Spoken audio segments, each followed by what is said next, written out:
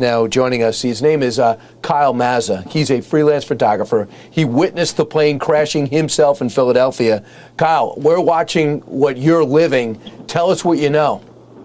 Well, when I was traveling to Philadelphia, I noticed the plane go down, and there's a lot of flames, obviously. And as I was trying to get to the scene, obviously the police just put up more cordons around the area, so it's a hard time right now of actually getting to that staging area. Obviously, it was very intense when I saw it. I was listening to the scanner as well, and I just heard all of the units respond to the scene.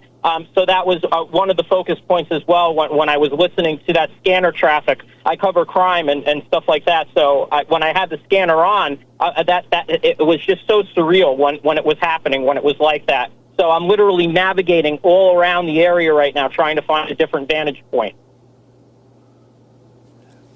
Of course, you be careful. This is your beat. Tell me about the Roosevelt Mall. Tell me about this area. It looks like a suburban, the suburbs of Philadelphia. Is it very dense? Well, obviously, there's a lot of people that go to this mall. It's a medium-sized, you know. It's an open-air shopping mall, and it's located at that intersection. You know, they have a Macy's, they have an LA Fitness. You know, there's restaurants there and stuff like that. So, yeah, obviously, a lot of people visit this mall. So you have, they say multiple buildings are on fire. Just in a visual from what you're seeing now, what are you seeing that's in distress? What can you see affected? Just a lot of flames. There's flames all over the ground over by Bradford Street. In the other direction, there's just multiple fireballs everywhere. So that's really, you know, the focus point of what I witnessed. I'm trying to get information on the plane now to see if I can get a tail number, to see if I can get any other information like that. I'm talking to my friends in aviation group that I'm a part of as well. So we're just really trying to narrow this down right now and see if we can get any other information. So it's interesting. Steve Keeley, who's a really experienced Philadelphia reporter, always helps us out when he can.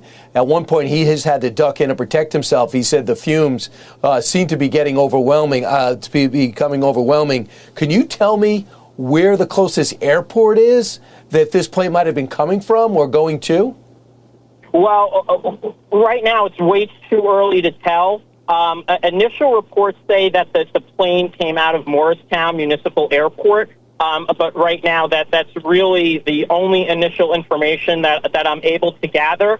So obviously, it's just coming in preliminarily right now. So it's too early to tell at this point the factual information about where this plane originated from. But obviously, I'm talking to my sources, and I'm working on trying to get more information about this. You know, it's interesting, and if we could bring back, I don't know if we've isolated the Ring doorbell camera that was given by a viewer to our local Fox 29 affiliate. It seems to have just stopped in midair, and it seemed to have caught fire in midair, and just almost just exploded. Is that what you witnessed? I didn't witness the actual incident of what had happened. I only noticed it on the ground. I was about 25 minutes away from when this initial call came out on the scanner. Once I arrived on the scene, that's when I saw all the flames, the smoke, and just that smell of the fumes. That's the crux of what I witnessed. And then when police just started putting up all of the cordons, that's why I couldn't get initial photos out the way I normally do. Steve is wonderful and great at getting that stuff out. But I'm just trying to find another vantage point, another location, and just trying to nail myself down right there, right now. All right. Looks like this whole the accident happened. The explosion took place between 6 and 6:30. We know that 2 people are on board, according to Fox 29, and now we have this news just in. At least 6 people are known to be dead. Whether they died on the ground from debris that fell from the sky, we are not sure. Obviously, it doesn't seem as though the plane hit anything, unlike what witnessed over in Washington and is still trying to figure out. But now we have this incident and nothing but questions. But certainly it's anything but settled. Things are anything but under control because you see these fires burning everywhere. So Kyle, best you're on the ground. If you get any more information as you get closer, of course, be safe. But please let our producers know and come back on the air. Fire and smoke shooting into the sky in Philadelphia after another deadly plane crash. This one, a medical transport jet headed to Tijuana. At least 6 feared dead, including a young girl from Mexico who was there for life-saving medical treatment. And another 6 on the ground were injured, but they are expected to survive. NBC4's Macy Jenkins is in our newsroom with more on the crash, the investigation, and what comes next. Macy? Well, Kathy, the National Transportation Safety Board, or NTSB, is on site and trying to figure out why the plane went down. What we do know is that the jet climbed to at least 1,600 feet and disappeared from radar shortly after departing. A terrifying sight in northeast Philadelphia on Friday. Fireballs in the night sky after a medical jet slammed into a busy neighborhood. The whole sky lights up and then an explosion. A dash camera captured this angle of the fiery crash that officials say engulfed several homes. Some also concerned about the nearby businesses. Some of those employees there are my friends. These are my family around this area, so I'm just so concerned about everybody's safety. According to investigators, the plane left northeast Philadelphia Airport Friday evening, headed for Springfield, Missouri. It crashed around 6:30 p.m. shortly after takeoff. The plane's operator, Jet Rescue Air Ambulance, said in a statement, "We cannot confirm any survivors. It's still unclear whether anyone on the ground was killed." The 6 people on board, all from Mexico, included the pilot, a co-pilot, a physician, a paramedic, a pediatric patient, and their escort. The child had just received medical treatment in Philadelphia for a life-threatening condition and was on the way home. The flight's final destination was supposed to have been Tijuana after a stop in Missouri. And on behalf of 13 million Pennsylvanians, we are all here for Northeast Philly tonight in this very, very difficult moment. Philadelphia Mayor Sherelle Parker asking for thoughts and prayers for those on board and those on the ground who may have been affected. If there was ever a time when we needed to affirm what the One Philly philosophy means, the time is now, and I'm very proud about how our federal, state, and all of our local partners are working hard to deal with this tragedy. Jet Rescue is based in Mexico and has operations both there and in the U.S. Tonight's crash marks the second fatal incident in 15 months for the company. In 2023, 5 crew members were killed when their plane overran a runway in central Mexico and crashed into a hillside. Reporting live in the newsroom tonight, Macy Jenkins, NBC4 News. Macy, thank you. We turn now to that deadly midair collision at Reagan National Airport in Washington, D.C. The NTSB confident they will gather data from the black boxes recovered in the Potomac. This as questions mount over air traffic control staffing.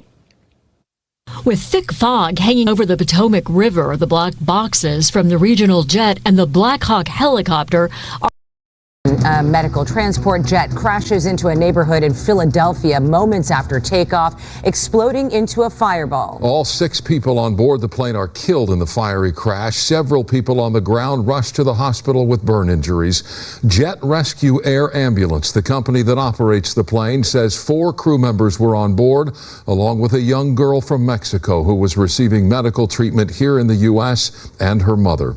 The crash coming just 2 days after an American Airlines passenger plane collided with an Army helicopter near Washington, D.C., killing 67 people. Rachel Menitoff is live in our news center with more on tonight's deadly plane disaster. Rachel? Chair Micah, we're hearing from President Trump tonight, who posted to Truth Social. He says officials are, quote, totally engaged and doing a good job. But we're also hearing harrowing stories from the air and from the ground. When the plane crashed, it created a fiery explosion. And we know that people in this neighborhood were caught in the middle. We have a lost aircraft. We're not exactly sure what happened. Moments after takeoff, a medevac jet rapidly descends, hits the ground, and creates a fireball-like explosion. Oh my God! Is this on video? It happened around 6:30 p.m. Eastern Time. You can hear the sheer panic in people's voices as they tried to escape the flames.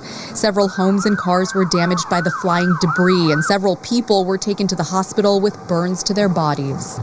As of right now, we have no reports on the number of fatalities. So right now, we're just asking for prayers for any and everyone who may have been affected. 6 people on board the aircraft are confirmed dead. The Learjet 55 left Northeast Philadelphia Airport en route to Springfield Branson National Airport in Missouri. On board was a child, a pediatric patient, her mother, a pilot, co-pilot, and 2 medical professionals. Sources say the girl was receiving life-saving treatment at Shriners Hospital and that she was on her way back home to Mexico. The final destination was slated for Tijuana International Airport. Mayor Sherelle Parker tonight warning residents to avoid the area. So what are we asking you to do for us right now, Philadelphia? We're urging you to please stay away from the scene. If you see debris, call 911. Don't touch anything.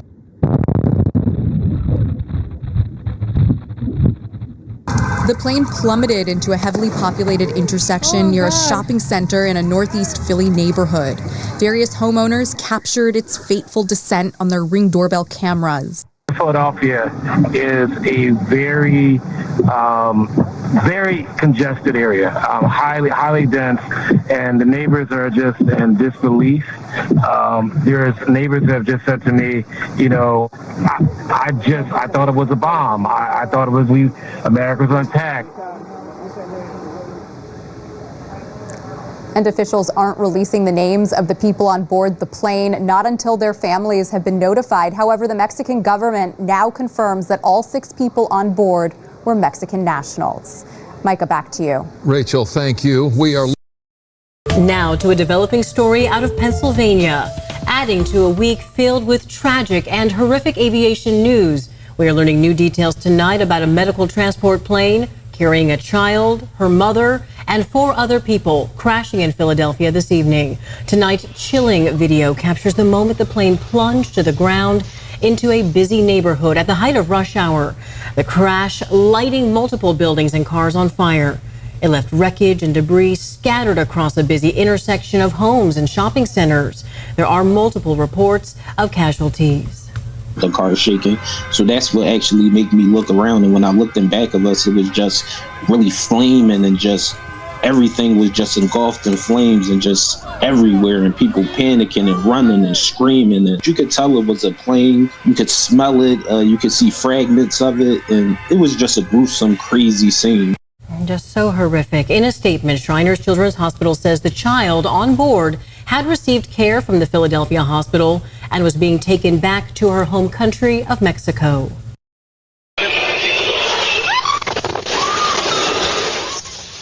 That is Ring camera video showing the explosion as a Learjet, a medical transport plane, plummeted to the ground about 30 seconds after takeoff. All 6 people aboard are presumed dead, including a child who'd been treated in Philly for a life-threatening condition, along with that child's mother. Incredible image here. The group was from Mexico. The plane was headed to Tijuana with a stop in the Midwest. The jet went down near a shopping mall, impacting homes and vehicles. Some of those employees there are my friends. These are my family around this area, so I'm just so concerned about everybody's safety. 6 people who were on the ground at the time were also hospitalized.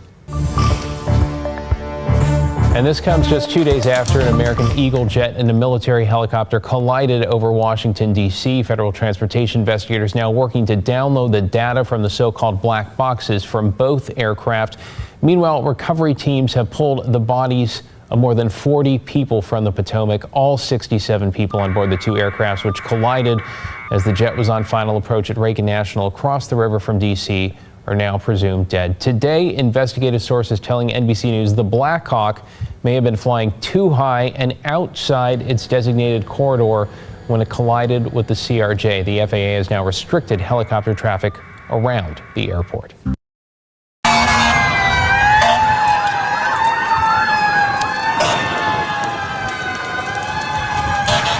Terrifying moments there. That Learjet departed from the Northeast Philadelphia airport just after 6 o'clock local time, and within about 20 minutes it crashed near a shopping mall and in an area with dozens of row homes.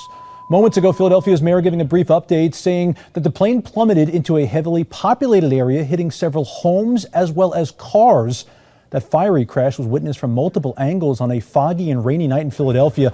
In several of those videos, you even see cars on fire on the ground there. No word if they were parked or people were driving them at the time. The FAA now confirming 6 people were on board that jet rescue air ambulance, including a child patient and an adult escort, headed to Missouri when it crashed shortly after takeoff in Philadelphia. We're following a developing story out of Philadelphia where for the second time this week we're talking about a deadly plane crash. This time a small jet which went down in a Philadelphia neighborhood, killing 6 people on their way to Tijuana. The plane was a medical transport carrying a child patient, her mother, and 4 crew members. She was treated in Philadelphia for life-threatening condition. They were scheduled to make a stop in Missouri before returning home to Mexico. It's unclear if anybody on the ground was killed, but we do know that there are reports of several injuries. Nearby homes also caught on fire when that plane went down.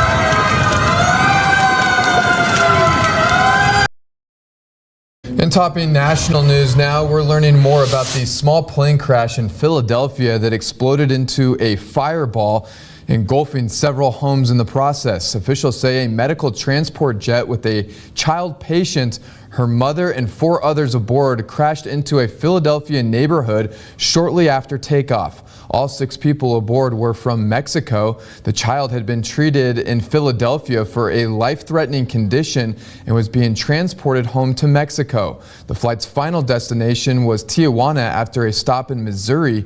Vehicles and dwellings were impacted by the crash. One man at the scene telling reporters he was worried about a nearby shopping center.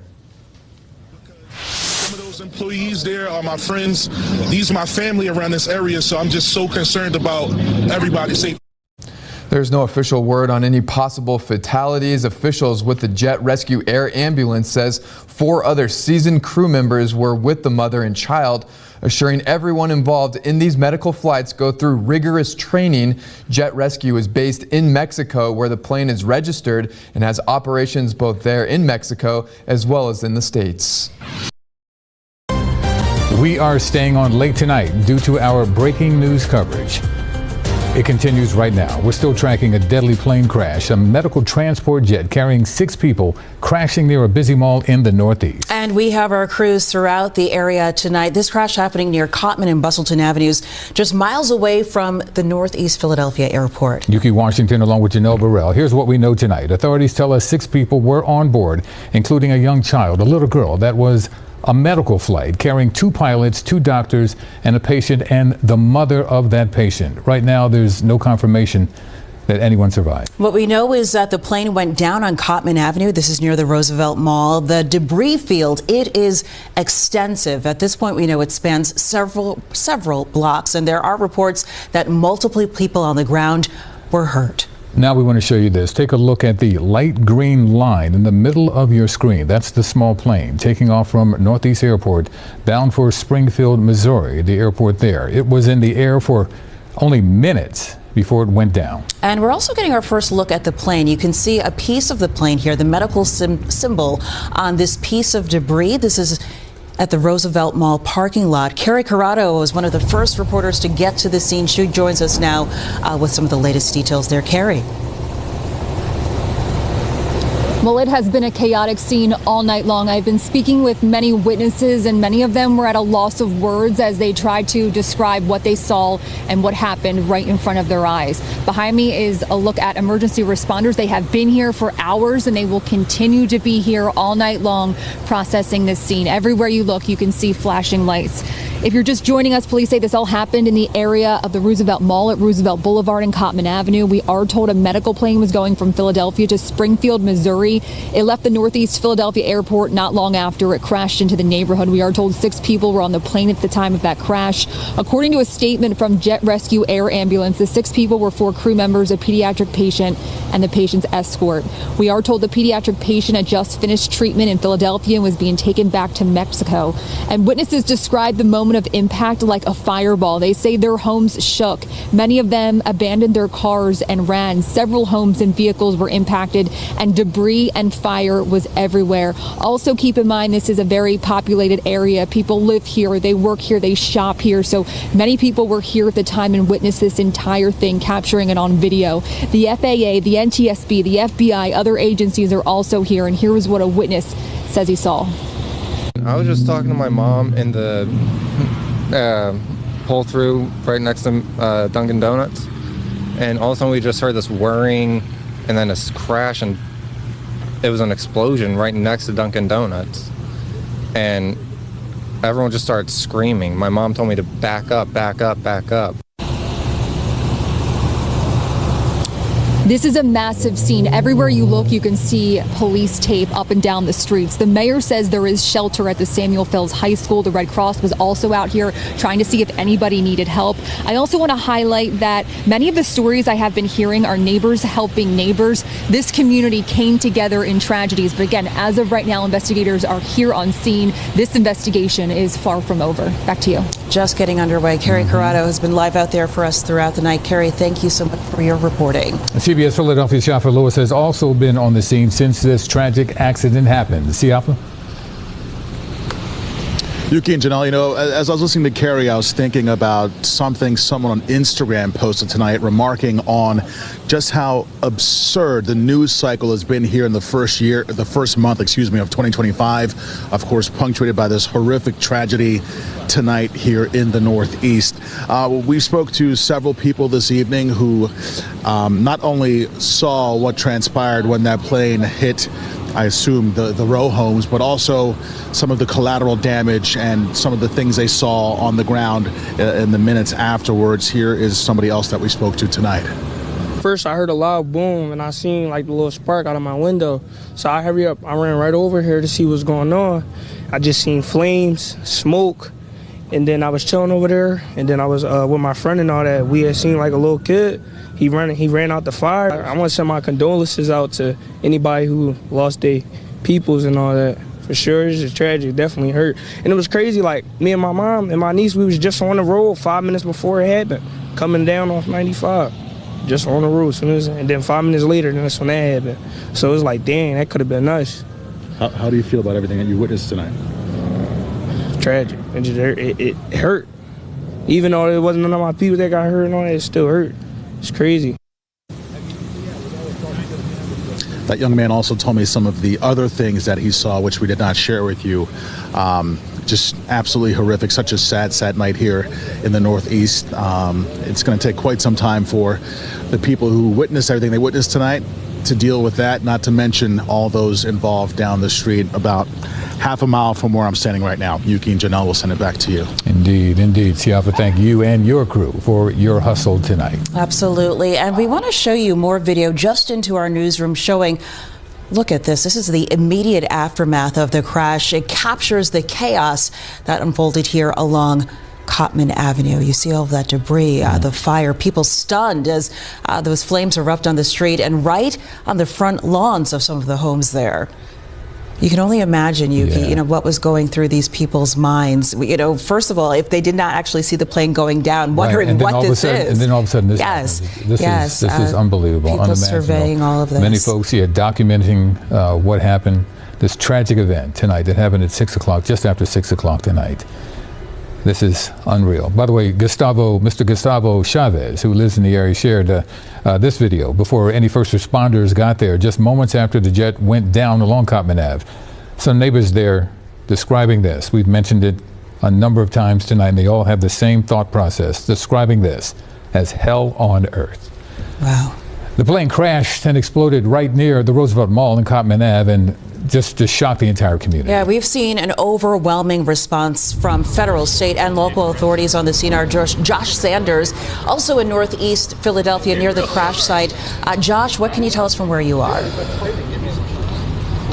Hey, good evening. Good to be with you. We're on the other side of Roosevelt Boulevard, from where we just spoke with SIAFA. As you mentioned, you have local, state, and federal officials on scene, all hands on deck. I want to take a look. You can see so many people here outside of that Macy's. Across from the Macy's is where that plane came down, crashed, those 6 beautiful souls on board, and an untold number of people that have been impacted here. We did hear from Mayor Sherrell Parker earlier today, along with Josh Shapiro, I should say, earlier tonight, providing just information of what they know. Obviously, there's so much out there right now, but we just want to report what we know. We do know from Governor Josh Shapiro that he spoke with Transportation Secretary Duffy. We know that 45 state troopers are on scene, 25 members of PennDOT are on scene. The Department of Environmental Protection is here just as they continue to investigate.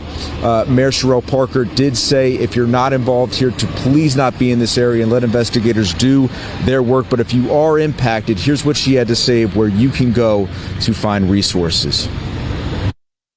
So we are asking everyone for their thoughts and prayers for all who may have been impacted and affected by this tragedy. As the mayor always says, one Philly, we are unified in our approach to deal with this emergency.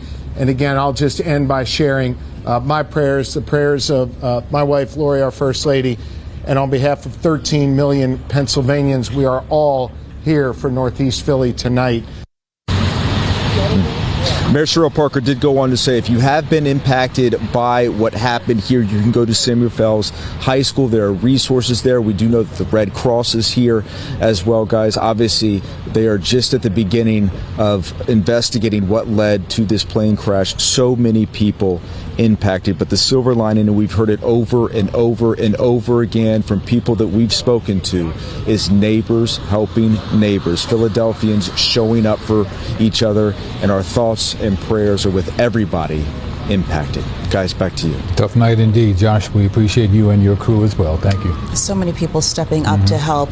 President Trump has been briefed on the situation. He posted on his social media platform, Truth Social, saying, quote, "So sad to see the plane go down in Philadelphia, Pennsylvania. More innocent souls lost.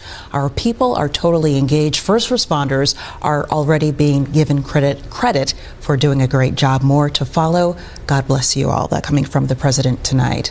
A tragic night, indeed, on the ground and in the air. That plane was carrying 6 souls, including a young patient, when it fell to the earth.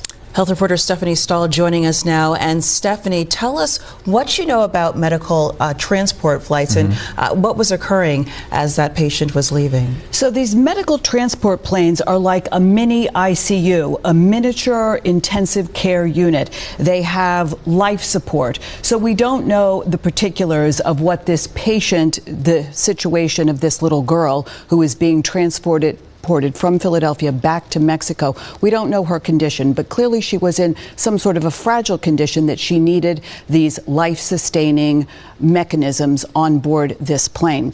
We talked earlier to a spokesperson from Shriners about this situation. Was a patient who had come to us from Mexico. We do quite a bit of international outreach. She was being treated at our Philadelphia hospital, and her course of treatment had concluded, and so she was set to go home. And unfortunately, that was when this event occurred, was on her trip home.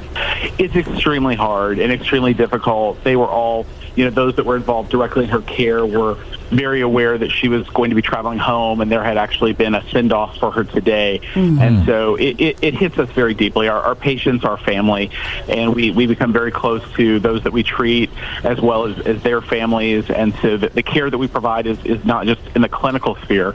It really is the total person, the total patient, families. And so it's personal. It hits deep and hard, and we are devastated, as so many others tonight, as they are learning about this and watching the story unfold. I couldn't speak to the actual duration, but yes, I mean, she had been with us in Philadelphia, and so there were some definitely, some close bonds that had been formed, and people, we are close to all of our patients. All of our patients are part of the Shriners family, and so, with that, it's always just a deeply felt situation whenever one of them is lost. I mean, as you're aware, tonight has been a rapidly unfolding situation, and different pieces of information have been coming out piece by piece as everyone's been trying to put a puzzle together.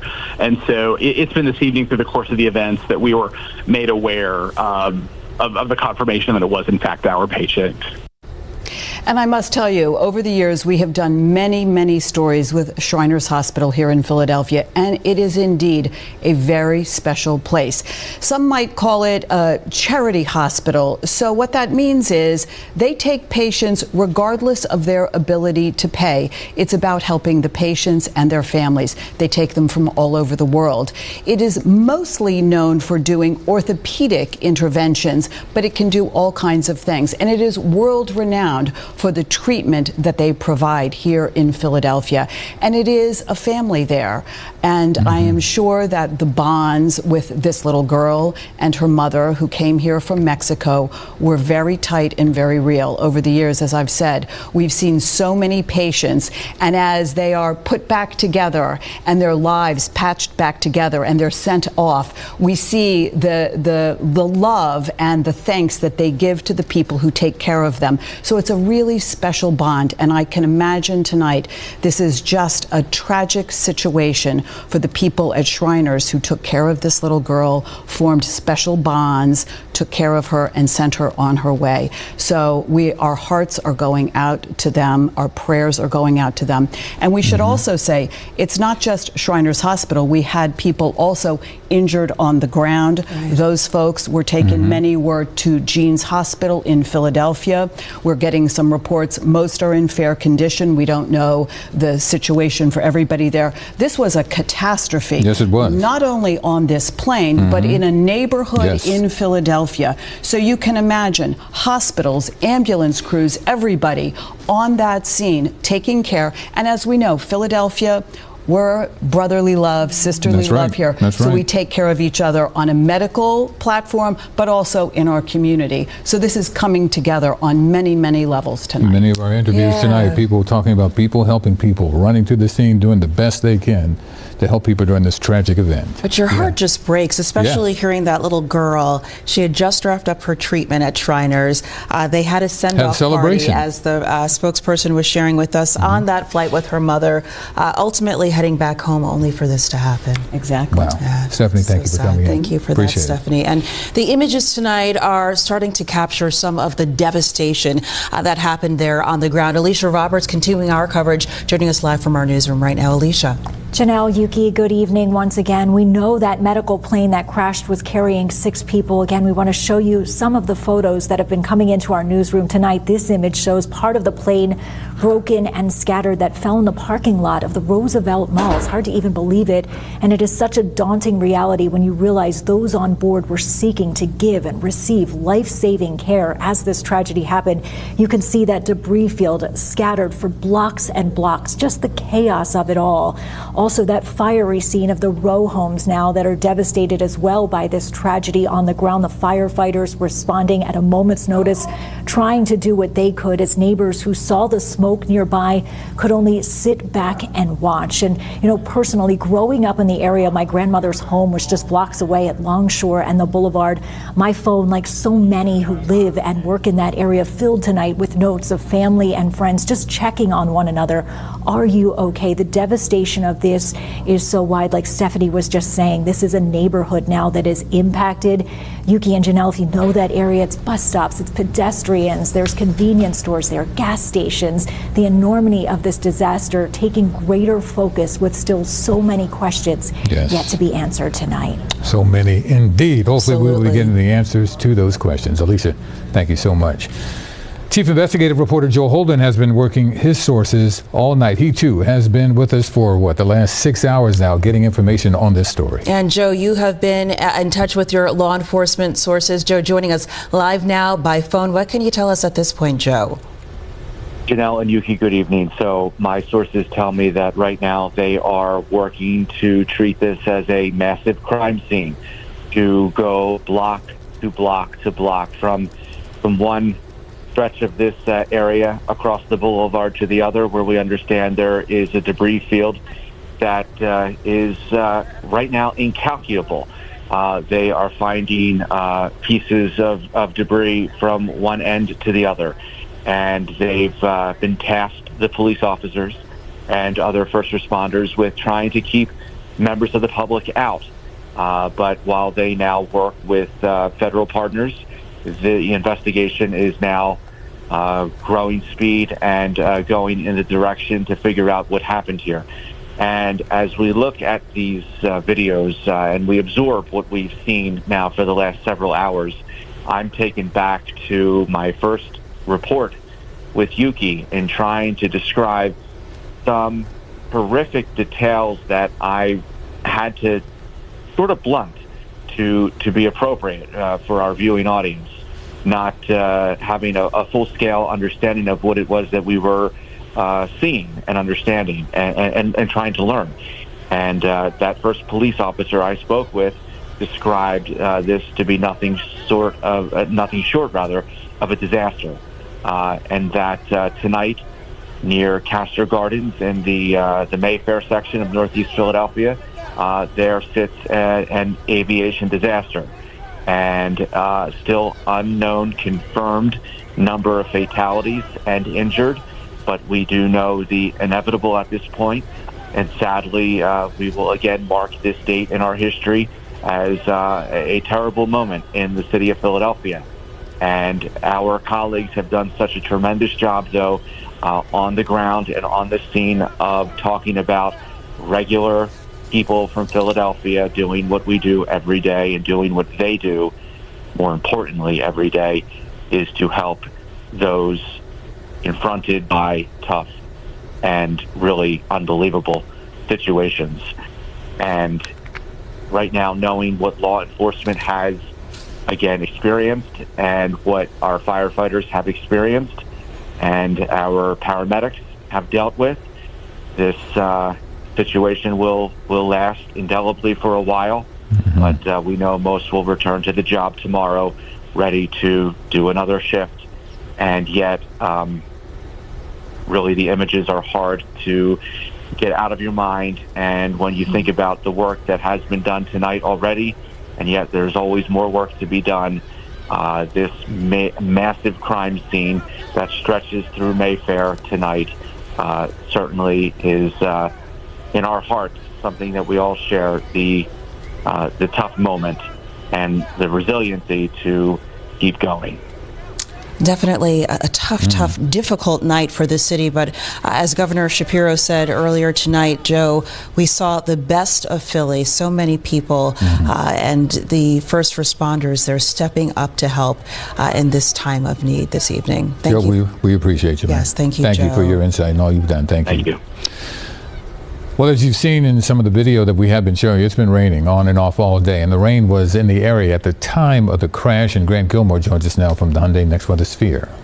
Good evening, guys. Raining all day, but one thing that you may have noticed was the fact that it was relatively mild out there. And we've got this system that's moving through. It's going to be a much cooler day tomorrow. But let's talk about those weather conditions leading right up to the crash. I'm going to show you the radar right there at 6:07 this evening.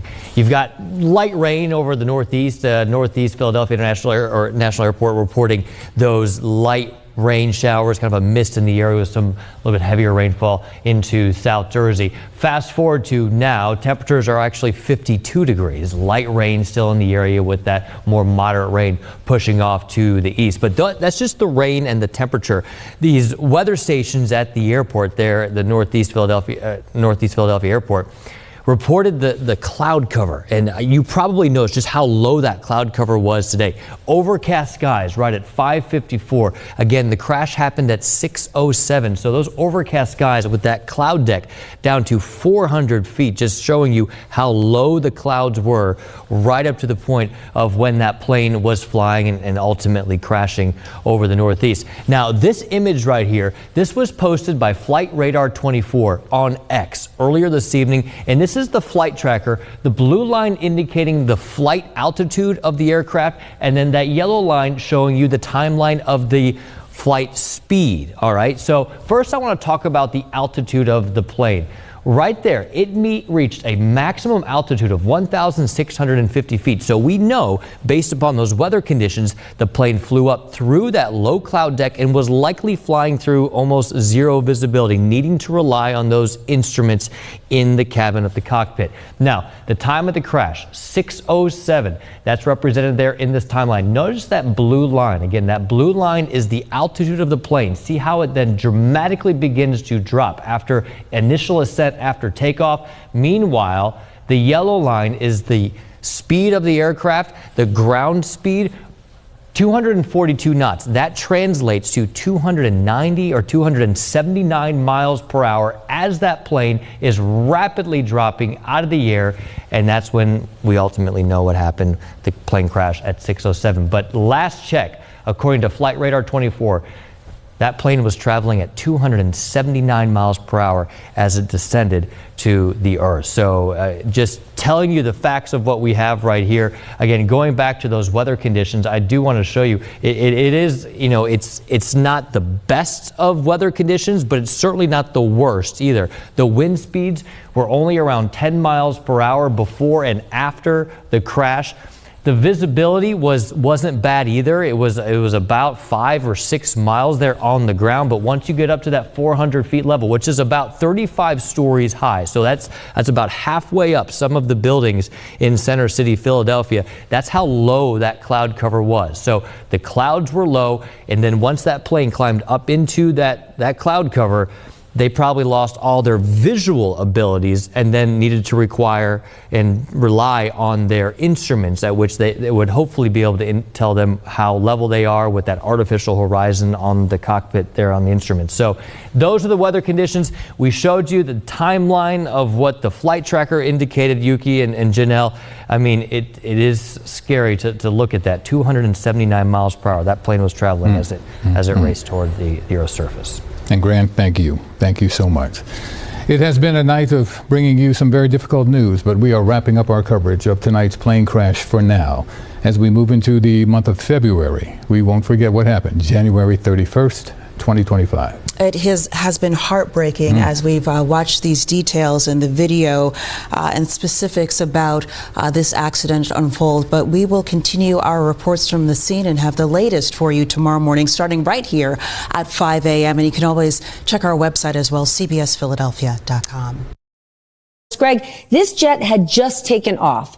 Based on what you have seen, what could have gone wrong here? Well, you have to look at, Stephanie, a mechanical malfunction of some sort, possibly a flight control issue. The fact that the aircraft was in the very steep, about 45, 50-degree nose-low attitude at a high rate of speed, you can hear that in that Ring doorbell video. You can hear that the power is still up on those engines. And, of course, the airplane is headed to the ground at a very high rate of speed, high energy impact. So again, mechanical malfunction or failure, some sort of anomalous operation will be the focus. But the problem is, because this was such a high energy impact with scattered debris and post-crash fire, the physical evidence may not be there for investigators. Anthony, this jet had just taken off, which means it was loaded up with fuel. How dangerous was the crash? Well, the aircraft was in a steep dive, so there wasn't an opportunity to save that aircraft once it had reached that kind of speed at that low nose-down attitude. The jet belongs to a company called Jet Rescue. It's strictly a medevac company. They have an excellent reputation, excellent safety record, and the pilots undergo regular advanced training in the Learjet. Now, the Learjet is an incredible aircraft. The Lear 55 has a maximum altitude of 55,000 feet and a top speed at 540 miles an hour. Generally flies below that at a cruise speed of 450 miles an hour. The crew is experienced. I understand, and I heard a brief report early on following the accident, that the aircraft had just come out of maintenance. So I suspect that there is a maintenance issue, perhaps a partial flight control failure, structural failure. Not likely that losing one engine would cause this aircraft to crash. It can fly very well with one engine operating. Ali, unfortunately, this week, America learned that you were a pilot. Yeah. They didn't get to learn it on a good day, a very bad day. But Philly is also your current Well, hometown. I learned my air traffic control communications at Philadelphia Northeast. That because the airport that I used to fly out of is an uncontrolled airport, so there's no. What does that mean? There's no control tower. It's like a rural airport. So you need to train to talk to controllers, and Philly Northeast is where I would go. I would go land, talk to the controllers, and take off. So I know the airport very, very well, and it's a little bit like Midway or places like that. It's an airport that's in the middle of a lot of stuff, houses and a commercial area. So that's problem number one. And when you're landing a plane, if you're trying to land a plane in an emergency or a landing or taking off, the pilot's got a few things they got to do. First of all, land the plane, try and save everybody on board, and then not crash it into a place that has houses or people or trees to try and not create a problem on the ground.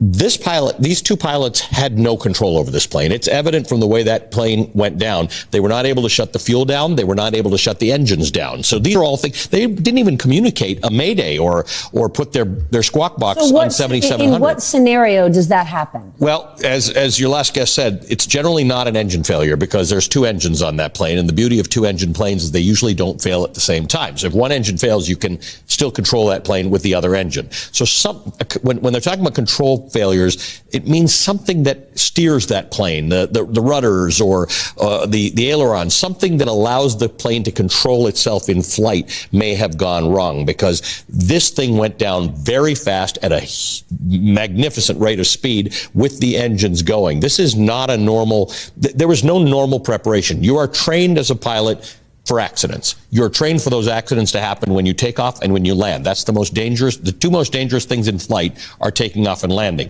This is all you learn when you fly. The fact that those pilots were not able to communicate to the tower that there's a problem, tower is asking them, where are you? What's gone on? The fact that they were not able to shut those engines down, the fact that they were not able to shut their fuel off, means that something quite catastrophic went on. On Wednesday, we know it seems like a helicopter hit a plane. That's why that one went down.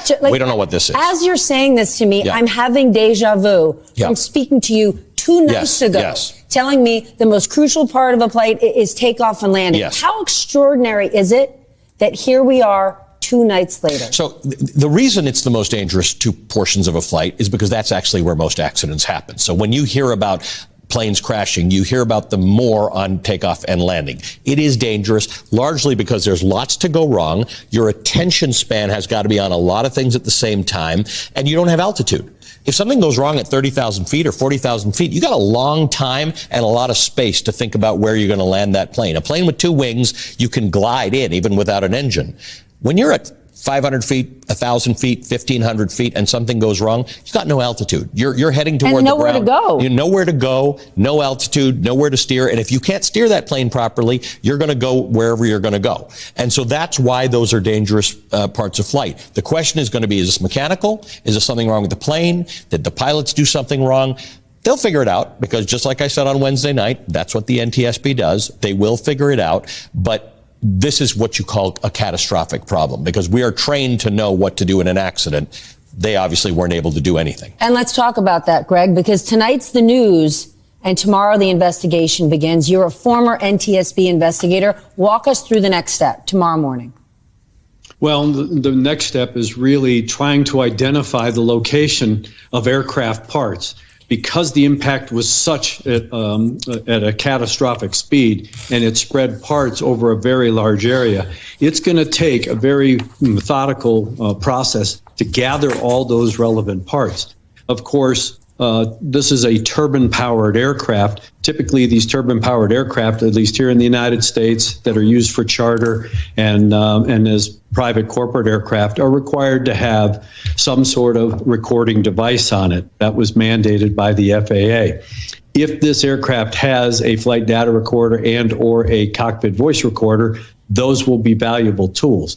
The board can also use ADS-B data, that is more fidelity radar data, to try and put the aircraft performance together. And then, of course, all these videos. When I looked at the videos, it's apparent to me the airplane was not wings level going into the ground, nose low at a high rate of speed. That aircraft was actually rolled to the left. So it was in a nose low, left wing low attitude as it was descending.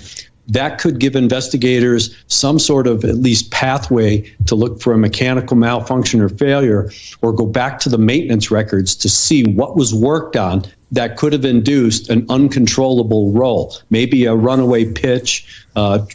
You can pitch trim the aircraft with a trim tab. You have aileron trim as well and rudder trim.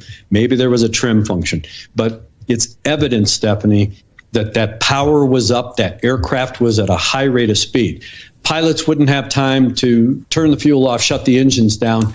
They're trying to regain control of the aircraft using the flight controls. And they will try and fly it all the way till it ends. We saw that with Alaska 262, with the MD-80, when they lost the horizontal stabilizer or control of the pitch with the horizontal stab. Pilots, that's what they do. So the investigation is going to be a multi-phase, just like what's happened in D.C. You'll have system structures power plant groups looking at the physical wreckage, and then you'll have operations looking at the pilot aspect, weather aspect, because there is weather in the area, and then somebody will be looking at maintenance records. So there's going to be multifaceted parts of this investigation working simultaneously starting tomorrow.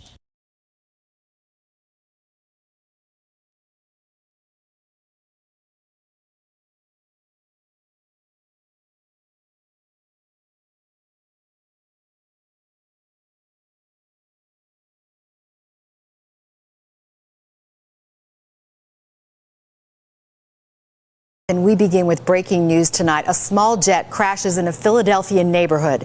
The second horrific plane crash in just 3 days. And we want to warn you, some of the images you're about to see are difficult to watch. It was just hours ago that an air ambulance Learjet crashed into a busy section of northeast Philadelphia, creating a massive explosion and a large emergency response.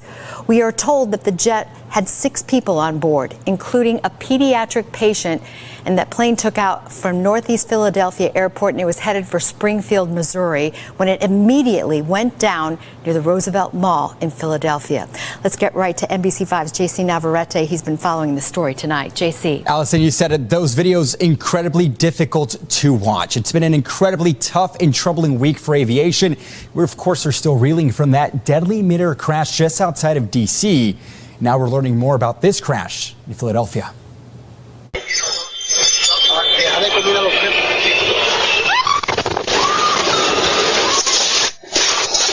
So it hits home because some of those employees there are my friends. These are my family around this area. A scramble in Philadelphia tonight after a Learjet 55 crashed in northeast Philadelphia. Incredible video coming in this evening, showing a massive fireball and a field of debris after that jet came crashing down. The FAA confirming that crash happened shortly after takeoff at 6:30 Eastern Time. It was a medevac flight en route to Springfield, Missouri, with 6 people on board. Jet rescue ambulance saying a little girl who received care was on her way back home to Tijuana, Mexico, when the flight went down. Others on the plane included her mother, a pilot, a co-pilot, a doctor, and a paramedic. The company saying in part, quote, "She fought quite a lot to survive, and unfortunately, this tragedy on the way home." We're urging you to please stay away from the scene. If you see debris, call 911. Those pleas from the mayor due to where that plane went down, a densely populated area near Roosevelt Mall during rush hour. On the ground, a field of debris. It's reported the plane hit at least one house, multiple cars, and multiple homes caught on fire. Our NBC affiliate rolling when an oxygen tank was found just blocks from that crash site. A lot of people over here like in shock, like just scared and like running and screaming. People were crying. And tonight, President Donald Trump speaking on this tragedy, saying in part, quote, "So sad to see the plane go down in Philadelphia. More innocent souls lost. Our people are totally engaged as the NTSB and the FAA will now mobilize officials to begin to piece together yet another tragedy in the skies. 2 deadly crashes in just 3 days." Now, we have just learned about 10 minutes ago that the girl that was treated in that hospital was actually in Shriners Children's Hospital in Philadelphia. Now, it's still unclear what may have led up to this disaster. One thing investigators, of course, will be looking at is just how much fuel this plane was carrying. By the size of the explosion, we still don't have numbers on injuries or fatalities at ground level just yet. Also, the weather. Reports say it was a rainy and foggy time at the time of takeoff. It is unclear if that may have been a contributing factor. Allison? Oh, those images are just haunting. Our team coverage now of this fiery plane crash continues. Let's bring into the discussion our chief meteorologist and pilot, Brant Miller. And Brant, what are you observing? Here's a couple of things to share, Allison. There are parts of the FARs, the regulations from the FAA, Part 135 for a medevac flight for that Lear 55, it has to have a cockpit voice recorder on board. So when they find that black box, we'll know more. But here's the airport, and it departed here. It was only in the air for around a minute. This is the red line where it made radar contact. And by the end here of its path, it was descending at over 4,000 feet a minute. It was going straight down. Now, some of the video that we shared at the top, we've slowed down so you can take a look at this. Watch here. This is that doorbell camera video. We're not certain whether the light you see here is the landing light. Has he stalled and went straight down? Could that be? And watch, you'll see a couple of little flashes here. There's one there, and there'll be another one down here, right there. Could that be a compressor stall where the airflow is being obstructed through the engines? We don't know a lot. We need to find that cockpit voice recorder and find out more what's happening on the ground there when daylight occurs. Allison, back to you. Thank you, Brant. At least 6 people are dead and multiple others are injured after a medical jet crashed into a busy suburban neighborhood outside of Philadelphia earlier this evening.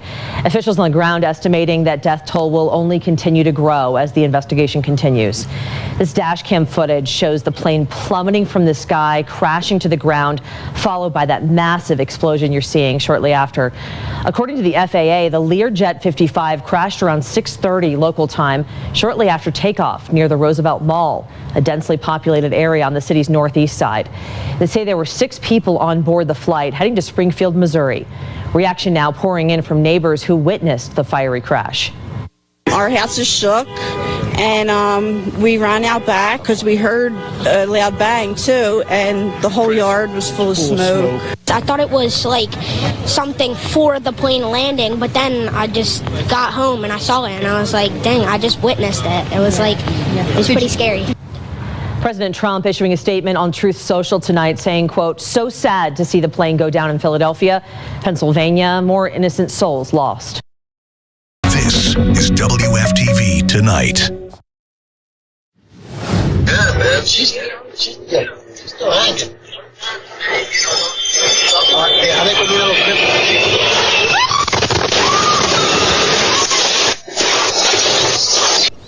Just incredible doorbell cam video shows the horrific crash tonight in Philadelphia. A medical transport jet nosedives into the ground. The explosion sending fire, smoke, debris, and people running for their lives. Good evening, I'm Greg Warmer. Tonight, another plane crash this week. This one in a very busy and heavily populated section of northeast Philadelphia. The FAA is reporting that 6 people were on board the plane, 2 pilots, a pediatric patient, a little girl, 2 doctors, and that girl's mother. On the ground, the fire engulfed a neighborhood, an outdoor mall, and cars on the streets. Channel 9's Daryl Matthews is live in studio with me now, and you've monitored the social media feeds, and the scene looked like a bomb went off, Daryl. Yeah, Greg, it's just devastating. We have been seeing some horrific video just like this one here. An unbelievable scene on social media as the country comes to grips with the reality that 2 mass casualty plane crashes have taken place just days apart from one another. Some of those images are just too graphic to show you on air, but here's just some of the devastation folks on the ground are currently dealing with. Now take a look at this dash cam video. This you see right here is that plane plummeting from the sky and instantly causing a massive explosion. While people are just sitting in traffic, black smoke filling the air, cars instantly in a standstill. Now here's another video that was taken from someone sitting at a McDonald's drive-thru. The parking lot erupting in flames as that plane crashed feet away from parked cars. It looks like a scene out of a disaster movie as fires engulfed the parking lot, leading up to the person who was shooting that video as they were simply waiting to get something to eat. Now this was shot by a friend of mine, showing the flames blocking the roadway, coming out of the road, that gray smoke blocking the view to the other end of the road. The fire even making its way to the homes and the nearby buildings. Now he was working feet away from that area when the fireball shook the streets. The fireball was so big that it was traveling in the sky. Like, describing it doesn't no justice. Like, the fire was traveling in a direction that I was walking towards. So then I started running the opposite way until it went away. Now, President Trump posted to Truth Social saying, quote, "So sad to see the plane go down in Philadelphia, Pennsylvania. More innocent souls lost. Our people are totally engaged. First responders are already being given credit for doing a great job." Now, obviously, this is ongoing and very active situation in Philadelphia. We're learning more details minute by minute, and we'll be sure to continue bring you the latest. Greg? And Daryl, you are from Philadelphia. We're glad your friend, who is a postal worker, is okay. And you know this area very well. And we reported it came down about 30 seconds into flight. It's a busy, congested area, and it was a Friday night. Yeah, Greg, this is about 5 minutes from a busy plaza. So there's restaurants, as you've seen from that video there, the McDonald's. And this is a main artery road in Northeast that's constantly having bumper-to-bumper traffic. I mean, sometimes you can sit in there for as much as an hour on some days. And this is happening around peak traffic. So just think about how many people were possibly impacted by this explosion. Row homes and businesses make up a huge portion of this area, and I've driven this road for about 3 years for work, so I know the ins and outs and how busy it could be. And I've been checking the feeds on social media, and I'm going to bring some more of that information back, and we're going to keep staying up on this and to see how many casualties have been going on for now. Greg? Yeah, and Daryl, when you talk about congested area, it was also a pretty warm night. I mean, it was drizzling, and the video, and you said some of the video is just too difficult to show on television. I mean, some show people on fire themselves. This is an area that's a close-knit community, and people know one another. This is just going to be a heartbreaking scene when we get first light in the morning. Yeah, Greg, it's already hard to look at, and we're just getting the preliminary visuals of everything right now. So we're still waiting for a lot of information to unfold. I've checked on a lot of family and friends, and they're telling me that they are okay, but still shaken up. The ground shook, windows were shaking almost to the point of shattering. It was just a wild scene. Thank you, Daryl, and we're glad your friends and family, I know you checked on all of them, are doing okay. You're from that area, and you know it well. Thank you, sir. We can also tell you that there are people being treated right now at Temple University Hospital, that is in Philadelphia. 6 people transported there. We have no other word in terms of if someone or any more than just the people on the board the plane were killed. The cause still under investigation, and just a little while ago, Pennsylvania Governor Josh Shapiro had a news conference, and he said that officials expect fatalities in this, quote, awful aviation disaster. He said, quote, "We know that there will be loss." And here's the city's mayor warning residents about this huge debris field. So right now we're just asking for prayers for any and everyone who may have been affected. We do want to note that several dwellings and vehicles were impacted. So what are we asking you to do for us right now, Philadelphia? We're urging you to please stay away from the scene. If you see debris, Call 911. Don't touch anything. This is still an active scene under investigation. All 6 people aboard were from Mexico. This is new information. The child had been treated at Shriner Children's Hospital in Philadelphia for a life-threatening condition and was being transported home to Mexico. This is according to Jet Rescue Air Ambulance's spokesperson. The flight's final destination was Tijuana after a stop in Branson, Missouri tonight. The patient and her mother were on board along with 4 crew members. A spokesperson again saying this was a seasoned crew and that everyone involved in these flights goes through rigorous training. We continue to follow breaking news in Philadelphia, Pennsylvania tonight, where a private medical jet has crashed near a busy residential area and a shopping mall. You see the fireball there as it hits the ground. There are a lot of questions right now, still are, surrounding how this could happen just seconds after takeoff, less than 30 seconds. Joining us now with some insights is commercial pilot and flight instructor Robert Katz. Robert, thank you for doing this. What is your 43 years of experience, not only as a pilot but a flight instructor too, telling you about what could have gone wrong and made this happen tonight? This is a very, very sad incident because it happened so suddenly and without apparently any warning whatsoever. Information from FlightAware indicates that this is a MedJets flight number 56, a Learjet 55, which departed Northeast Philadelphia Airport to the southwest and traveled no further than about 1 nautical mile. Here we have a photograph of an example aircraft, a Lear Model 55. This is not the actual airplane that crashed, but this is what the jet would look like.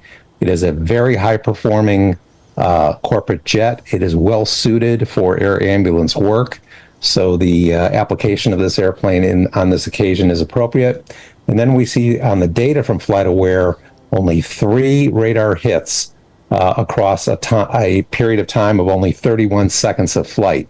The airplane is climbing at over 2,200 feet per minute, which is what I would expect from a Learjet, but then it disappears suddenly and catastrophically at about 1,400 feet above the ground, elevation out there being around 200 feet above sea level. My first impression of what may have happened here, pure speculation on my part, is some sort of catastrophic mechanical failure, probably due to deferred, cheapened, or neglected maintenance. Oh my. Now, so what you're looking at, the evidence suggests that the plane broke apart in air. Is that why, it would lose, I guess, connectivity with radar? Correct. It was a sudden catastrophic explosion in midair. And that's why I'm inclined to think that there would be no advanced warning of what happened here. There was no call on the air traffic control audio back to the tower explaining any sort of a problem whatsoever. The airplane was cleared for takeoff. It took off routinely, and we do not hear from it again. Well, from what you say, it sort of lends, I guess there is some credence to be lent to that, because we've had a lot of small plane crashes around here, and in every instance where the pilots know something is happening, it's obvious they are doing everything they can to steer their aircraft away, despite knowing they're going to pass, to keep it away from populated areas, and there was no opportunity, it seems, for that to happen in this case. None at all. It appears that the airplane is following the extended center line of the runway, as we can see here on FlightAware, and it just disappeared in midair, disintegrated in midair. Now, we can see from the video that we've been sharing on the ground, and I'm sure you've seen it as well, the ground's wet. Obviously, it was raining up there, but to your point, it doesn't appear that weather really played any role in what happened. Less than 30 seconds after takeoff, as you say, catastrophic failure. Yes, the ceiling and visibility was poor, but certainly within the capabilities of the equipment of the airplane, and I would expect within the capabilities of the pilots flying. We can see from this image here that the airplane flew the extended center line of the runway for about a mile and then disappeared in flight. I can only hope and pray that the impact on the ground did not victimize people on the ground. But this crew would have had absolutely no warning of what's happening here and no opportunity to steer the airplane away from anything. This airplane just disintegrated in flight. in solid instrument meteorological conditions. There were the clouds, and very tragic. Robert Katz, thank you so much for sharing your expertise with us. We very much are in your debt. Thank you again. Thank you, sir. I want to thank you all again for joining us. I want to give a quick recap of the information we shared earlier, and then we will give you some additional facts. An aircraft went down in the vicinity of Roosevelt Mall on Cottman Avenue, and it did occur shortly after 6 p.m. Again, we have no reports on the number of fatalities, so we are asking everyone for their thoughts and prayers for all who may have been impacted and affected by this tragedy. Several dwellings and vehicles were also impacted, and so we are urging people, particularly those families who live in the surrounding area, to please stay home if possible. If you see any debris, and those who are conducting the investigations have repeated consistently, please do not touch anything because it is still an active investigation. Just call 911, please, if you see anything. Investigators and all of our federal, state, and local partners are working as expeditiously as possible during this very difficult time. New information that we want to share with you, that shelter is now available at the Samuel Fells High School located at 5500 Langdon Street. Samuel Fells High School, 5500 Langdon Street. If anyone has been impacted and you need shelter and support, it is readily available for you. In terms of our federal and state partners, I want to say a special thank you to the NTSB. They are here on site now. The FAA, the Pennsylvania State Police, Pennsylvania DEP, of course our police and fire departments, and OEM.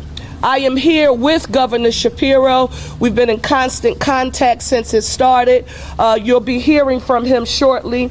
But I also want to say a special thank you to our additional partners who we have spoken with, our federal leaders, U.S. Senators Fetterman and McCormick. Thank you so very much. All hands on deck. They wanted to make sure any and everything that we needed from the federal government, those supports and services are available.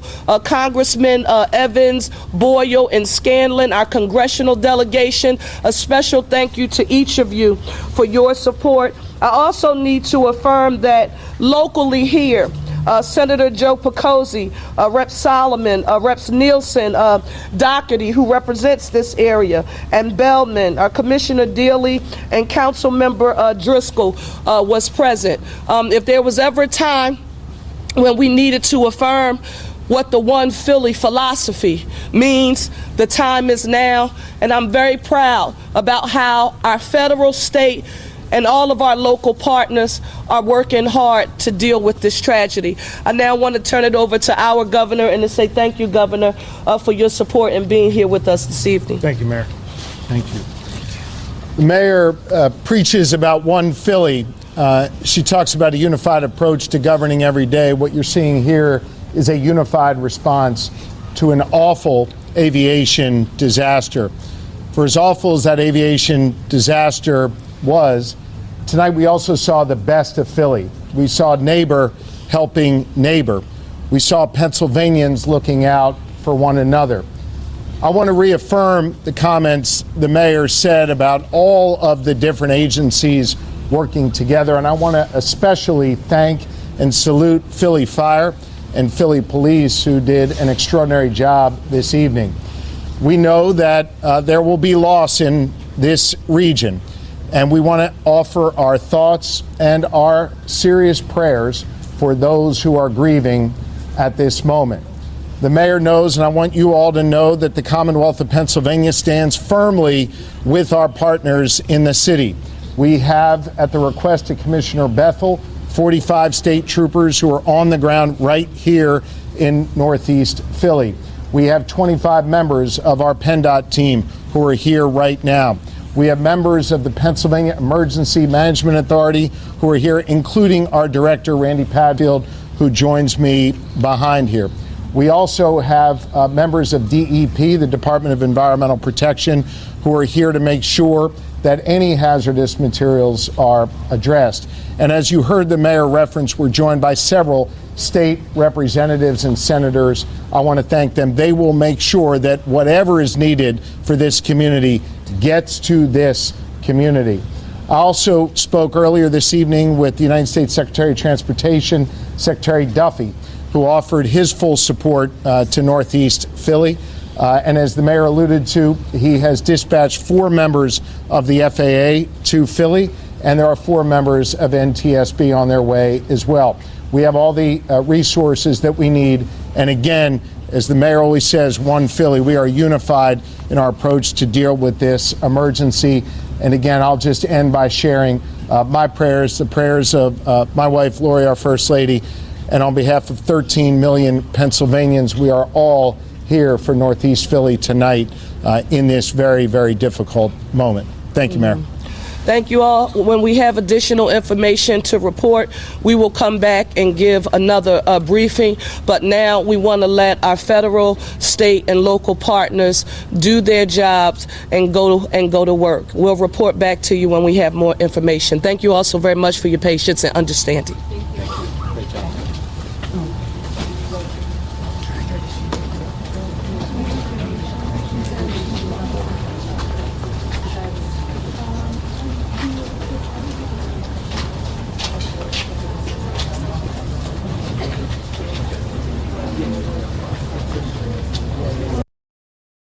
And you're now watching Action News at 11. Our breaking coverage continues tonight on that Learjet 55 that crashed in Northeast Philadelphia a bit after 6 o'clock. We know tonight 6 individuals have lost their lives. I'm Shari Williams alongside Gray Hall. Thank you for joining us and being here with us in this continuing breaking news coverage. We've been on the air now since about 7:15 this evening, here live on the air. The crash itself, though, was reported shortly after 6 o'clock. Let's bring you up to speed as to everything we have learned so far this evening. It was shortly after 6 o'clock when this Learjet 55, it crashed after departing from the Northeast Philadelphia airport. We're told that there were 6 people on board this Learjet. The plane was en route to Springfield Branson National Airport in Missouri. This was a medical assignment tonight. This was a jet being used as an air ambulance. We now know that on board was a pediatric patient being taken care of by Shriners Hospital of Philadelphia. We also know on board with that pediatric patient was the mother of that child. Those 2, the mother and the child, were being transported back to their home country of Mexico. That was the ultimate destination. Maybe Missouri was going to be a part of their journey as they make their way down to Mexico. Shriners Children putting out a statement just in the last 25-30 minutes, and it reads in part that Shriners Children's is heartbroken to confirm that one of our pediatric patients and the child's mother were aboard the jet rescue air ambulance that crashed in Philadelphia this evening.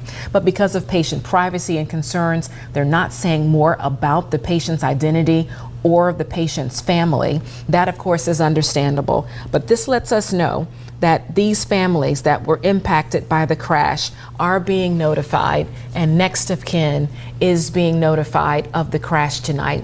Their statement goes on to say, our hearts and prayers go out to the families of the medical crew and pilots who were also lost in this tragic event. We should also mention that there were other injuries on the ground tonight that we're getting confirmation about. Temple Jeans Hospital saying that it received 6 patients. 3, we've learned, have been released. 3 are said to be in fair condition tonight. And as we talk about this tragedy, let's talk about the distance of the airport.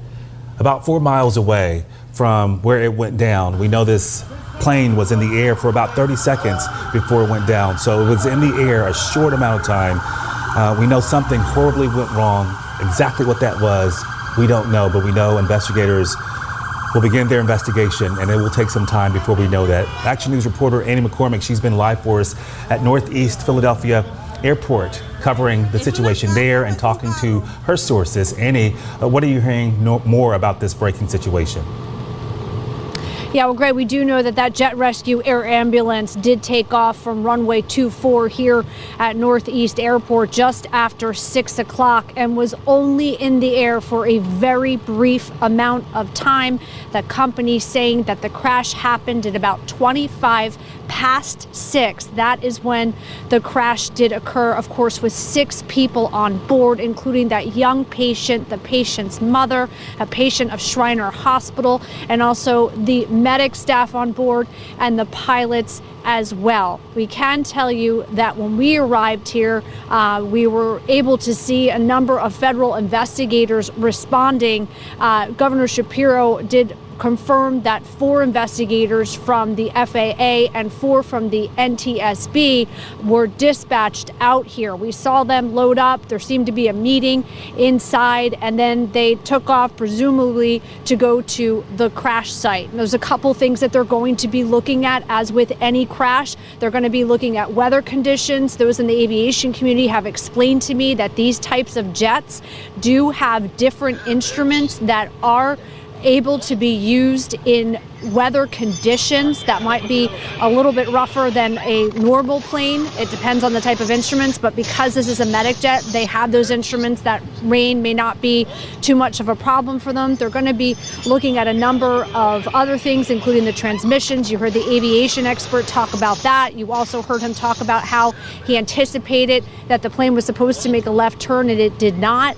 They're going to be looking at the fuel. I'm told that already tonight, shortly after the crash occurred, that they were checking the fuel out here. One of the things they were checking is to see whether or not any water, maybe from the inclement weather, got into that fuel. That's one thing I'm told is protocol when this all happens. The other thing that many people are curious about is with the engine. Was this an engine failure situation? There is still so much to go through. Of course, officials on all levels are coming together tonight to work on this. Mayor Sherrell Parker said this a short time ago. Let me start by thanking each of you for being here. I want to go through some basic facts about what we know for certain right now.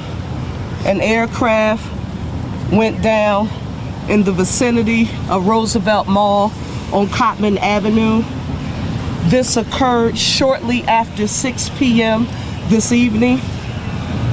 As of right now, we have no reports on the number of fatalities.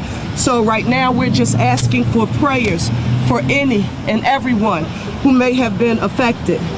We do want to note that several dwellings and vehicles were impacted. So what are we asking you to do for us right now, Philadelphia? We're urging you to please stay away from the scene. If you see debris, call 911. Don't touch anything. This is still an active scene under investigation. I'm proud to note that all of our federal and state partners, they are either en route here or on the ground with us right now. We did see some neighbors who live in the surrounding community. Just stay in your home. Again, it's still an active scene and it's under investigation. This is only the first of many briefings, I'm sure, to come on this evening. And of course, when daylight comes, when we have more facts and information to share with you. But I do want to say a special thank you right now, again, to all of our federal and state partners and our amazing first responders right here in the city of Philadelphia. Our fire, our EMS, our police department, they have been here working vigorously to ensure that we get this perimeter and the surrounding area blocked off to ensure that we make public safety and health our #1 priority. So we don't have any further information to share at this time. I've spoken to our Governor Josh Shapiro. He is en route. I've spoken to our U.S. Senator John Fetterman, other federal officials, and everyone, all hands on deck. That's where we are right now. Thank you so very much, and we'll have more information to report in the near future. Now, talking just about the federal investigation, this is going to be a huge undertaking for those investigators. Just to give you some perspective, if there is a crashes we've covered in the past that happen in more of a rural area, they have that area where there's not a lot else going on there. So in a way, the crash scene is a little bit more contained. But when you have it at Cottman and the Boulevard with residences and the mall, it is such a wide breadth of area that they're going to have to collect all of that debris. Of course, the black box is something that they're already going to check, but to collect all of that debris, we've been told in the past by the NTSB investigators when we've been on these types of scenes before that they have to basically take everything, reconstruct it. So this is normally would take about 2 years for an entire investigation. So this will take a lengthy amount of time. For now, we're live at the Northeast Airport. Annie McCormick. Okay, Annie, thanks for your reporting throughout this evening and all of the updates you've brought us in regards to the FAA and the NTSB and their work that's cut out for them. Yeah, we are continuing to hear about the injuries and the fatalities tonight. So far, we know 6 individuals have lost their lives. They were all on that Lear Jet 55 that went down there in Northeast Philadelphia. We heard 4 crew members were on this particular plane, a pediatric patient and her mother. They were patients with Shriners. Shriners releasing a statement talking about their heartbreak tonight. So devastating. We also know that Temple Jeans Hospital received 6 patients, 3 released, 3 said to be in fair condition tonight. Presumably that number will go up throughout the night. We also heard from the Children's Hospital of Philadelphia saying that none of its patients were on board that plane and the flight was not affiliated with its hospital. So that good news for the Children's Hospital of Philadelphia tonight. We want to go now to Action News reporter Brianna Smith, who has been reporting from near the scene there, which of course a large perimeter. So let's check in now with Brianna Smith and the latest from there. Brianna. Yeah, Shari and Gray, first responders and agencies have been here for hours now, from the local to the state to the federal level, working hard to investigate the area. But it feels much calmer and quieter compared to when we first arrived here on scene. Before, this area was just covered with witnesses and bystanders taking video, remaining in disbelief at what they were seeing unfold. And we spoke to some of those witnesses who say they saw that explosion that lit up the sky, and they just said it was unbelievable. And their hearts go out to the family and friends who are impacted by this situation. And again, you can see it's still very much an active scene here, and you see the flashing lights, the police officers that span blocks at this scene. We also spoke to Governor Josh Shapiro. He was here tonight, and this is what he had to say. We have 25 members of our PennDOT team who are here right now. We have members of the Pennsylvania Emergency Management Authority who are here, including our director, Randy Padfield, who joins me behind here. We also have members of DEP, the Department of Environmental Protection, who are here to make sure that any hazardous materials are addressed. And as you heard the mayor reference, we're joined by several state representatives and senators. I want to thank them. They will make sure that whatever is needed for this community gets to this community. I also spoke earlier this evening with the United States Secretary of Transportation, Secretary Duffy. About this being a unified response to this aviation disaster. I think he put that in a really great way, talking about how many agencies are coming together to piece together what happened here tonight. And of course, our thoughts and prayers go out to those who are affected. Again, we spoke to those witnesses who saw this all unfold. And then you think about the family members and those impacted, those who lost their lives. And this is just the beginning of this investigation. This is going to take a while to figure out what happened here, and of course we will keep you updated as we learn more. Shari and Gray. Okay, Brianna, thank you for your reporting and your perspective tonight on this tragedy in the city of Philadelphia tonight. As we continue to monitor this breaking news situation, of course the videos continue to come in, and just looking at these videos, just unbelievable that this happened in our community, in our neighborhood, and so many people, of course, tonight impacted by this. That plane in the air for about 30 seconds we're hearing before it made that what appeared to be a nosedive right there in Northeast Philadelphia along Cottman Avenue, Roosevelt Boulevard.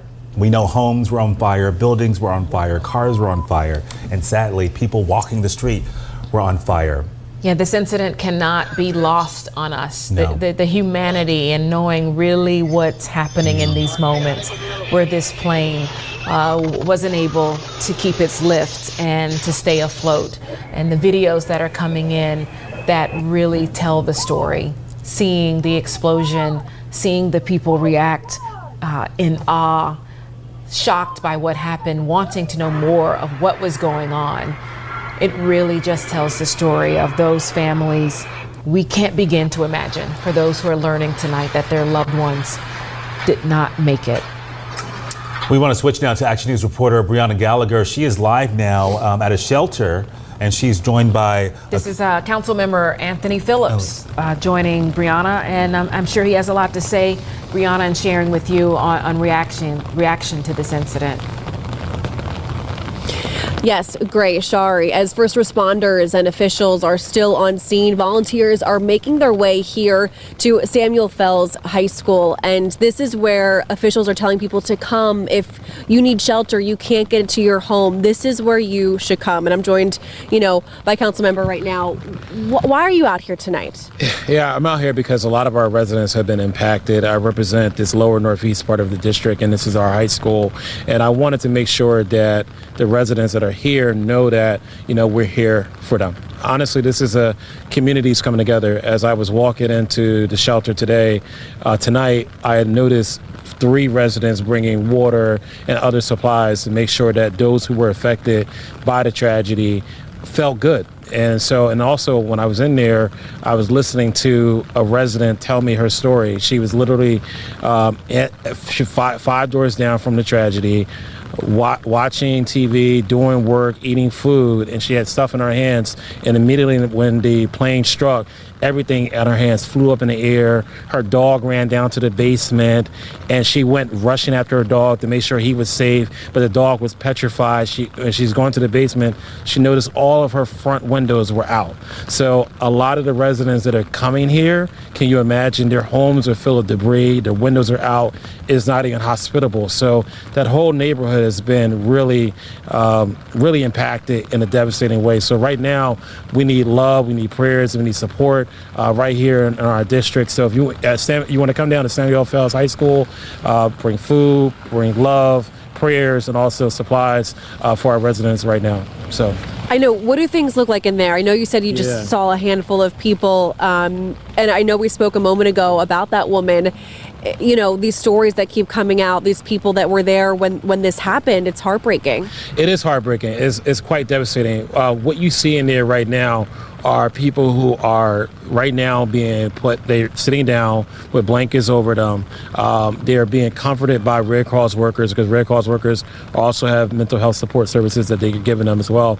And they're showing them love, and also they're getting water, they're getting food that's might needed. They're also being evaluated for any medical issues that they may be going through as well. But this is going to be a long process, and what I know for sure is that the city is going to have their back in terms of rebuilding their homes that have been impacted, but also the mental health support that they're going to need as well, because your home is never going to feel the same after a tragedy like that, and you got to find a way to get back into the home, back into the groove of things. I mean, this has been a gut-wrenching week for me, honestly, and I can only imagine it's a gut-wrenching week for the rest of the city of Philadelphia as well, especially for these residents who are just being really impacted. So, yeah. I know we heard Mayor Cheryl Parker and Governor Josh Shapiro stress that this is a unified effort. No stone will be left unturned, and people are going to be coming together to help those that are impacted. Yeah, absolutely. Right now, we're in our office, we're trying to figure out ways to make sure we get the word out about 1-800 Red Cross and other support services that could be there, whether it be mental health or financial services that people are going to need at this moment. But we also, on the city council side, we clearly now understand that there is something going on in the aviation across the nation, and we're trying to think about, as council members, what's next. So, how can we find ways to make sure aviation is strong in our nation, because that's supposed to be one of the safest places to be on, and it doesn't feel that way right now, and people are feeling this gut wrench in their hearts and their throats right now. It's terrible. All we need is God. We really need God to see us through this one, and I know people are praying for us. Thank you, Councilman Phillips, for joining us. We appreciate it. Thank you. And if you do have anything, any volunteers, anything that you can donate, you can bring them on down here to the high school. We're going to send it back to you guys. Shari, Gray. Well, we're thankful to Council Member Phillips for joining us and sharing his perspective of what's happening to the residents, our neighbors in the Northeast tonight. And as we continue our breaking news coverage of this crash here in Northeast Philadelphia, I believe now we have some sound from the tower as this Learjet 55 came down in Northeast Philadelphia. Let's listen. Condition 765. We have a lost aircraft. We're not exactly sure what happened, so we're trying to figure it out. For now, the field is going to be closed, so no inbounds or outbounds probably. 609 Foxtrot. I'm sure you copied that, but for right now, we're gonna call the field closed. We'll try to get you out here when we can. If we can't, we'll have to take you over to Atlantic. But stand by for now.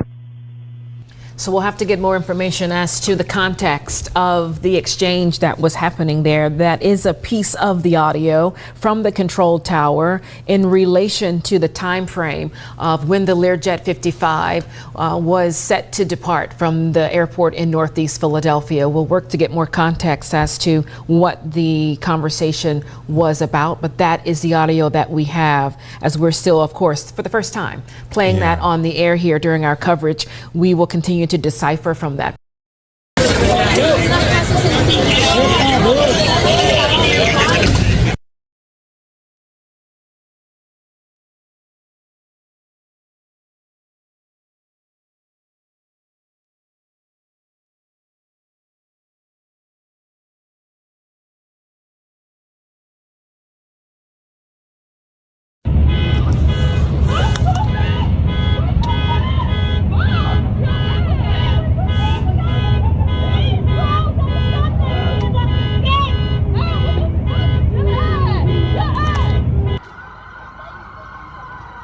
Oh my goodness.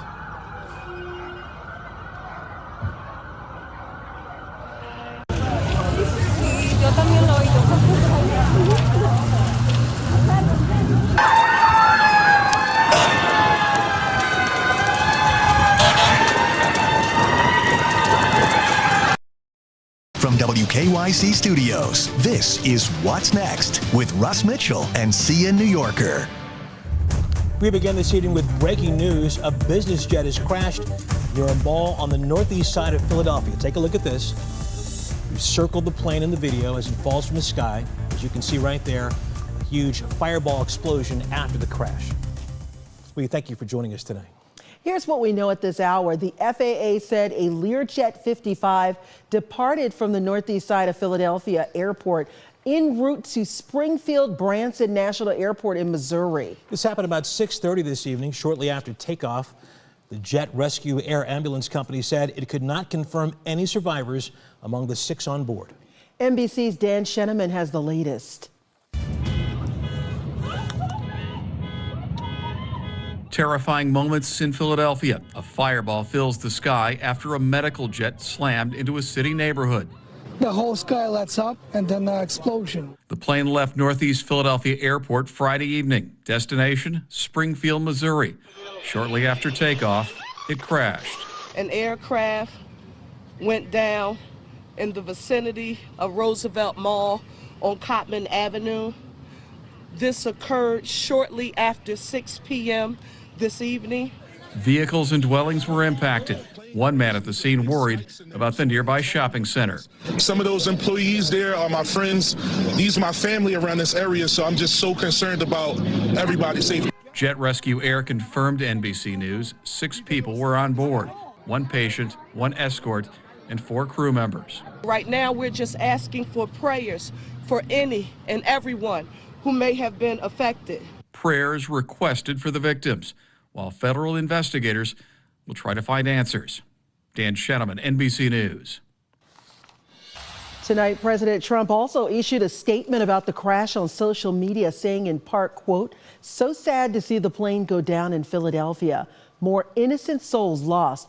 Our people are totally engaged. First responders are already being given credit for doing a great job," end quote.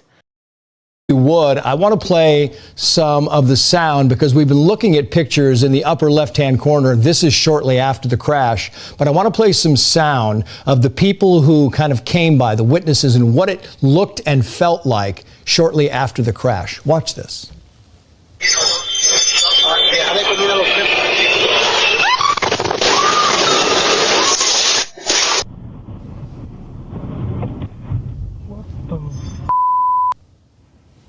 Did she witness it, Lindy Lee?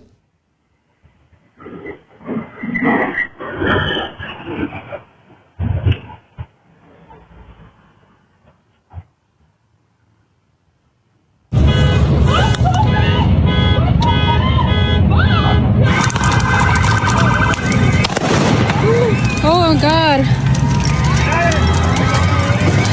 You just hear everybody say, get down, get down, get down. And when everybody say get down, we all get down.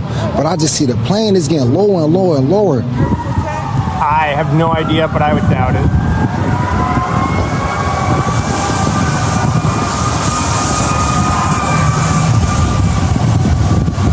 Boom! And to the plaza, and to the Dunkin' Donuts, everywhere. I've never seen nothing like that a day in my life. I have never seen nothing like that. Stay away from the scene. If you see debris, call 911. Don't touch anything. It was a big ball of fire, just flew into the sky, and the whole gas station started shaking. There's a lot of people here, especially the ones who saw this, who ran that direction before first responders got here. I want to show you, this is Mikey. He works at this gas station right here on the corner of Cotman and Roosevelt. Just, what, Mikey, a block, 2 blocks down from where this happened. Blocks, yeah. Tell me what you saw and what happened after that. So I was at the door over here at the gas station, and all you heard was this loud bang when the whole building started shaking. You literally, right here, you can see a whole flames just engulfed inside in the sky. Like, it was just huge fireball going in the sky. So I tried to, keep the door shut because debris was flying over here.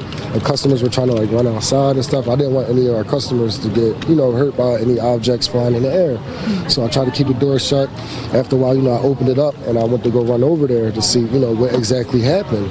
And, a lot of people were over here, in shock, just scared and, running and screaming. People were crying.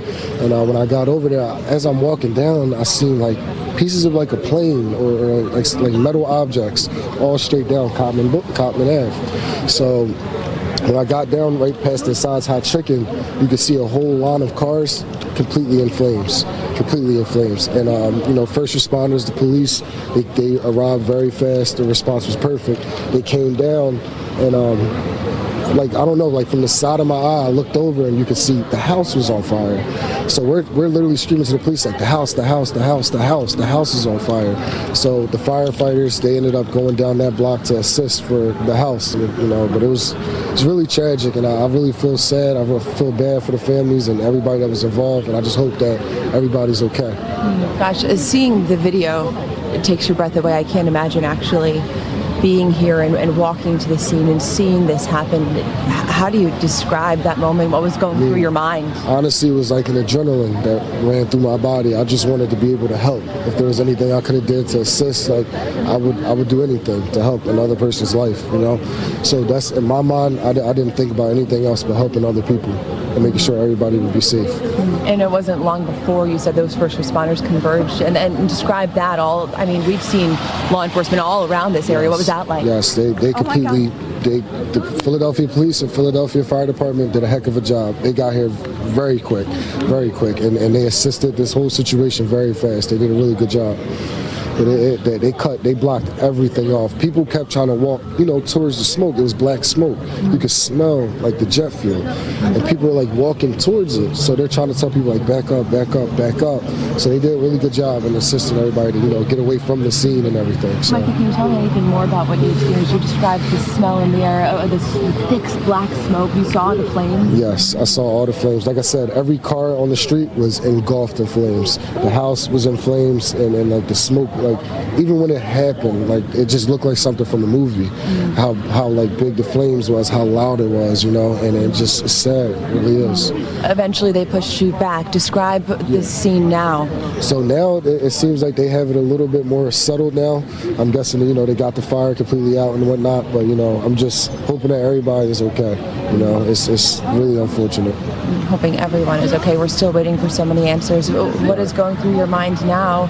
With some time removed from this, have you had a second to catch your breath and think about what you saw? It's honestly very crazy to me, like, especially with, you know, the accident that just happened with all them innocent people losing their lives on that other flight, the American Airlines. It's just sad, like, you know, aviation, they got to get it together. Seriously, they got to get it together. So we can't be having this happen, especially in Philadelphia. Mikey, we so appreciate your time. Your last name? Littlejohn. Mikey Littlejohn. Yes. Mikey works as a security officer. I'm a Pennsylvania State agent. Excellent. So, right here at the gas station, right where it happened.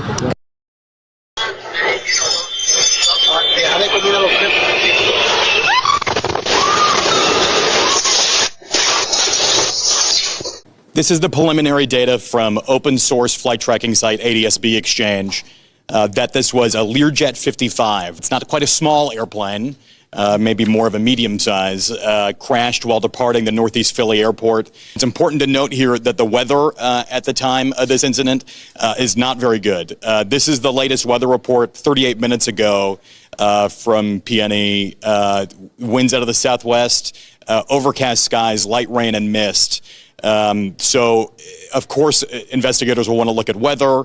And according to ADSB Exchange, the tweet from 23 minutes ago, the final data points to an 11,000 foot per minute descent rate, which is alarmingly high. Describes essentially what would be a lawn dart-like descent into the ground. The sad reality is crashes involving general aviation airplanes, small airplanes, business jets are much more common, although they rarely do happen in heavily populated, densely populated areas. So another plane crash, this time in Philadelphia. A Learjet with a half a dozen people on board, crashing into a bustling part of the city. Good evening on this late Friday. I'm Mike Marza. The images we're getting of this crash, dramatic and frankly hard to believe. Both the mayor and the governor of Pennsylvania rushing to that scene and addressing the media a short time ago. Our Josh Eininger, who was on the way home after covering that midair collision in Washington, is now there in Philly with what we are seeing and hearing tonight. Josh. Yeah, Mike, it's an apocalyptic scene just maybe a couple of blocks in from where that police car is here. This is Roosevelt Boulevard here in Northeast Philadelphia, if you're familiar with Philly. We do know that of the people on that plane, it was a medical transport. Out of the blue, the world turned white. Just lit up the whole sky. Literally lit up the whole sky like it was daytime out here. A massive explosion rocked Northeast Philadelphia tonight, a private jet slamming into a densely populated neighborhood near a shopping mall. Everybody say, get down, get down, get down. But I just see the plane is getting lower and lower and lower. It nipped the house. When it nipped the house, it hit a couple cars. Boom! The plane, a 43-year-old Learjet, is an air ambulance owned by a company called Jet Rescue, which says 6 people were aboard, including 4 crew, a pediatric patient, and an escort. I've never seen nothing like that a day in my life. I have never seen nothing like that. You got dead bodies over there, cars burnt up. It had just taken off from nearby Northeast Philadelphia Airport, bound for Missouri, when it fell from the sky, spraying burning jet fuel everywhere. Cars, houses, people on fire. As of right now, we have no reports on the number of fatalities. So right now, we're just asking for prayers for any and everyone who may have been affected. And we have new information from a local children's hospital called Shriners Children's Hospital, which reported that the pediatric patient on that flight was a little girl who had been treated here for a medical condition and was on her way home to Mexico with an escort. There were 4 other crew members on that flight, 2 pilots, we presume, and then 2 medical personnel to assist with the transport. Again, we don't know the status of the 6 people on that plane, although it did did go down in that colossal fireball. We don't know the status of injuries on the ground either from city and state officials, although a number have been reported hospitalized at area hospitals. This is a scene that will continue to develop through the night.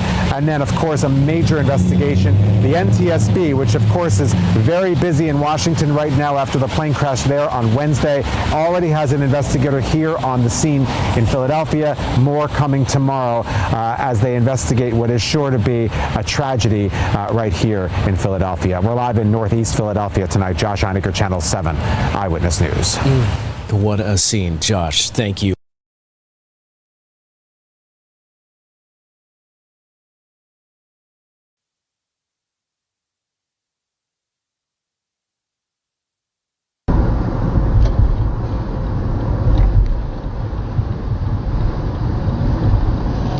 Holy oh my God! Is this on video?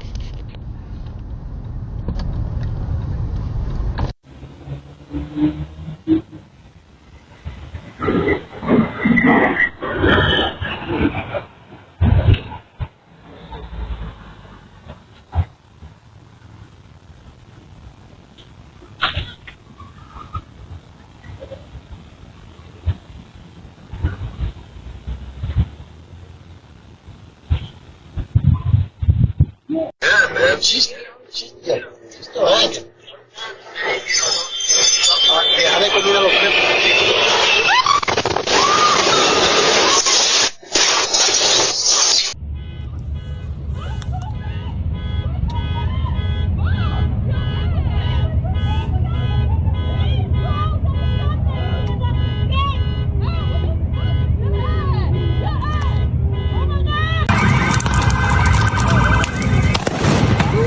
Oh God.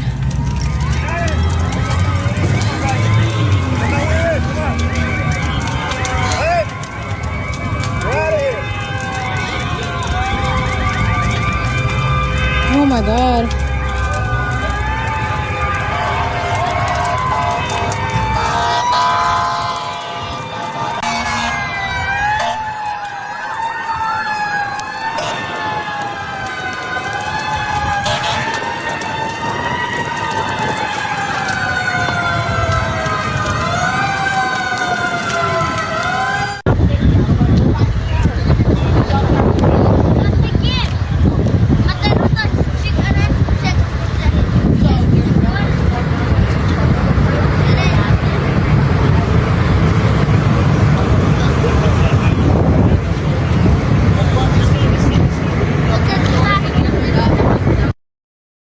So this started around 6 o'clock. FlightAware shows that the plane took off from Northeast Philadelphia Airport 6:06.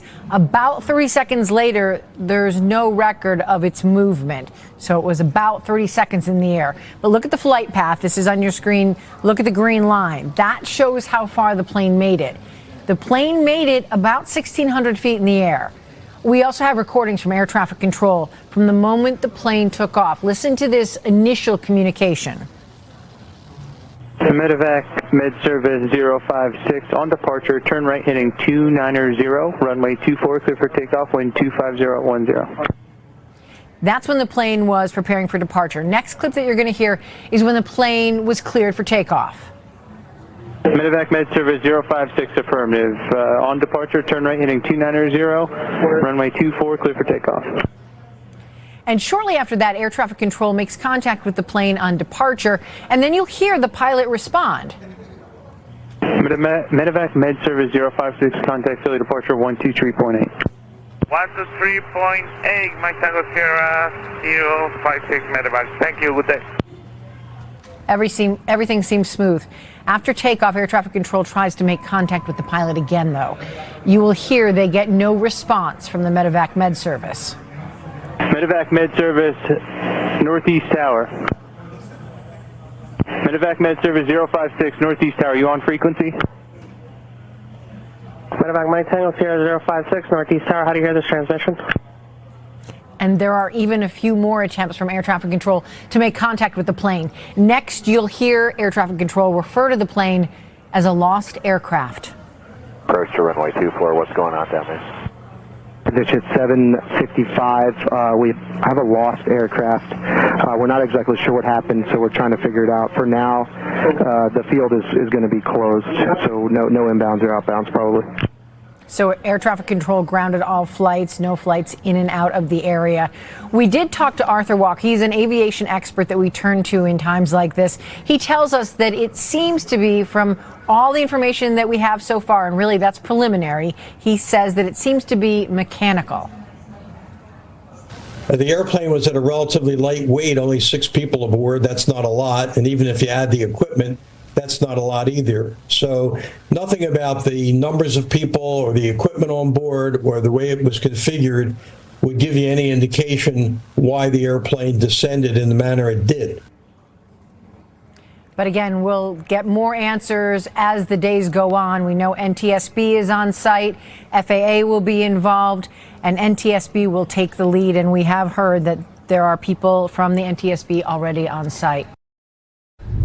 We continue to follow breaking news out of Northeast Philly. A Learjet crashes just after 6 o'clock at the intersection of Cottman Ave and the Roosevelt Boulevard. 6 people were on board the medical plane, including a juvenile who had received treatment in Philadelphia, a little girl. The flight had just taken off from Northeast Philly Airport and was headed to Branson, Missouri. Our reporters have been talking to witnesses all night long. Let's get back to Carrie Corrado in the Northeast with more witness accounts. Carrie?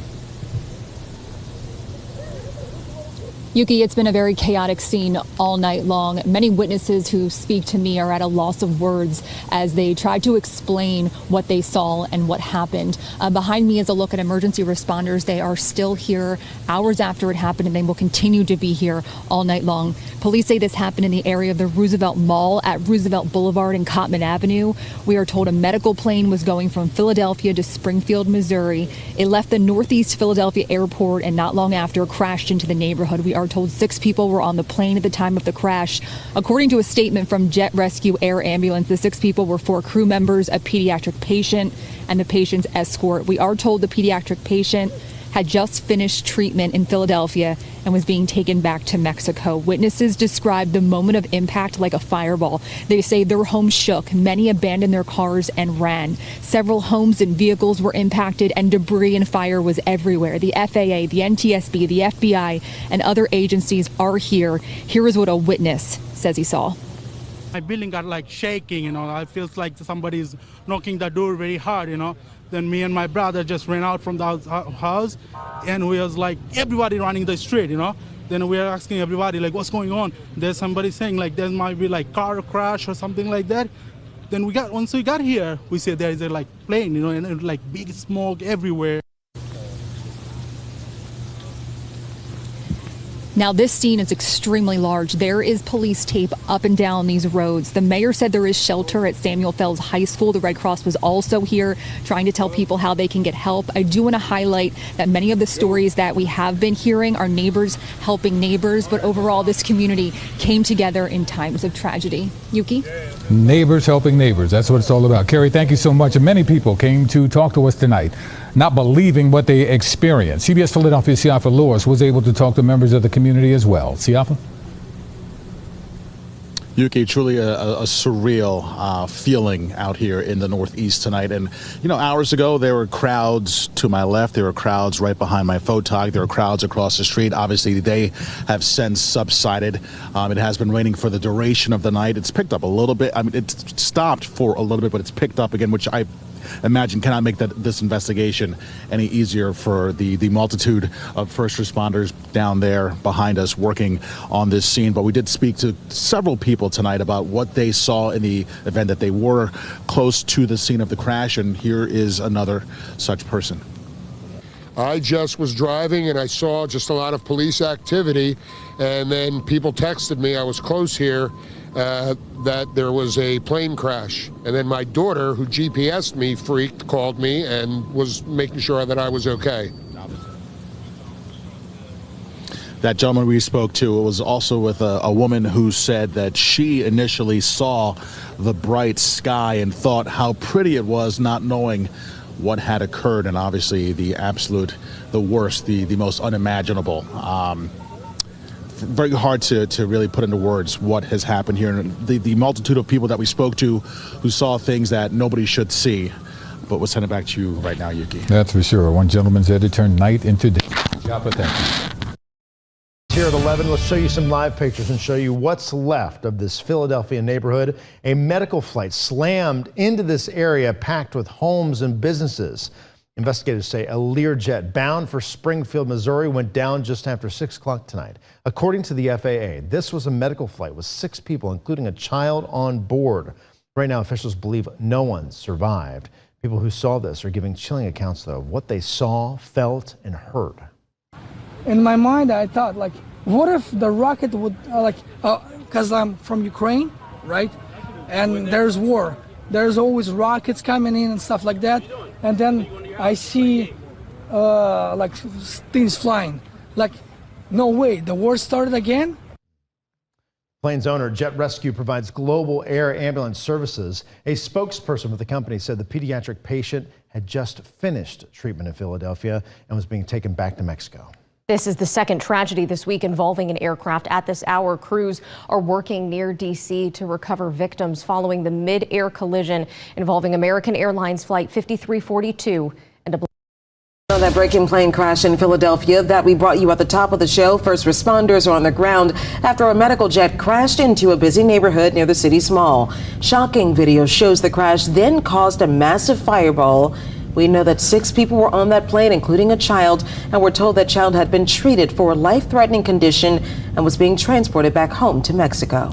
Pockets of fires, including at homes in the area, have been put out now, but multiple injuries are being reported on the ground. And right now, the airport is closed. You can continue to get updates on our website and WWL Plus TV app. A medical transport jet with a child patient and 5 others aboard the plane crashed into a neighborhood in Philadelphia tonight shortly after takeoff. Jet Rescue Air Ambulance says the patient and another passenger were on board along with 4 crew members. The company could not confirm any survivors. Dashcam footage shows that plane dropping from the sky, then crashing to the ground. According to the FAA, the plane was headed to Springfield Branson National Airport. That's in southwestern Missouri. The crash happened less than 3 miles from Northeast Philadelphia Airport, which primarily serves business jets and charter flights. The cause of that crash is under investigation still tonight. As recovery efforts continue in the Potomac River in D.C., we are learning more about the focus of the investigation into that deadly midair collision between a regional jet and Army Black Hawk helicopter. 67 people died. It's the deadliest aviation disaster for U.S. carriers in almost a quarter century. NTSB teams are now analyzing the voice and data recorders pulled from the wreckage of the plane. We recovered from the CRJ 2 separate recorders. We have a high level of confidence that we will be able to get a full download in the very near future. Many analysts and pilots have said that from what we've seen, it appears the chopper was flying too high on Wednesday night and may have strayed from its approved flight path. There are also questions about reduced staffing in the air traffic control tower. It's described as acceptable by FAA standards, but not normal to have one person doing the job of 2. We most likely had a multitude of different issues, whether it be from understanding where a plane is, what our altitude is, what the speed is. The FAA says the low-altitude helicopter corridor that goes by D.C.'s Reagan National Airport is now closed indefinitely. The agency shut down what's known as Route 4 this morning. Authorities hope that more answers can be found in the jet's flight data and voice recorders, so-called black boxes, which were recovered last night. Turn our attention now to the forecast. We had a lovely way to kick off the weekend today and even more beautiful weather on our way this weekend. We're expecting a mild and warm next couple of days. Highs likely in the 60s. Corey Reppenhagen joins us tonight to talk about what's really a nice forecast for the next couple days. Yeah, it really is. Much like today, tomorrow we'll get into the 60s for most of us here in town. The only difference might be a little bit more wind and a little bit more cloud cover, but those temperatures getting up there very close to 60 once again. So take a look at the forecast for tomorrow in Denver. We have not as much sunshine in the forecast as we saw throughout the day on Friday, but look at the temperatures quickly rise up into the 50s and possibly hitting 60 degrees here in Denver tomorrow. Here's the forecast for the rest of the state and the area. Lots of 50s and 60s on the east side of the state and some 30s and 40s in the mountains because they will have a winter storm in the mountains. But these warm temperatures will carry through the weekend into the middle of next week. I'll be talking about that wind coming up for us tomorrow in the foothills and some mountain snow also this weekend. That's all coming up in the forecast. The president will be implementing tomorrow a 25% tariffs on Mexico, 25% tariffs on Canada, and a 10% tariff on China. President Trump doubles down on imposing new tariffs tomorrow, sticking to his February 1st deadline for that new plan. The president's new tariffs are expected to make a whole variety of products more expensive for Americans. 9 News reporter Colton Chavez joins us live tonight, talking about what this could mean for one industry, the auto industry. Yeah, I stopped by this body shop earlier today and I found out that a lot of the parts that our cars use come from Mexico and Canada. But I also learned that if these tariffs do go into place, we could see those price increases soon after. Any good mechanic knows there is a procedure to fixing cars the right way.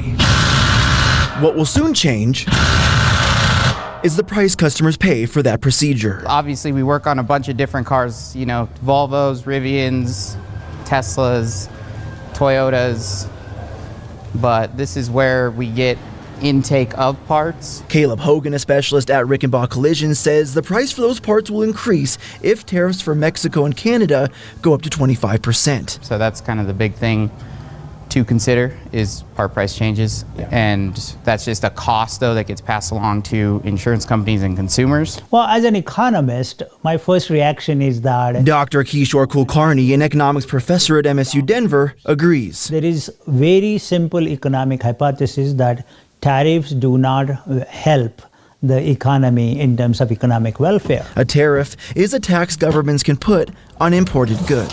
He says the financial impact will always be passed down to the consumer, and it will happen fast. Let me give you a most recent example. In George Bush Jr. Days, we put some tariff on steel. In less than 1 week, the goods that use a lot of steel already raised their prices.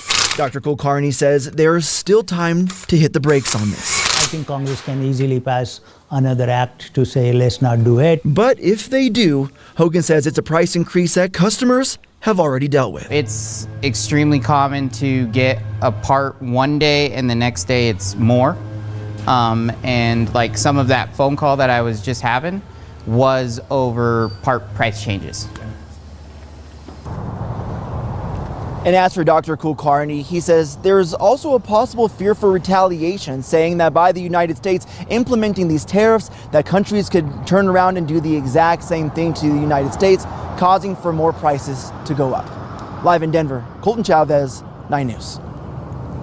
Federal prosecutors who investigated the actions of the pro-Trump mob that attacked the Capitol on January 6 are now being purged from the Justice Department. That's according to a memo obtained by the Associated Press.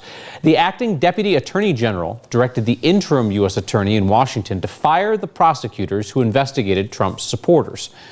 This comes shortly after Trump's sweeping clemency order benefiting more than 1,500 people charged with federal crimes for the riot, including those who violently attacked law enforcement. Right now, it's not clear how many prosecutors are impacted by this purge. Federal agents arrested 7 suspects for an alleged drugs, guns, and sex trafficking ring based out of an apartment complex in Denver. The ring is reportedly led by Tren de Aragua, a violent Venezuelan gang infamous for its involvement in extortion, human trafficking, and organized crime. 9 News reporter Ria Jha is here after looking at this arrest affidavit. Ria? Yeah, that connection to TDA was uncovered during a federal sting operation out of the Ivy Crossing apartments in southeast Denver. This case revealing that Denver is now part of TDA's expanding footprint, which has gained a reputation as one of Latin America's most dangerous transnational organized crime groups. Not a cartel hideout, not a criminal warehouse, just an ordinary Denver apartment complex. But inside, gun deals, drug trafficking, and sex trade negotiations. For months, federal investigators say much of it was based right here at Ivy Crossing Apartments. Federal investigators were tipped off by the Adams County Sheriff's Office in October. Months of undercover work led to a dramatic takedown on Wednesday, a staged drug deal involving 10 pounds of meth. 7 men were arrested. Court documents say a confidential informant helped set up multiple undercover operations, during which agents bought at least 8 guns, including a fully automatic weapon, from one named suspect, Jose Manuel Guerra Caballero, and his associates. During these purchases, there were multiple discussions about sex trafficking. Guerra Caballero said he had access to, quote, purchasing girls from Mexico and bringing them to Denver. On one occasion, Guerra Caballero tried to sell them Tusi, a synthetic drug containing a mixture of meth, cocaine, MDMA, and ketamine. At one of these meetups, one suspect identified Guerra Caballero and at least one other associate as members of Tren de Aragua, the infamous violent Venezuelan gang. The Ivy Crossing apartment served as a meeting point for suspects. Undercover agents watched them move weapons in and out of the complex and use it to coordinate trafficking operations, an operation far from its roots in South America. This marks the first time federal authorities have publicly linked TDA to organized crime in Colorado. The main suspect was charged with conspiracy to distribute meth and 1 count of possession of a firearm in furtherance of drug trafficking crime. He was arrested in Indiana. Ria Jha, 9 News. School districts around the state say that attendance has remained steady despite community anxiety over immigration raids. The Trump administration recently changed policies to allow for immigration raids at schools, churches, hospitals, and similar sensitive spaces. School leaders report steady attendance in Denver, Boulder, Greeley, Morgan County, Summit School District. The superintendent up in Summit says the staff's been instructed to deny immigration agents access to the schools unless they have a warrant. He worries about the emotional toll on students. We have stories of students getting off the bus and running home and not going out to play where they normally would play. And I think probably the bigger things are students honestly just having to make it through the school day in fear.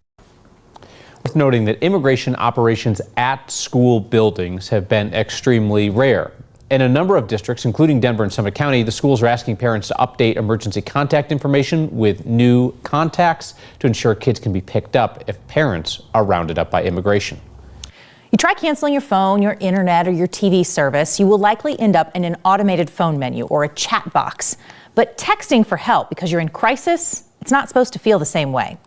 Just last week, a mom from Broomfield, Mandy Davis, was in crisis with her kid. She texted 988, the emergency crisis line, looking for a place to go. She said these responses were not helpful. The person on the other end of the line wasn't local and seemed to be searching the internet for answers.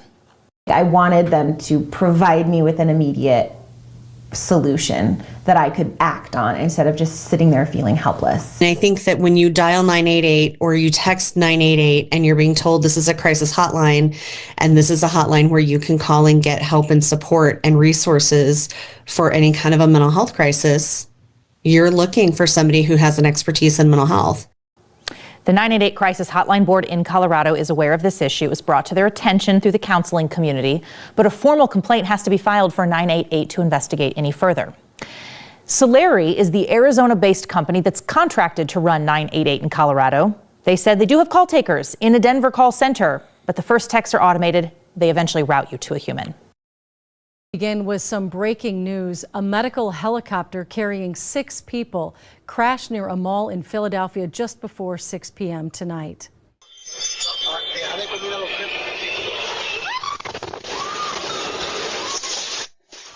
Videos like this one showing the crash are just devastating. This was a witness. You can see behind them the massive flames when that jet went down. And this new dash cam video shows the jet falling from the sky just before that massive explosion. Within the last hour, NBC Philadelphia reported the jet was returning to Mexico after life-saving treatment for a young girl. They also say others on the plane included the girl's mother, a pilot, co-pilot, doctor, and paramedic. The company that owns the jet says they do not believe there are any survivors. Right now, we're just asking for prayers for any and everyone who may have been affected. The mayor also says several homes and cars were impacted, though it's unclear at this point how many. This is a live look from D.C. tonight, where a grim recovery effort continues in the Potomac River. The National Transportation Safety Board says barges are expected to arrive tomorrow, which will help crews lift the plane and the helicopter from the water. The NTSB says they have now recovered the black box from the military helicopter. At this hour, officials say they've recovered the bodies of 41 victims. 67 people died in that crash. A major scene unfolding in Philadelphia tonight following a small plane crash. Video showed the plane falling from the sky before causing a massive explosion. Investigators say the Learjet 55 crashed about 3:30 our time after leaving Northeast Philadelphia Airport. Our Witness News reporter Tim Caputo is live at the newsroom with the latest developments. Tim. David Ellen, the FAA now confirming 6 people were on board that jet rescue air ambulance, including a child patient and an adult escort, headed to Missouri when it crashed shortly after takeoff in Philadelphia. There's also concern about injuries or worse for those on the ground as this small plane went down in a neighborhood in northeast Philadelphia. Take a listen from someone's front door.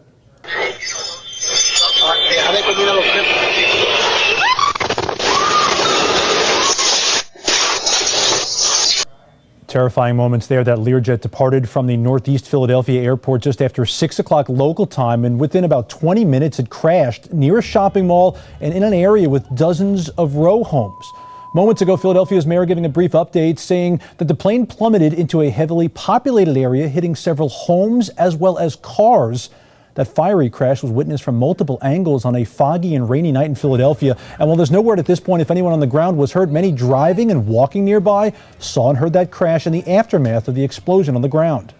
It was just horrific. It was something, I was just driving down the street and coming out of Wendy's, and I just saw a plane basically just hit the buildings, and just an explosion happened, and I just seen the sky light up, and I pulled over, and basically it was just real bad around here.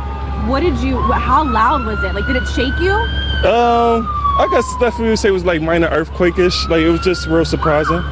Definitely minor earthquake-ish. And talk about, I mean, we've seen the videos. The fire was pretty explosive. Oh yeah, yes, it lit up the whole sky. Literally lit up the whole sky like it was daytime out here. In several of those videos, you even see cars on fire on the ground there. No word if they were parked or people were driving them at the time. Jet Rescue Air Ambulance confirms it was one of their planes with 4 crew members on board, as well as a pediatric patient and escort. They cannot confirm if there were any survivors from this crash. Right now, there is currently a ground stop at the Northeast Philadelphia Airport. We've already seen a member of the FAA on the ground near that crash. Both the FAA as well as the NTSB will investigate the cause of the crash. But at the moment, this is still a very active scene on the ground. So firefighters still there putting out the fires and searching for any potential survivors. Live in the newsroom, Tim Caputo, ABC 7 Eyewitness. Yeah, just shocking to see, Tim. Thank you for that report. Hello, I'm Mark Brown. Get more great ABC 7 content by clicking the subscribe button for our YouTube channel. And download the ABC 7 Los Angeles streaming app on Fire TV, Android TV, Apple TV, and Roku to watch on your TV. I want to bring in an expert now in on our breaking news conversation. We're joined now by Captain Ron Alvarado, a Marine and airline pilot. Captain, thank you so much for joining us tonight. First, another tragedy here in the United States of America involving a plane. Your reaction tonight to what you're hearing and what you're seeing here in Philadelphia. Well, absolute shock. My thoughts and prayers go out to the pilots of the Learjet 55 and also the passengers on board, and especially the people on the ground and the citizens of Philadelphia. This is a traumatic experience. We just went through it down in Washington, D.C. So just a very, very shocking evening to hear about this unfortunate event. We're being joined by Captain Ron Alvarado. You're watching Action News at 10 on PHL 17. We're also simulcasting on 6 ABC Action News. I'm Shari Williams alongside Gray Hall. Captain, is that Captain? Thank you so much for joining us for this conversation. And as Gray was alluding to about, your initial reactions, is there something about this particular aircraft that you can share, this Learjet 55, that's being used for this medical assignment? Your familiarity with this type of assignments that this type of jet carries out? Well, I've flown many corporate jets, helicopters, and now an Airbus 320, 321. What I do know about the Learjet, any Learjet, especially Learjet 55, is a high-performance corporate, medium to light corporate jet. So it's a very fast jet, very maneuverable, high performance. So as a pilot, you really have to be ahead of the aircraft. And I always say you have to think 200 miles ahead when flying an aircraft like this. So it's a very capable airframe. A lot of these aircraft are used for medevac or ambulance and air ambulance. And I believe this aircraft was transporting a pediatric patient, a parent, or somebody with the patient, some aircrew, and also the pilots. So this type of a mission can be very challenging because the days can be long. The regulations for this type of charter flight, it varies in between FAR 121, FAR 135, and 91. So were these pilots tired? We just don't know. Were they flying multiple legs? We just don't know. But it is a very challenging mission and flight flying an air ambulance. Captain, thank you for that assessment. As we continue to watch the videos that pour into our newsroom and across social media, there are so many videos. It seems like this plane went down really quickly. We're told that it was in the air for about 30 seconds before it went down and crashed right in Northeast Philadelphia. How important will these videos be in assessing what happened as the investigators hit the ground and begin their research? It's going to be critical to obtain all these videos, any transmissions coming from the aircraft, air traffic control. Every piece of information related to this event will be utilized. And I do know that NTSB investigators are on scene. I'm sure FAA, FBI, they will gather the data and hopefully find the computers aboard, the air data computers on board this Learjet 55. I'm not sure if it has a flight data recorder, but if it does, they will definitely be looking for that piece of equipment. What I do know about this aircraft was it did depart off of Northwest Philadelphia Airport, off of runway 24. That's a 7,000-foot runway. That's easily enough room for this Learjet 55 to take off from. And the impact, unfortunately, where the aircraft crashed, we're talking about 2 miles southwest of the airport. The instructions I heard from air traffic control to the pilots in this aircraft was after departure, turn right to heading 290. So that's 29 to the west, essentially, 290 degrees magnetic heading. They didn't do that. Looking at the map, looking at the runway, looking at the impact of the jet and where it came to the ground there, as we see on our screen, it was a straight trajectory. This event happened very fast. Typically, corporate jets, any high-performance jets, especially airliners, if they were told to turn at a certain heading after departure, they need to do that for the safety of the airspace that they're transiting and flying through. So the fact that this jet took off, it didn't make a right turn to that heading, I believe something was going on inside that aircraft, and we just don't know right now. Captain Alvarado, this is your territory. You are a trained airline pilot yourself, a Marine at that. So the information you're sharing with us, some of this is new information to us tonight. I want to walk through this and as best we can so we can help our viewers understand what those codings and those directives meant and the way you heard it on the radio transmission from the tower to this Learjet. What is it that maybe got your attention about what didn't happen in the fashion that you think for pilots would know what should have taken place? What was that first thing that got your attention in the directive? Well, the first thing that got my attention, as I mentioned, the pilots were given a air traffic control direction to turn after departure from runway 24. They were told to come to a heading of 290, a right turn, westerly heading to the west. They didn't do that. And these type of turns will occur above typically 400 to 500 feet. Flying out of JFK, flying out of LAX, which I do a lot, Florida, many of these airports over the country, when I'm given a direction to turn after departure, typically after 400 feet or sooner, I am turning to that heading. And again, this is all in the name of safety because these very busy airspaces, Philadelphia, New York, DC, they have a lot of aircraft coming and going. So it is very important, it's paramount that these pilots pay attention to the instructions given by air traffic control.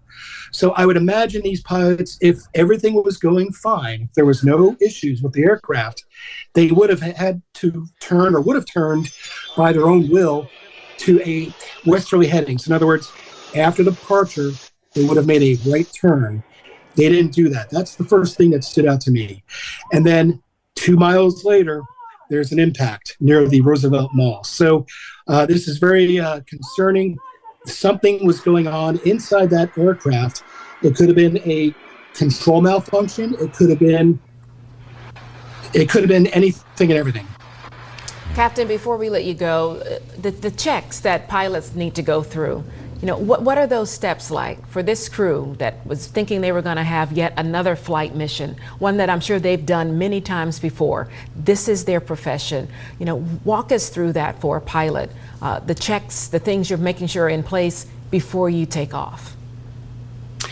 Well, if they were continuing on from another flight, they're doing a walk around of the aircraft or making sure that physically the exterior of the aircraft is in sound fit conditions. They're making sure that there's no fluids leaking. They're making sure all panels are tight.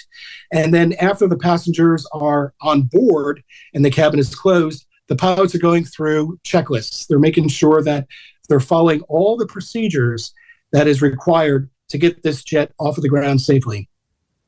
Captain Ron Alvarado, Marine and pilot, thank you for your insight and your perspective on this tragedy here in Philadelphia.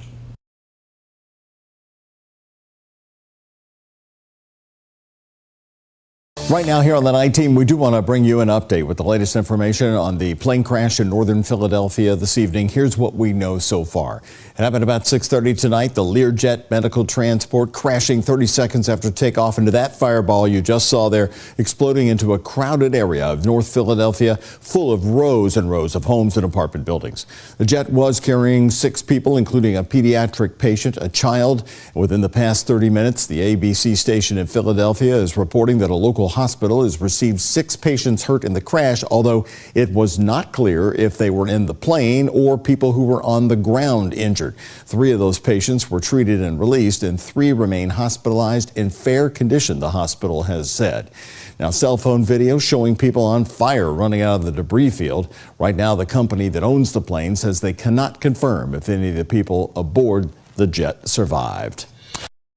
And we start tonight with breaking news in Philadelphia after a medevac jet crashed near a shopping mall. As you can see on your screen at this map, this happened in Northeast Philly across from the Roosevelt Mall around 6:30 Eastern time. We want to warn you, you may find this next video disturbing. Dramatic video showing the moment that this plane exploded after plummeting from the sky, leaving cars and homes in flames.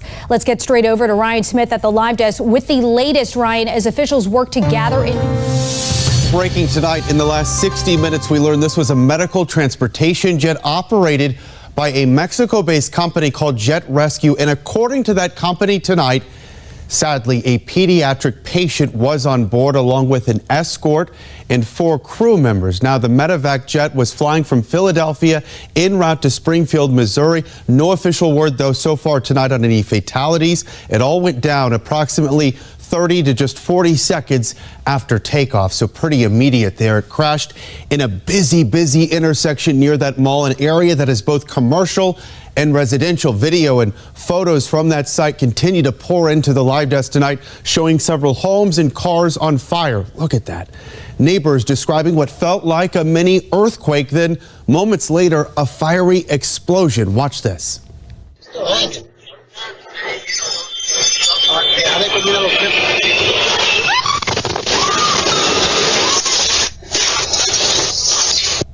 Tense and terrifying. We've just learned the ATF on scene now. They're assisting the Philadelphia Fire Department. The National Transportation Safety Board will lead this ongoing investigation, but of course, as we know, those officials are just getting started on their work into the mid-air collision out of Washington, D.C. Breaking news here at 11 tonight. A Learjet carrying 6 people crashes into a packed Philadelphia neighborhood during the height of the evening rush hour. Good evening to you. I'm Christine Johnson. For the second time in less than 48 hours, investigators are on the scene of a horrific plane crash. Here's what we know right now about the most recent one. It happened around 6 tonight in northeast Philadelphia. The crash involved a small medical jet with a child patient and 5 others on board. The plane had just taken off from a nearby airport when it went down. It was headed to Missouri. The number of casualties and the cause are not yet known at this time. We do have team coverage of this breaking news story. Let's start with Christine Sloan. She is live near the scene of Philadelphia. Christine? Well, Christine, that small plane crash has caused havoc in this northeast Philadelphia neighborhood. You see those police lights behind me? That's the Roosevelt Mall. That is the area where the plane came down near several homes in this neighborhood. You could see those homes on fire earlier tonight.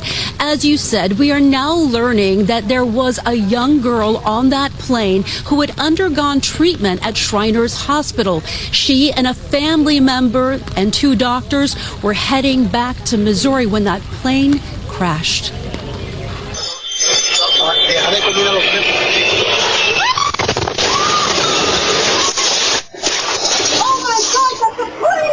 Disturbing Ring camera video shows the Learjet taking a nosedive after 6 o'clock Friday night and exploding into a fireball.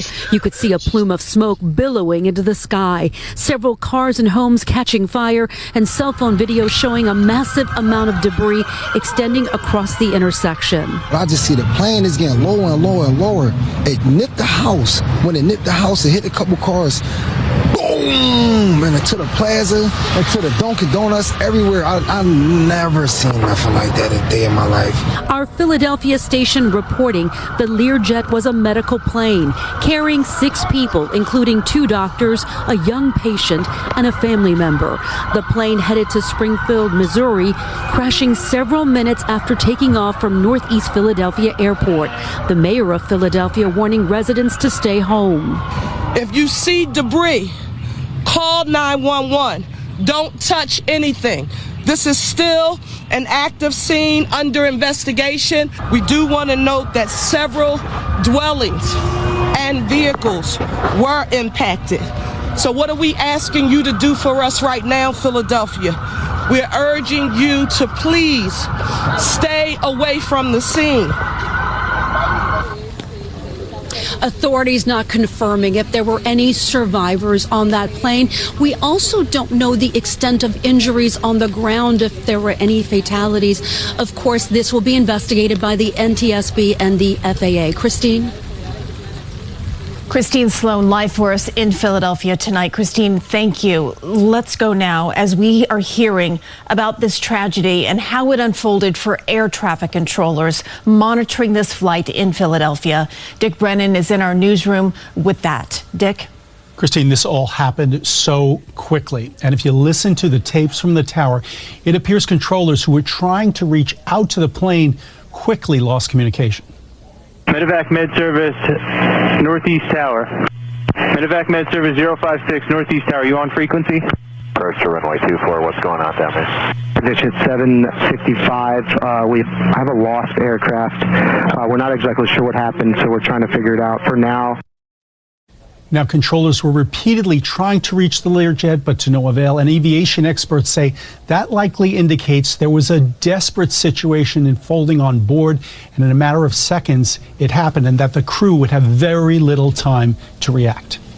There was something very serious happening, something very catastrophic, because unless the pilot was distracted doing something else, usually pilots are going to reply fairly quickly, particularly if they need to read back instructions, if they need to change to a different radio frequency, they're going to do that pretty quickly. It was a bad scene. I was running around. I gave the shirt off my back to help someone to head laceration because I just didn't want them to bleed out. Now, the plane was said to be carrying around 7,000 pounds worth of fuel, or approximately 1,000 gallons. And aviation fuel is extremely flammable and can make it very difficult for firefighters trying to put out those flames. Christine, what an awful scene tonight. It really is, and it just seems like it played out within seconds, Dick. So quickly. Yes, absolutely. Thank you for bringing that information to us. Let's go now to Lonnie Quinn for the conditions at this time. And Lonnie, clearly it was raining there, but anything else could have played a factor here? I don't see it, KJ. It's 6:07. There's been some talk about, hey, maybe ice formed on the wings because that can disable a plane and cause it to crash, but it was 50 degrees. You're not going to form ice at 50 degrees. Now, the plane was taking off. The higher it climbs, the colder the temperature gets, but it was relatively low in the sky, so I don't see that as a concern. The winds, I mean, really, this is nothing for a Learjet. 15-mile-per-hour winds, a gust at maybe 29 miles per hour. Ceiling at 800 feet, that's noteworthy because that means this cannot be flown VFR with visual flight rules. You have to have an instrument-rated pilot, but no doubt he was instrument-rated. You'll notice that the fog, it's been patchy all night long. Right now, it's 6 miles of visibility in the city. Just go up to White Plains, you're down to a mile. It's 7 miles of visibility in Philadelphia, so maybe you hit a patch of fog, but if you're instrument-rated, you can fly right through that. I'm going to leave you with this, KJ. The clouds are out there as of right now. When a plane is taking off, it's in its most vulnerable position. And pilots are trained. I'm a private pilot myself, but if we lose full power, we do not attempt to turn around and land at the airport that's right there. What we do is we angle the nose, just like Sully Sullenberger. He angled the nose to the maximum glide speed, allowing him to glide as far as he can and try to find a place to land. But when I look at that tape you showed, the video, KJ, I didn't see any gliding out there. I saw it coming straight down. So this is something the FAA and the NTSB will be looking into, and hopefully they get the answers. It's all yours. Absolutely. Definitely starting that investigation right away. Yeah. Lonnie, thank you. And for the very latest on the Philadelphia plane crash, just go to cbsnewyork.com. You can also download the CBS News app. Breaking news here, and on a week of horrific aviation news already, we have learned tonight of a small plane crash right into a busy neighborhood in Philadelphia. The images coming in now. The small plane coming down late today, multiple buildings and cars on fire. There are reports at this hour of multiple casualties, debris in the street. ABC's Phil Lipoff tonight with the images coming in now. Tonight, chilling video capturing the moment a jet plunged directly into the heart of Northeast Philadelphia. At the height of rush hour, a huge fireball erupting against the night sky, leaving residents terrified. Stay in your home. Again, it's still an active scene and it's under investigation. The crash lighting multiple buildings and cars on fire. Wreckage and debris scattered across the busy intersection of homes and shopping centers. There are reports of multiple casualties. I felt the car shaking, so that's what actually made me look around. And when I looked in back of us, it was just really flaming, and just everything was just engulfed in flames and just everywhere, and people panicking and running and screaming. And I got out and I ran towards everything, just trying to make sure everybody was okay. You could tell it was a plane. You could smell it. You could see fragments of it. And it was just a gruesome, crazy scene. The FAA says the Learjet with 6 people on board going down moments after takeoff from Northeast Philadelphia Airport. The plane just crashed into the plaza where Macy's at. The flight was headed to Springfield, Missouri. It has to do with something that probably we should never see, and that is either fuel failure, engine failure, or some form of a catastrophe that caused the pilot to try to put it down anywhere he could. Governor Josh Shapiro tonight says he is sending all possible resources to the scene. Phil Lipoff, ABC News, New York. All right, Phil Lipoff leading us off on the breaking news from Philadelphia tonight. Phil, thank you. And we begin with video of a fireball rising from a Philadelphia neighborhood after a medical transport jet fell out of the sky and crashed onto homes and cars below. And we've just learned that the airplane was transporting a girl with a serious medical condition. There were a total of 6 people on board. Thank you for joining us. I'm David Wade. And I'm Lisa Hughes. This could become the second major aviation disaster in our country this week. The Learjet 55 took off from Northeast Philadelphia Airport heading toward Missouri, with a final destination in Mexico. It went down about 3 miles after takeoff, crashing into homes in a densely populated part of the city, very close to a shopping mall. Tammy Mutasa is following this breaking news. She joins us in studio now with the latest. Tammy? David and Lisa, the country is still reeling from the plane crash in D.C. Now hearts are sinking yet again after this plane crashed in a busy Philly neighborhood full of people.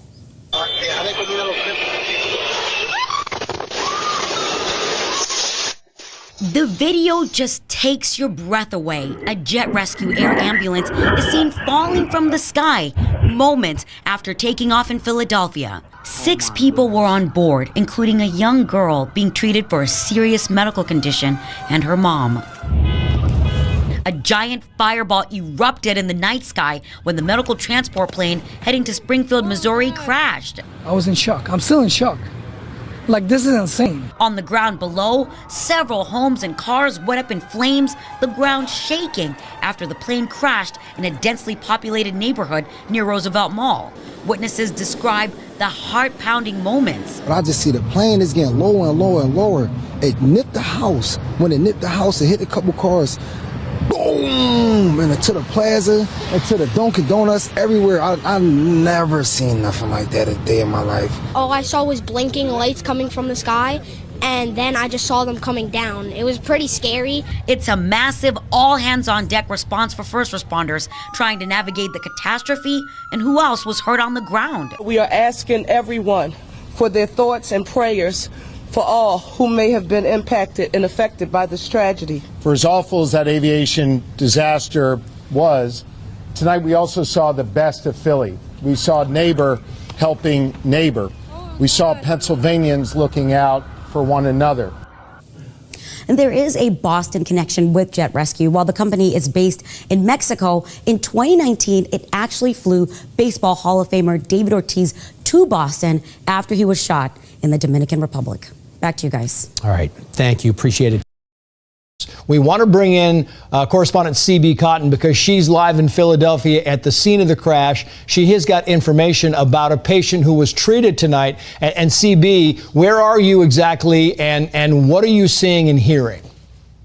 Hi, Trace. Well, we're here at a diner about a quarter mile away from the crash site, and I can tell you there are sirens for as far as the eye can see. There are so many people moving about in this area because Northeast Philadelphia has just been left stunned in the worst way tonight after this medical transport plane crashed moments after taking off. I can now also confirm some more tragic news. We know that Jet Rescue Air Ambulance, the company that owns that plane that crashed, they did tell us 6 people were on board, 4 crew members, pilot, co-pilot, physician, paramedic, and a young girl and her mother. I've just now confirmed with Shriners Children's in Philadelphia that that young girl had been treated at their hospital. I just got a statement moments ago from a media spokesperson. I want to read it and share it with our viewers. It says in part, quote, Shriners Children's is heartbroken to confirm that one of our pediatric patients and the child's mother were aboard the Jet Rescue Air Ambulance that crashed in Philadelphia this evening. The patient had received care from Shriners Children's Philadelphia and was being transported back to her home country in Mexico on a contracted air ambulance when the crash happened. Because of patient privacy concerns, we cannot say more about the patient and her family at this time. And the statement goes on to say that the entire medical crew at the hospital is deeply impacted. The hospital offering its hearts and prayers to those who are also impacted by this situation and thanking the first responders. So just some more tragic details that we've confirmed. And I've also spoken with a spokesperson for that medical transport plane, and he described both the pilot and co-pilot as very seasoned, adding that the company Jet Rescue Air Ambulance flies 700 missions a year. So that's some of the details that we've heard tonight from the company itself.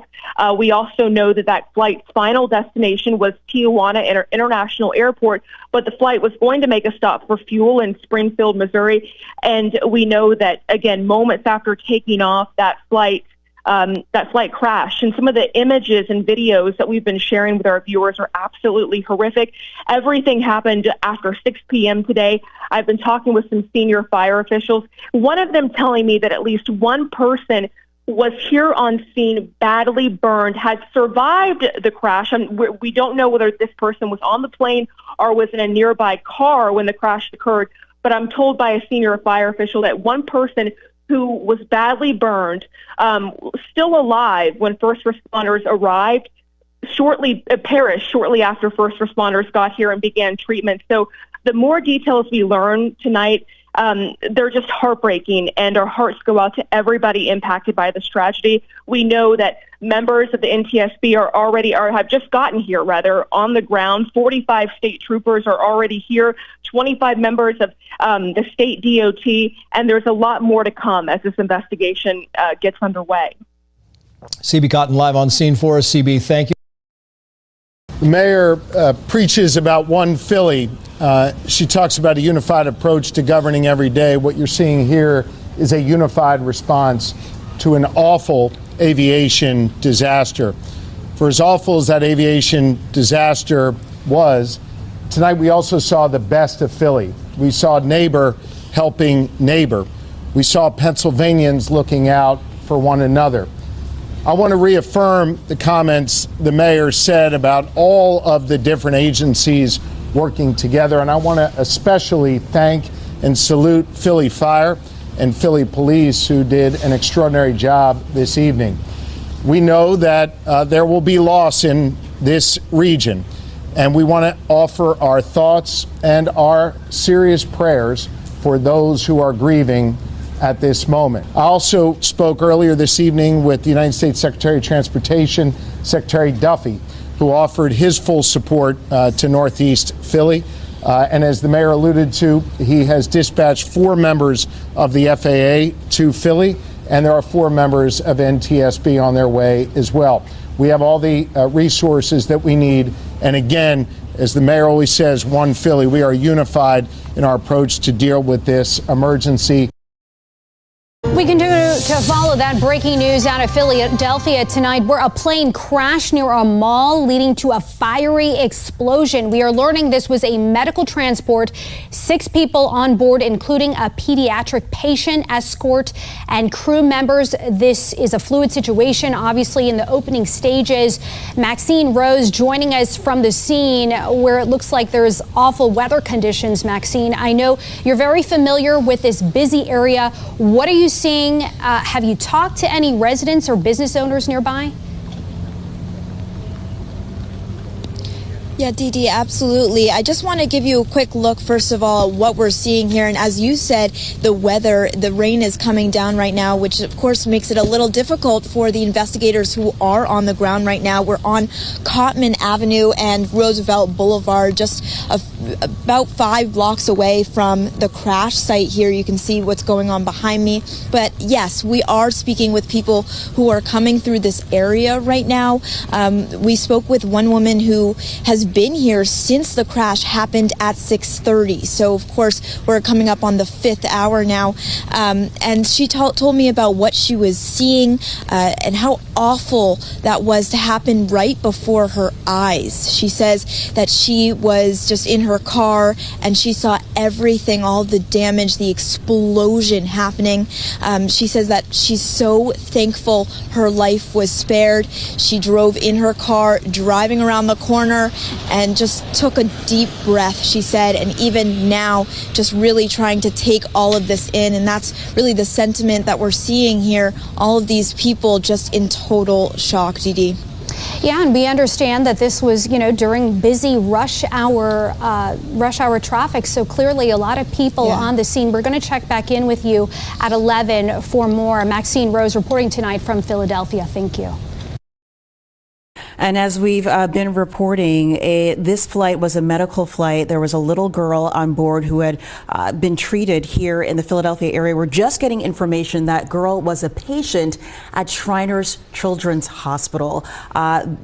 Mel Bauer is joining us from the hospital from the phone right now. Mel, can you hear us? Yes, I can. All right, Mel, thank you so much. This is just so heartbreaking. What can you tell us about this patient and her treatment and what you know of the situation tonight? Sure. Well, a lot of the details of her treatment, of course, I wouldn't be able to share due to patient privacy. But it was a patient who had come to us from Mexico. We do quite a bit of international outreach. She was being treated at our Philadelphia hospital, and her course of treatment had concluded, and so she was set to go home. And unfortunately, that was when this event occurred, was on her trip home. Now, when did you find out, and what was your immediate reaction? Did you know who it was and what had happened? Well, of course, I heard about the crash first, and then learned more of the details. As the evening has unfolded, we do a great deal of international outreach, and so quickly really became aware of how the situation was coming together, and that this was in fact one of our patients, and it was devastating. Mm-hmm. We work every day so that children around the world can have their very best life, and we work to provide specialty pediatric care regardless of a family's ability to pay and regardless of geography or any other circumstances. And so it's just devastating to us that something like this has happened. It really is heartbreaking. I've done stories at that hospital in Philly, Mel, and for those who aren't familiar, Shriners has kids from all over, not just the country, but the world, come to your hospital for treatment because you have some of the best. Speak to us about, the impact on the community there at the hospital right now. How are they just coping with this news tonight?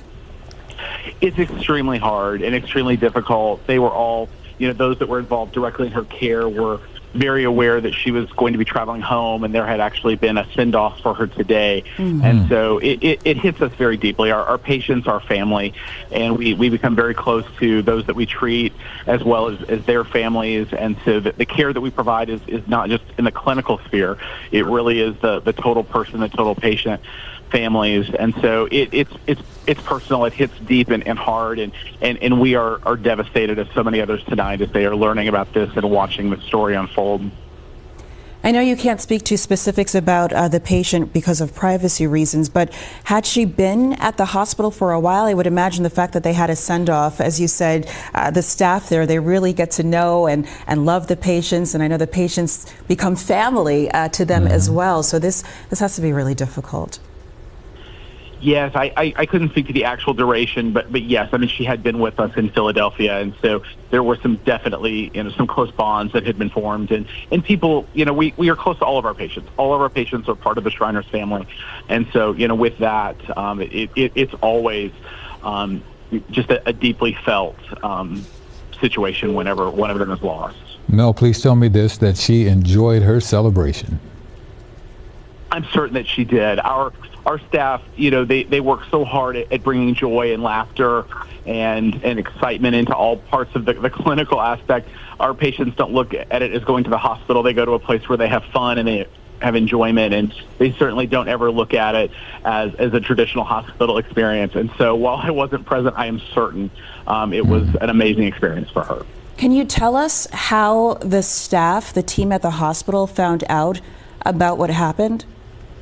Well, I mean, as you're aware, tonight has been a rapidly unfolding situation, and different pieces of information have been coming out piece by piece as everyone's been trying to put a puzzle together. And so it's been this evening through the course of the events that we were made aware of the confirmation that it was in fact our patient. Did they, as a result of that, send out a notification to the hospital or to the patients, knowing that it was one of your own who was impacted here, or multiple people who were impacted here? Well, that information is beginning now to be shared once we could make a confirmation that it was our patient. And so now we are beginning to get quite a few inquiries about it, and then are able to confirm that it sadly was a Shriners patient. We know that 2 doctors were on board that flight. Were those doctors affiliated with Shriners as well? They were not. They were part of the Jet Rescue Air Ambulance. Mel Bauer, thank you so much for your time, and thank you all, everyone, your staff, your colleagues, for doing what you do. We have some great children's hospitals here in our area, and we thank you so much. And our condolences to you and your team Yes. as well tonight. This is just heartbreaking and the worst news. So we appreciate your time. We appreciate that very much. No, thank you so much. A medical transport jet with a child patient and 5 others aboard the plane crashed into a neighborhood in Philadelphia tonight shortly after takeoff. Jet Rescue Air Ambulance says the patient and another passenger were on board, along with 4 crew members. The company could not confirm any survivors. Dashcam footage shows that plane dropping from the sky, then crashing to the ground. According to the FAA, the plane was headed to Springfield-Branson National Airport. That's in southwestern Missouri. The crash happened less than 3 miles from Northeast Philadelphia Airport, which primarily serves business jets and charter flights. Cause of that crash is under investigation still tonight. 56, contact Philly departure 123.8. 123.8, Mike Tango Sierra 056 medevac. Thank you, good day. Medevac Med Service 056, Northeast Tower. Contact Philly 123.8. Med Service 056 Philadelphia. Med Service 056 Philadelphia. Med Service 056 Philly. Med Service 056 Philadelphia. Exit at 765. Cancel the approach clearance. Turn right heading 330. Exit at 765. It's going to be a minute at Northeast. They're having a little bit of an issue. I can offer you Philly International or Trenton if you need to get on the ground now-ish. Medevac Med Service Northeast Tower.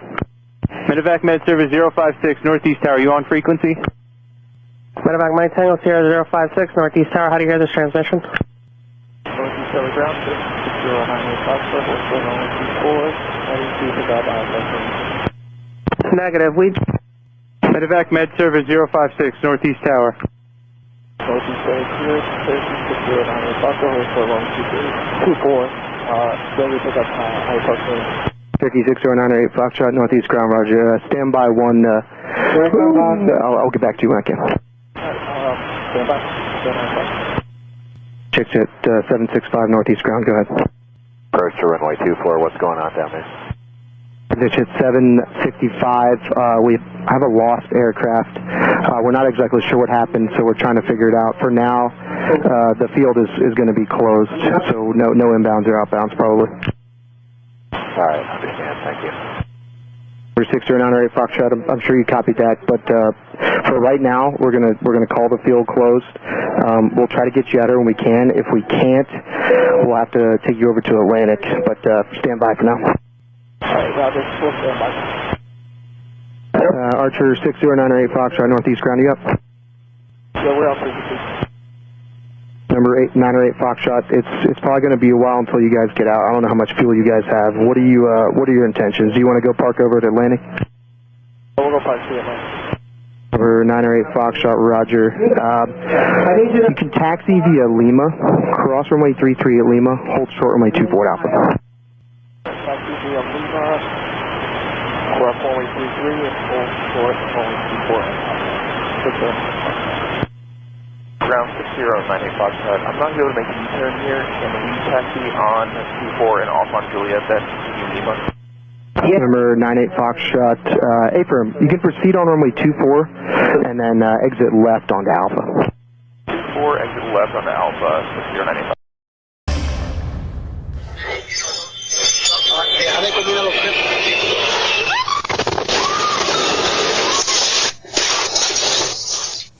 The massive fireball happening in front of your eyes. The explosion shaking a busy North Philadelphia neighborhood right at dinner time tonight. This stunning video recorded by a doorbell camera just before 6:30, capturing the crash of a medical transport Learjet.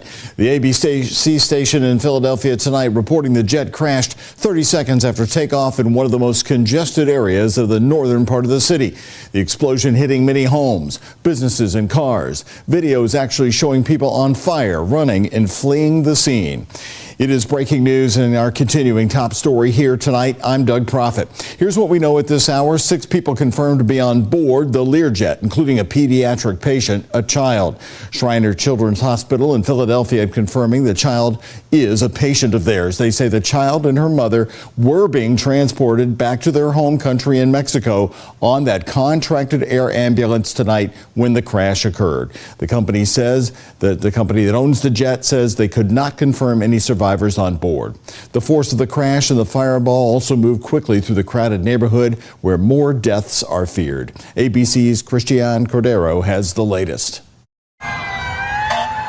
In Philadelphia tonight, around 6:30 p.m., a small jet plunged from the sky shortly after takeoff, crashing into the ground. It lit up the whole sky. It was just horrific. It was something, I was just driving down the street and coming out of Wendy's and I just saw a plane basically just hit the buildings. The Learjet 55 operated as an air ambulance. The company, Jet Rescue, wrote in a statement tonight that 4 crew members were on board, plus a pediatric patient and their escort. The The jet was on its way to Springfield, Missouri, but crashed shortly after departing Northeast Philadelphia Airport. The debris field in a neighborhood near a mall now covers intersections with smoke lingering and a glow in the night sky. Several houses are reportedly on fire. Video that appears to be from home surveillance captures the crash. And Philly's mayor tonight says first responders are working to determine if anyone on the ground was killed or injured. Just stay in your home. Again, it's still an active scene and it's under investigation. Investigators are at the crash site to begin the process of determining what happened. Transportation Secretary Sean Duffy went to the FAA headquarters here in D.C. tonight. He says he briefed President Trump and Pennsylvania Governor Josh Shapiro. Christiane Cordero, ABC News, Reagan National Airport. President Donald Trump, who is at his Florida estate tonight, responding on his social media platform this evening, saying, quote, "So sad to see the plane go down in Philadelphia, Pennsylvania. More innocent souls lost. Our people are totally engaged. First responders are already being given credit for doing a great job. More to follow. God bless you all," from President Donald Trump tonight. Now, we're continuing to bring you updates during our Night Team newscast for the next 30 minutes tonight. And you can follow this breaking news on the free WHAS 11 app. And as you know, this is the second tragedy this week involving a jet crash. In just a few minutes from now, we're going to bring you the very latest tonight from Washington on the investigation into the mid-air collision over the Potomac River this week. Right now at 11, some breaking news. That's right. We're following this incident involving a medical jet we're told was carrying a young patient, her mother, and 4 others. And this flight crashed in Philadelphia tonight. We just saw some video here showing that fiery aftermath in a residential area. We thank you for joining us for the news at 11. I'm Vanessa Rufus. And I'm Colin Mayfield. Yes, this tragedy unfolding less than 48 hours, as you probably well know, after 67 people just died in that mid-air collision in our nation's capital. We have more on that in a moment. But first, the FAA says a Learjet 55 left Northeast Philadelphia Airport going to Missouri when it crashed shortly after takeoff. Let's get to Dan Sheneman with more.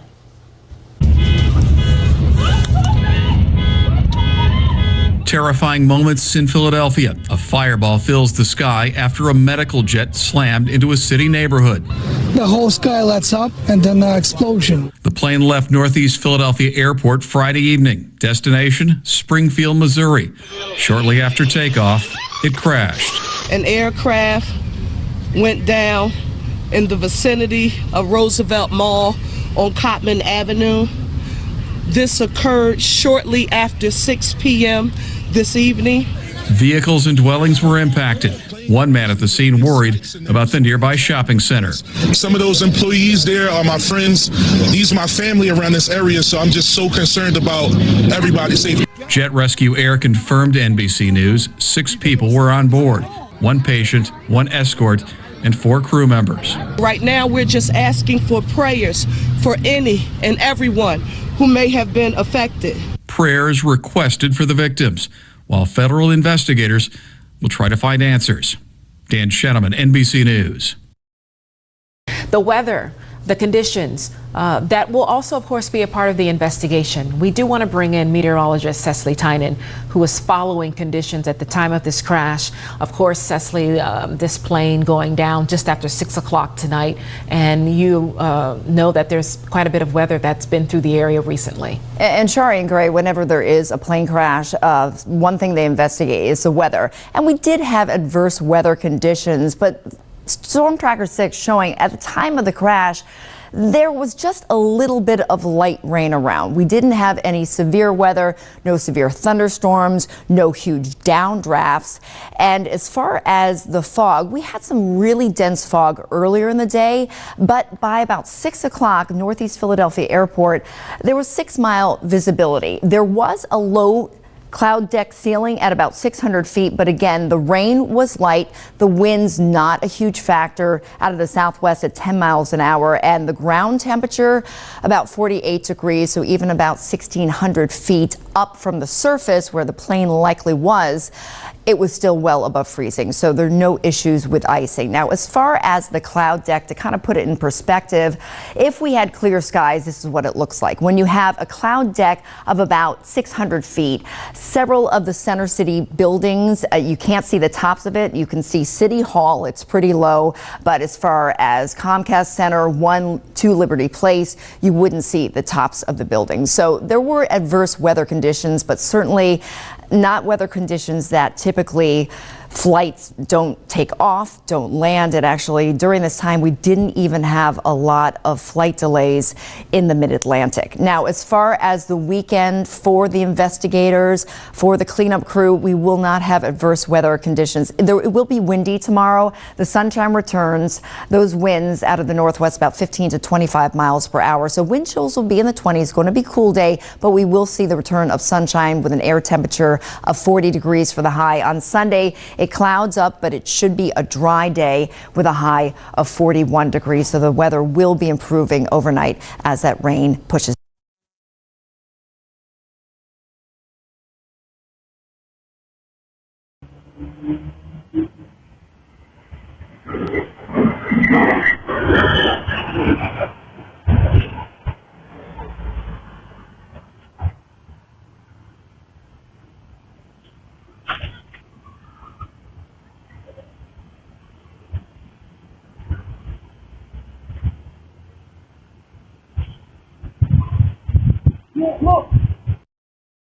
First responders raced to the fiery scene moments after the Learjet 55 crashed near Northeast Philadelphia Airport. Oh my God. Federal aviation officials say the small plane was en route to Springfield Branson National Airport in Missouri and went down 30 seconds after takeoff. I just see the plane is getting lower and lower and lower. It nipped the house. When it nipped the house, it hit a couple cars. Boom! Several people were on board the aircraft, which hit several buildings and cars before bursting into flames. It's going to be extremely difficult to find the failed part, if there is a failed part. Injuries on the ground were also reported. We're urging you to please stay away.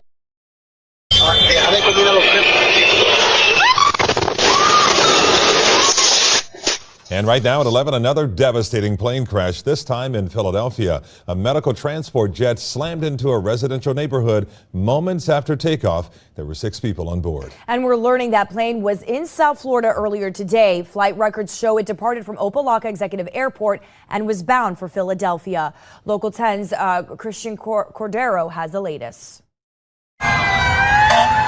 In Philadelphia tonight, around 6:30 p.m., a small jet plunged from the sky shortly after takeoff, crashing into the ground. It lit up the whole sky.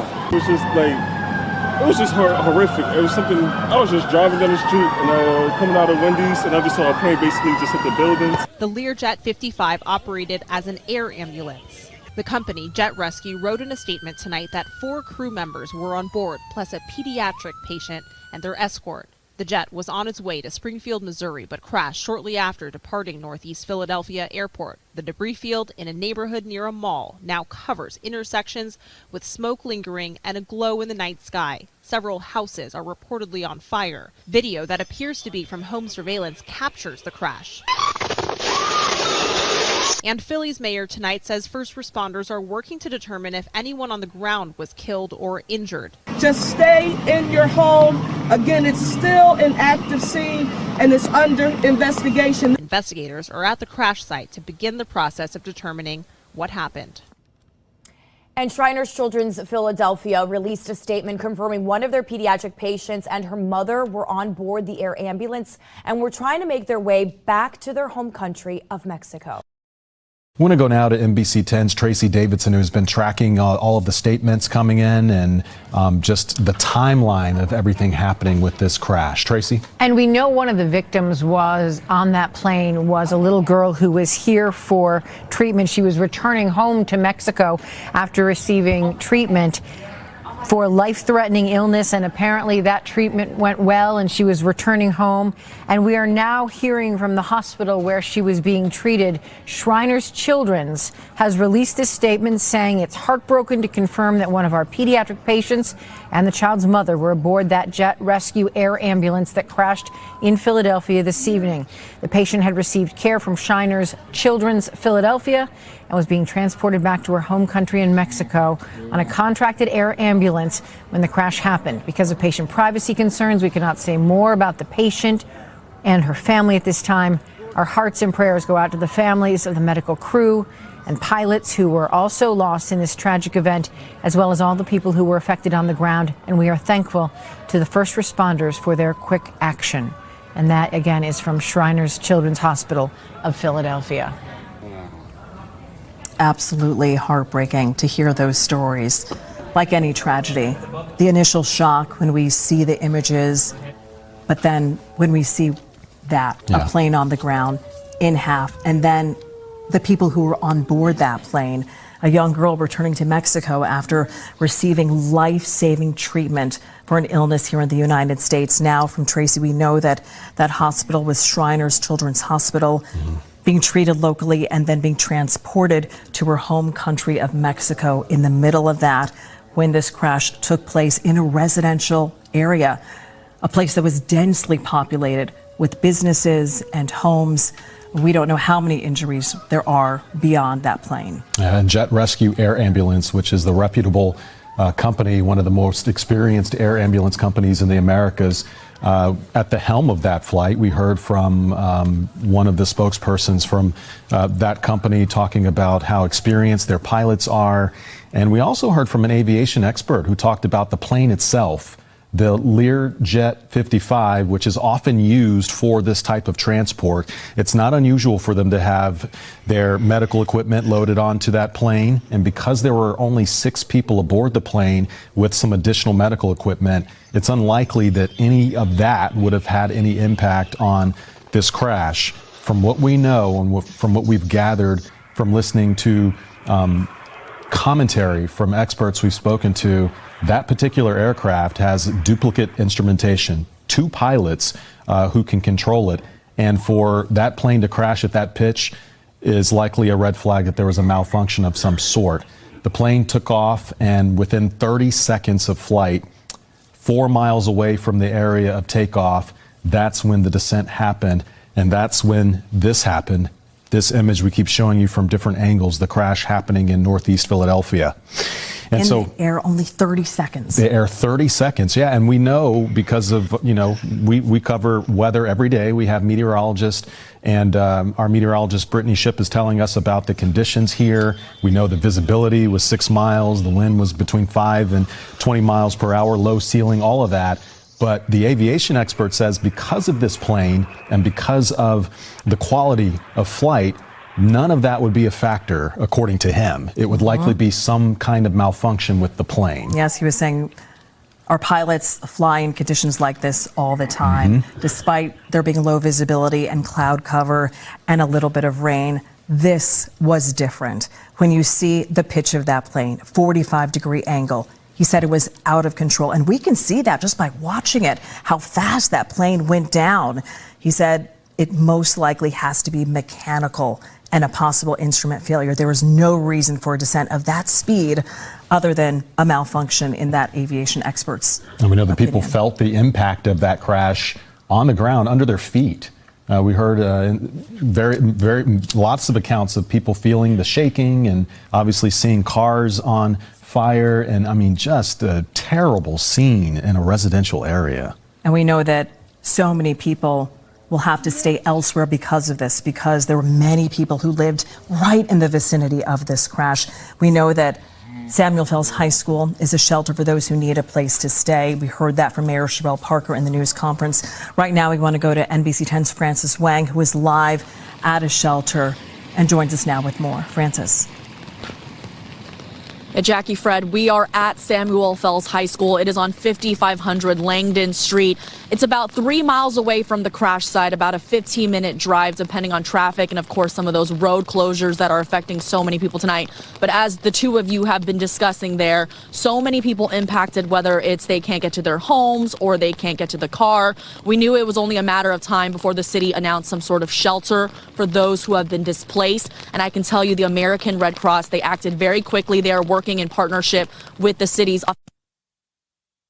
We actually just saw about 5 or 6 Red Cross vehicles drive through here at the high school. It's a rather large site. You can see the school building behind me. The other side, we were able to look into what looked like a cafeteria with a lot of space, if that's where they're setting up. Again, this is very close to the crash site, so we are expecting a lot of people who maybe are just getting word, don't know where to go yet, or maybe even just need a place to reunite with their loved ones. This is going to be the place to go tonight. I can tell you also, we've been here before for other similar situations where the Red Cross has set up shelter here. So they're telling us that they're expecting to set up rather quickly. Again, the city just announced this to be the site not long ago, but we just saw a lot of those vehicles, including police, some of the Red Cross vehicles come through. So we're going to keep you updated as more people start to trickle in here at Samuel Fells High School. Again, it is on 5500 Langdon Street, a rather large parking lot. Langdon Street is just to my left here. There's only one entrance in, so if you are heading in this direction,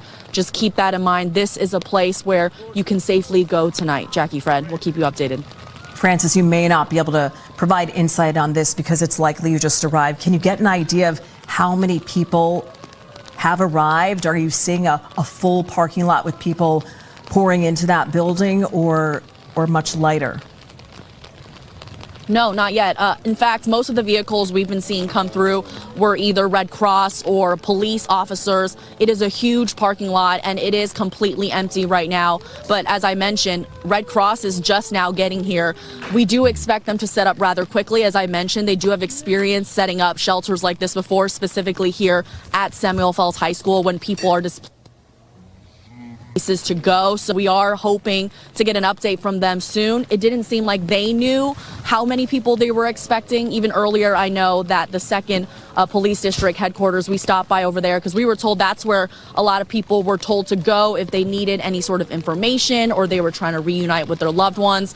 But the officers there were telling me no one had really showed up. And then we got word from the city through the mayor there that this would be the site for the night. So we're seeing some cars drive by unmarked, not sure if they're with the Red Cross or with police or just people looking for a place to go. But right after this, we're going to go check on the other side where most of the cars seem to be going, and we'll keep you updated.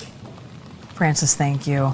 I imagine so many people had to be at such a loss trying to arrive home. This happened during rush hour, 6 o'clock in the evening. And then a perimeter was set up so that paramedics could get to this crash site.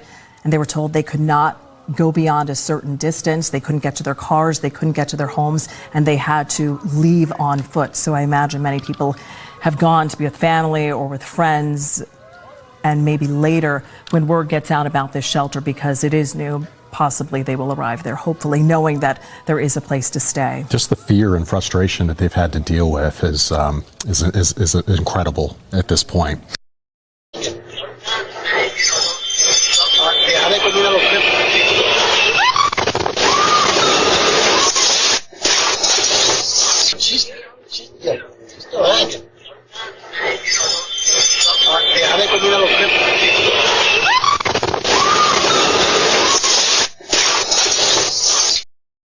A week of horrific aviation news already. We have learned tonight of a small plane crash right into a busy neighborhood in Philadelphia. Thanks for staying up with Nightside. I'm Kirsten O'Connor. That small plane coming down late today, multiple buildings and cars on fire in the explosion, and there are reports of deaths. Debris in the street as well. ABC's Phil Lipoff with the images coming in now. Tonight, chilling video capturing the moment a jet plunged directly into the heart of Northeast Philadelphia.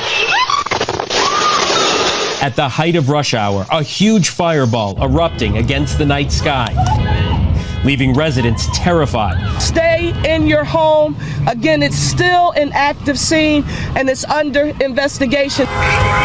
The crash lighting multiple buildings and cars on fire.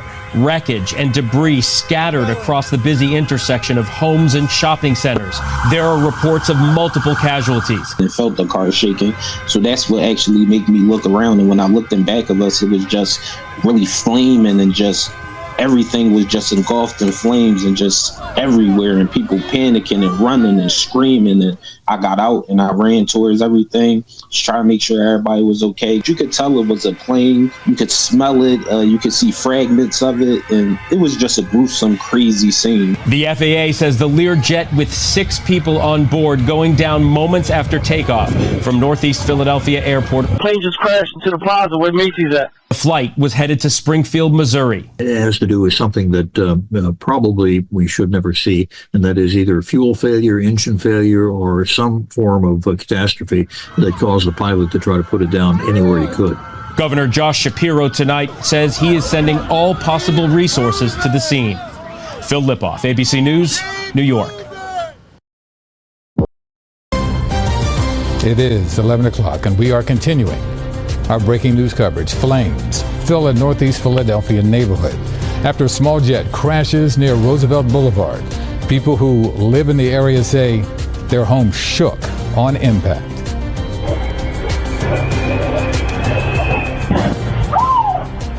Oh my God! Oh my God! Oh my God, that's a plane!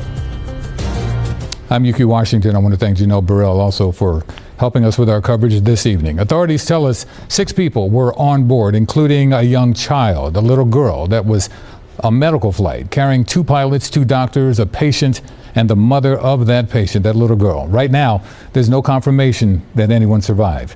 The plane went down on Cottman Avenue near Roosevelt Mall.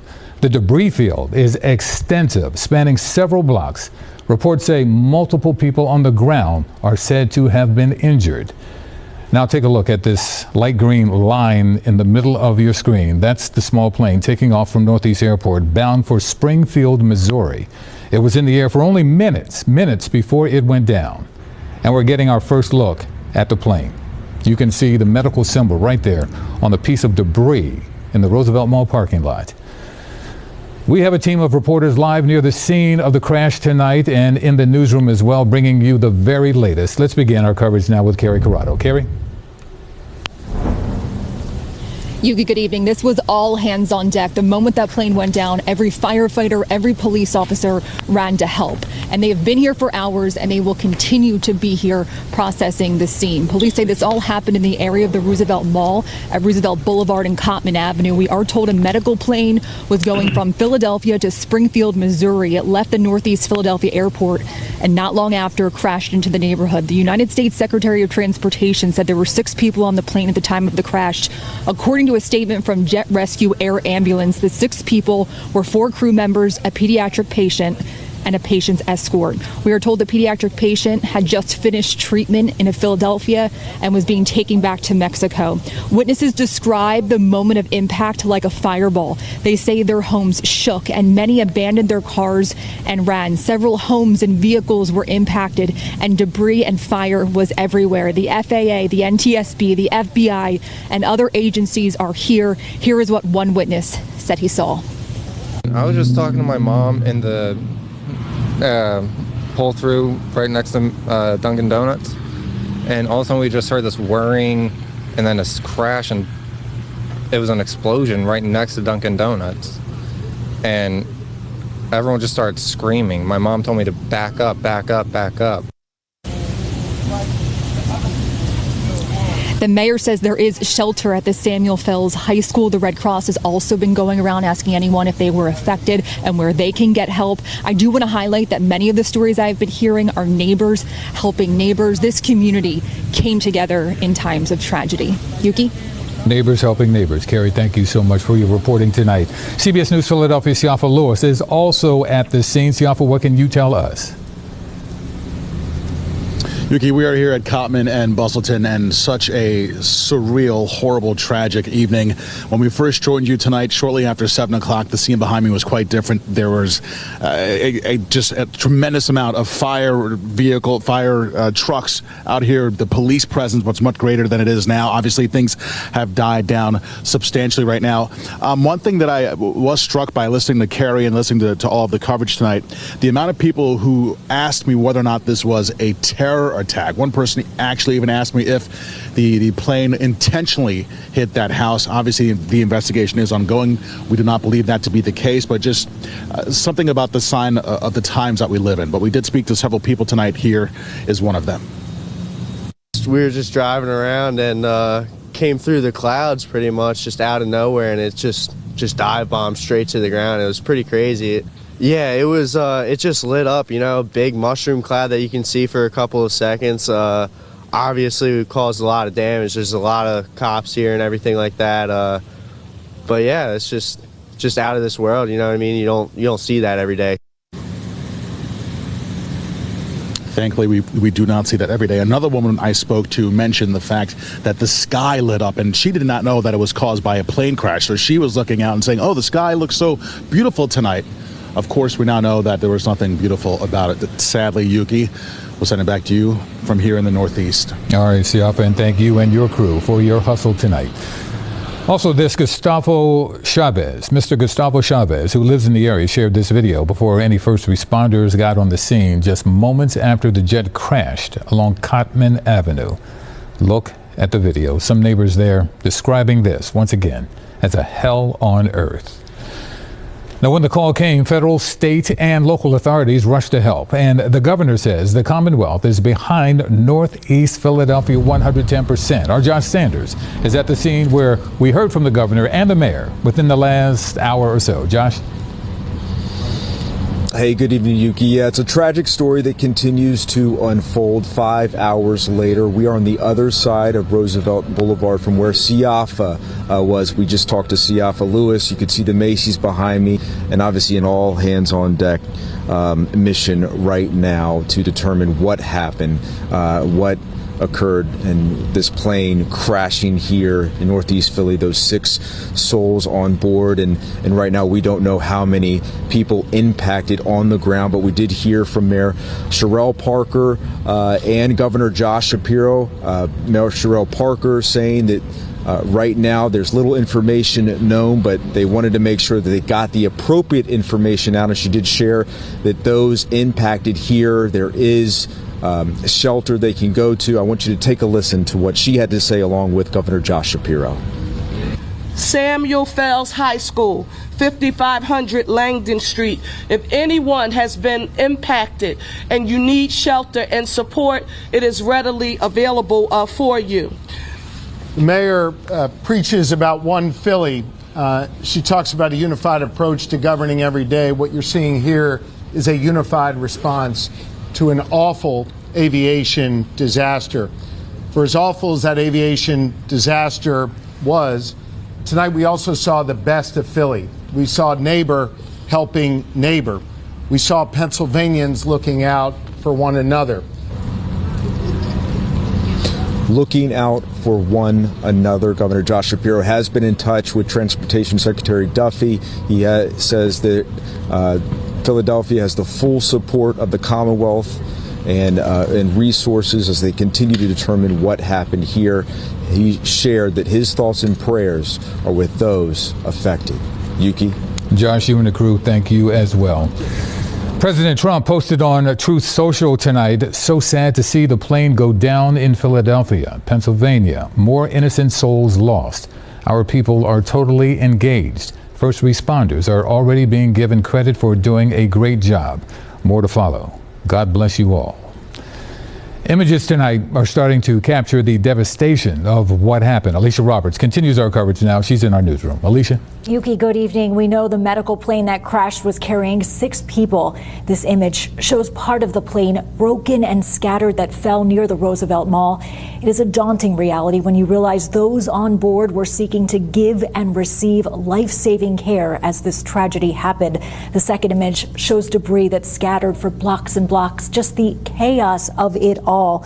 The fire from that crash also impacted several nearby row homes. Growing up in the area, you know how densely populated this northeast region is and how this will forever change this community, as neighbors who saw the smoke nearby could only stand back and watch in disbelief. And Yuki, tonight, as more images continue to come out, the enormity of this disaster is just beginning to take shape, with still so many questions to be answered.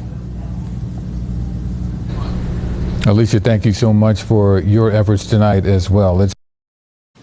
Yeah, Fred, Jackie, we're not seeing a lot of people come to the shelter just yet. Again, they really just announced it a few hours ago, and usually it takes some time for the word to get out and for people to make a decision. But they are setting up at this high school behind me. They've set up shelters through the American Red Cross and the city's Office of Emergency Management before for tragedies and other emergency situations like this one. We're not sure if more people are coming tonight, but they said they're going to be ready. We did see about 5 or 6 American Red Cross vehicles in the last hour. Those were the volunteers who were coming to stage up this shelter. We spoke with some volunteers who also didn't know exactly what they would be doing tonight and into the morning hours, but they said they were ready, that they wanted to help.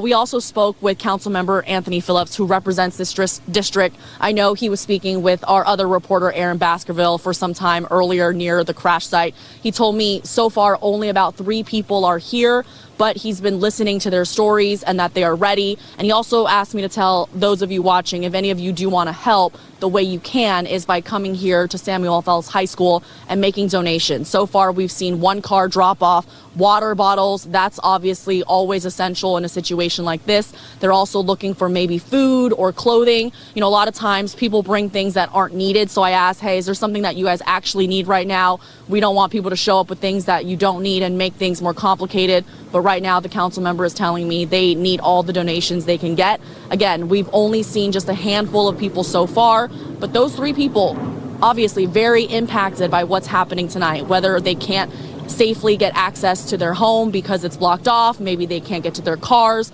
maybe they don't have a place to go tonight. It's just one less thing they have to worry about. So if you are in need of a place to go, or maybe you're just looking for a place to stage for the night or reunite with loved ones, friends, family members, the shelter set up through the American Red Cross is here at Samuel Fells High School. It's about 3 miles away from the crash site. The address is 5500 Langdon Street. There's plenty of room. I'm told this high school has about 3,000 students, and the Red Cross, again, has a lot of experience setting up here at this high school, and they set up pretty quickly here tonight.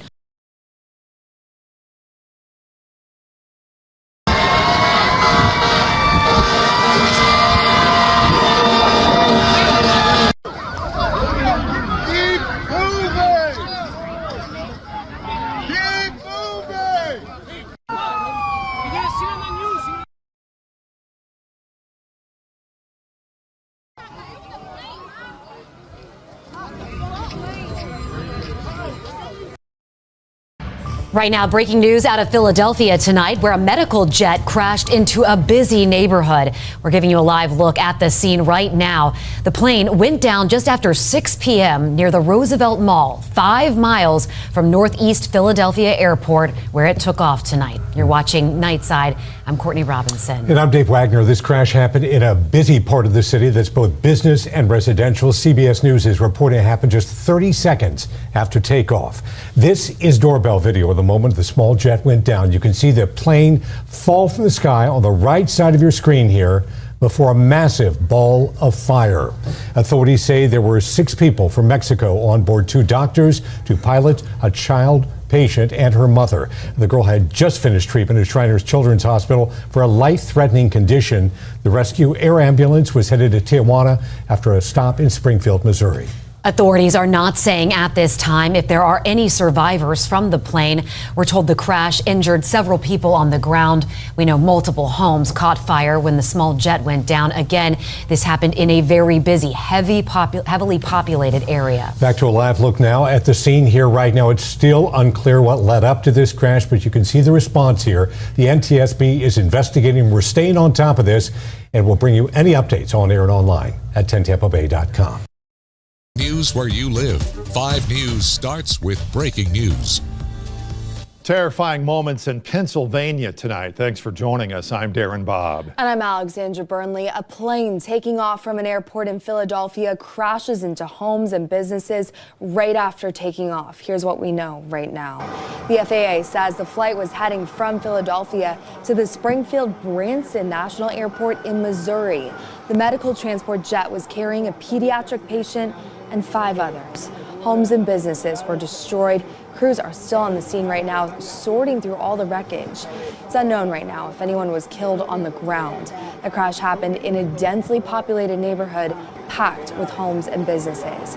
Now, we want to warn you that the video you're about to see is disturbing. Here's a look at the Ring doorbell camera showing the moments the plane went down.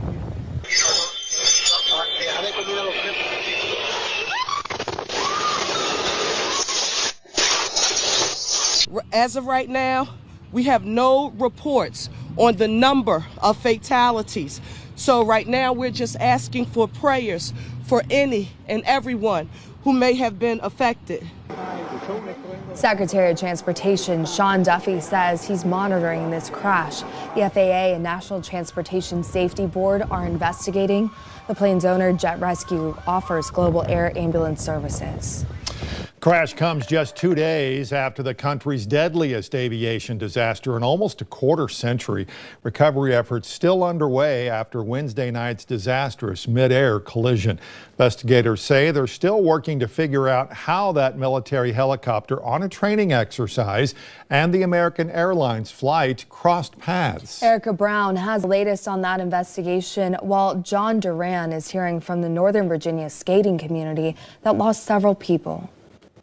Recovery teams are still at work trying to retrieve bodies and wreckage from the icy Potomac River. We expect to recover all of the bodies. We're going to have to work with the salvage company to do some of that work. Nearly 50 investigators from the National Transportation Safety Board are looking into the devastating collision of American Airlines Flight 5342 and a Black Hawk helicopter. We have recovered the Sikorsky black box.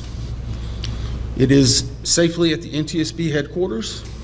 It will begin an evaluation, just as the other 2 recorders did last night, to determine when and how to take action. Preliminary flight data indicates at the time of the crash, both aircraft appear to have been flying at about 400 feet. Military helicopters are supposed to stay below 200 feet. CBS News has learned 2 air traffic controllers were each doing multiple jobs at the time. Former acting FAA Administrator Billy Nolan. They are well qualified and they are able to multitask. By that I mean you could be handling, even singular controllers are handling multiple flights at any busy airports. The NTSB will look at staffing along with mechanics, environment, and other factors in their investigation. They have warned against speculation which could be harmful to the probe and to victims' families.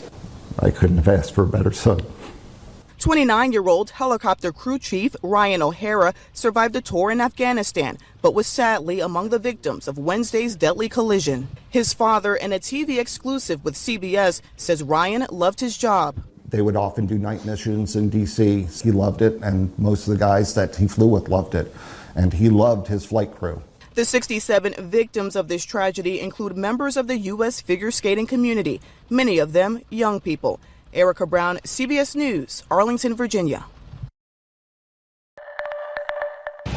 The general manager of the Ashburn Ice House tells us they believe as many as 14 individuals involved in skating here and another rink he manages in Arlington were on that flight returning from Wichita on Wednesday night. Those are skaters, their families, and their coaches.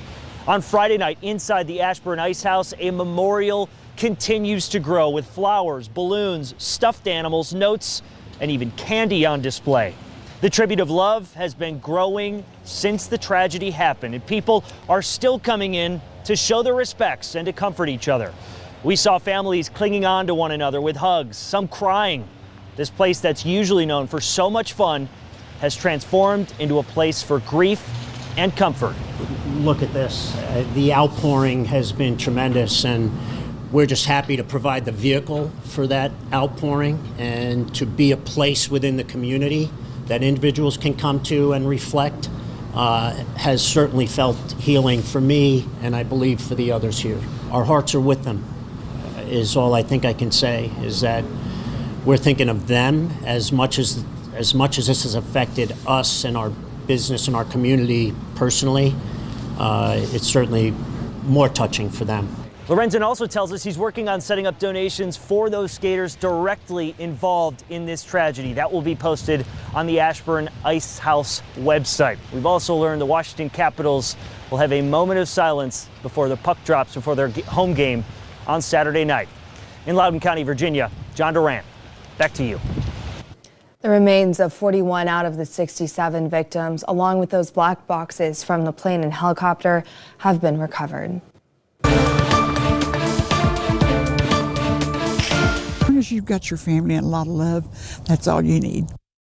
A Bentonville woman is saying goodbye to a piece of her heart after the home she lived in for nearly 70 years burned up. 5 News reporter Lauren Spencer introduces us to Della, who says that while the house was full of decades of memories and love, she's okay with letting it go and beginning a new chapter.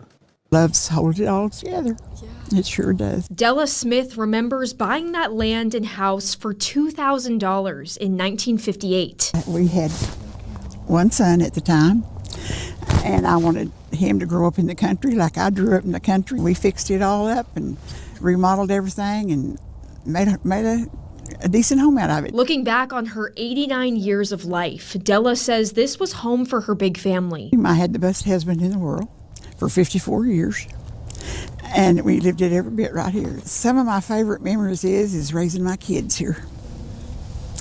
And neighbors. We had the best neighbors in the world. After all those years, the physical reminders of those days turned to ash. About 2 weeks ago on a Sunday morning, her neighbors noticed smoke pouring out of the house. He come knocking on my door, and I went to the door, and he said, "Lady, your house is on fire." He said, "Ma'am, you gotta go." I said, "You gotta get out of there."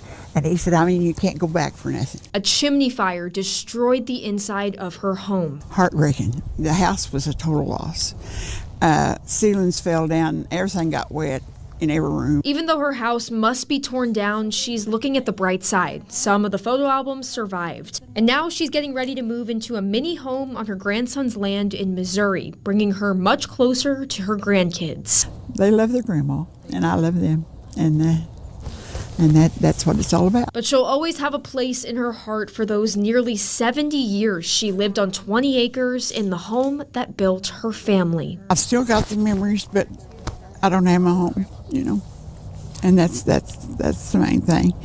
But it's going to be fine. In Bentonville, covering news where you live, Lauren Spencer, 5 News. Nice weekend on tap. We'll drop into the 30s overnight tonight. A lot of us probably wake up to a little bit of cloud cover out there, maybe even some fog. But by lunchtime, we're going to be sitting under a nice sky full of sunshine, and that'll be the trend most of the day. By lunch tomorrow, 54 degrees in northwest Arkansas. We'll see an actual high temperature right around 60 degrees. By 5 p.m., we're starting to cool back down. Skies, though, likely staying clear. In the River Valley, our forecast here looks like this. Partly cloudy to begin the day. We'll hold on to those clouds a little bit through the lunch hour, but more sunshine expected the second half of the afternoon, with highs reaching into those low 60s out there as well. I want to show you a fog predictor. I do anticipate more fog developing over the next few hours. Not as dense as it was this morning, but certainly if you're going to be out and about early to begin your Saturday, you might be mindful of some areas of some patchy dense fog out there. Should be burning off by lunchtime at the latest. What are we tracking in that 10-day forecast? Not only do we have some fog tonight, great weekend, the latest data indicating that maybe these nice, unseasonably warm, spring-like temperatures may last a little bit longer than previously thought. We'll detail those temperatures in just a few. Thanks, Scott. The Oklahoma State Bureau of Investigation arrested a man for murder after a shooting near Pensacola. 2 weeks ago, police were called out to a home near Butler and Clark Avenue. That's where they found Jabriel Montgomery dead. Now the OSBI says they have a suspect in custody, 24-year-old Parker Smith. He was arrested today in Fort Smith. He's been charged with first-degree murder for that shooting death. He's being held in the Sebastian County Jail as he awaits extradition back to Leflore County. In Pea Ridge, a man is facing multiple charges after allegedly stabbing his wife and his father. Police were called to a home on Dobson Street last night. Right after they got there, Carl Adrian drove away before being chased by a deputy from the Benton County Sheriff's Office. Investigators say Adrian had gotten into an argument with his father and his wife, grabbed a small decorative sword and stabbed his father in the arm before stabbing his wife in the back. Two refused to go to the hospital. Adrian was later stopped in Newton County, Missouri, and is facing domestic battery and terroristic threatening charges. The trial for a man accused of a triple murder in Madison County will continue next week. Hunter Chenoweth is accused of killing 3 family members in 2021. Lynn and Cheyenne Chenoweth, along with James McGee, were all found dead in a home near Wesley. Chenoweth is charged with 3 counts of capital murder. He faces life in prison without parole or even the death penalty if he's convicted. We're also working to learn more after a fire at the Western Sizzlin on Towson and Fort Smith today. Firefighters called out after a report of a fire just after noon. Nobody was injured, but no one has told us about the extent of damage just yet. Tonight, a Gravid volunteer firefighter fighting for his life in the ICU. Tyler Shambles is described as hardworking, dedicated, and a man of service. On Wednesday, he was in an off-duty motorcycle accident that left him with severe injuries. Not only did he answer the call for people in an emergency, but he did so for animals as well, working as a manager at Bentonville Animal Services. In light of the news, his community has come together now to support him and his family. This Sunday at 8 a.m. until after lunchtime or whenever the food runs out, our Women's Auxiliary is going to be hosting a pancake breakfast, and all of the proceeds will go to firefighter Shamble and his family. Now, if you'd like to support, you can visit this story on our website for more information at 5newsonline.com. The tariffs that President Trump has long threatened to impose on the country's 3 biggest trading partners go into effect tomorrow. U.S. will levy a 10% tax on all imports from China, a 25% tax on all goods from Canada and Mexico. The president says this is all based off of border security, but Canadian Prime Minister Justin Trudeau is threatening tariffs of his own. One case, they're sending massive amounts of fentanyl, killing hundreds of thousands of people a year with the fentanyl. And in the other 2 cases, they're making it possible for this poison to get in, number 1. And number 2, we have big deficits. If tariffs are implemented against Canada, we will respond. We won't relent until tariffs are removed, and of course, everything is on the table. Tariffs could trigger high prices on a wide range of products and disrupt the energy, auto, lumber, and agriculture sectors.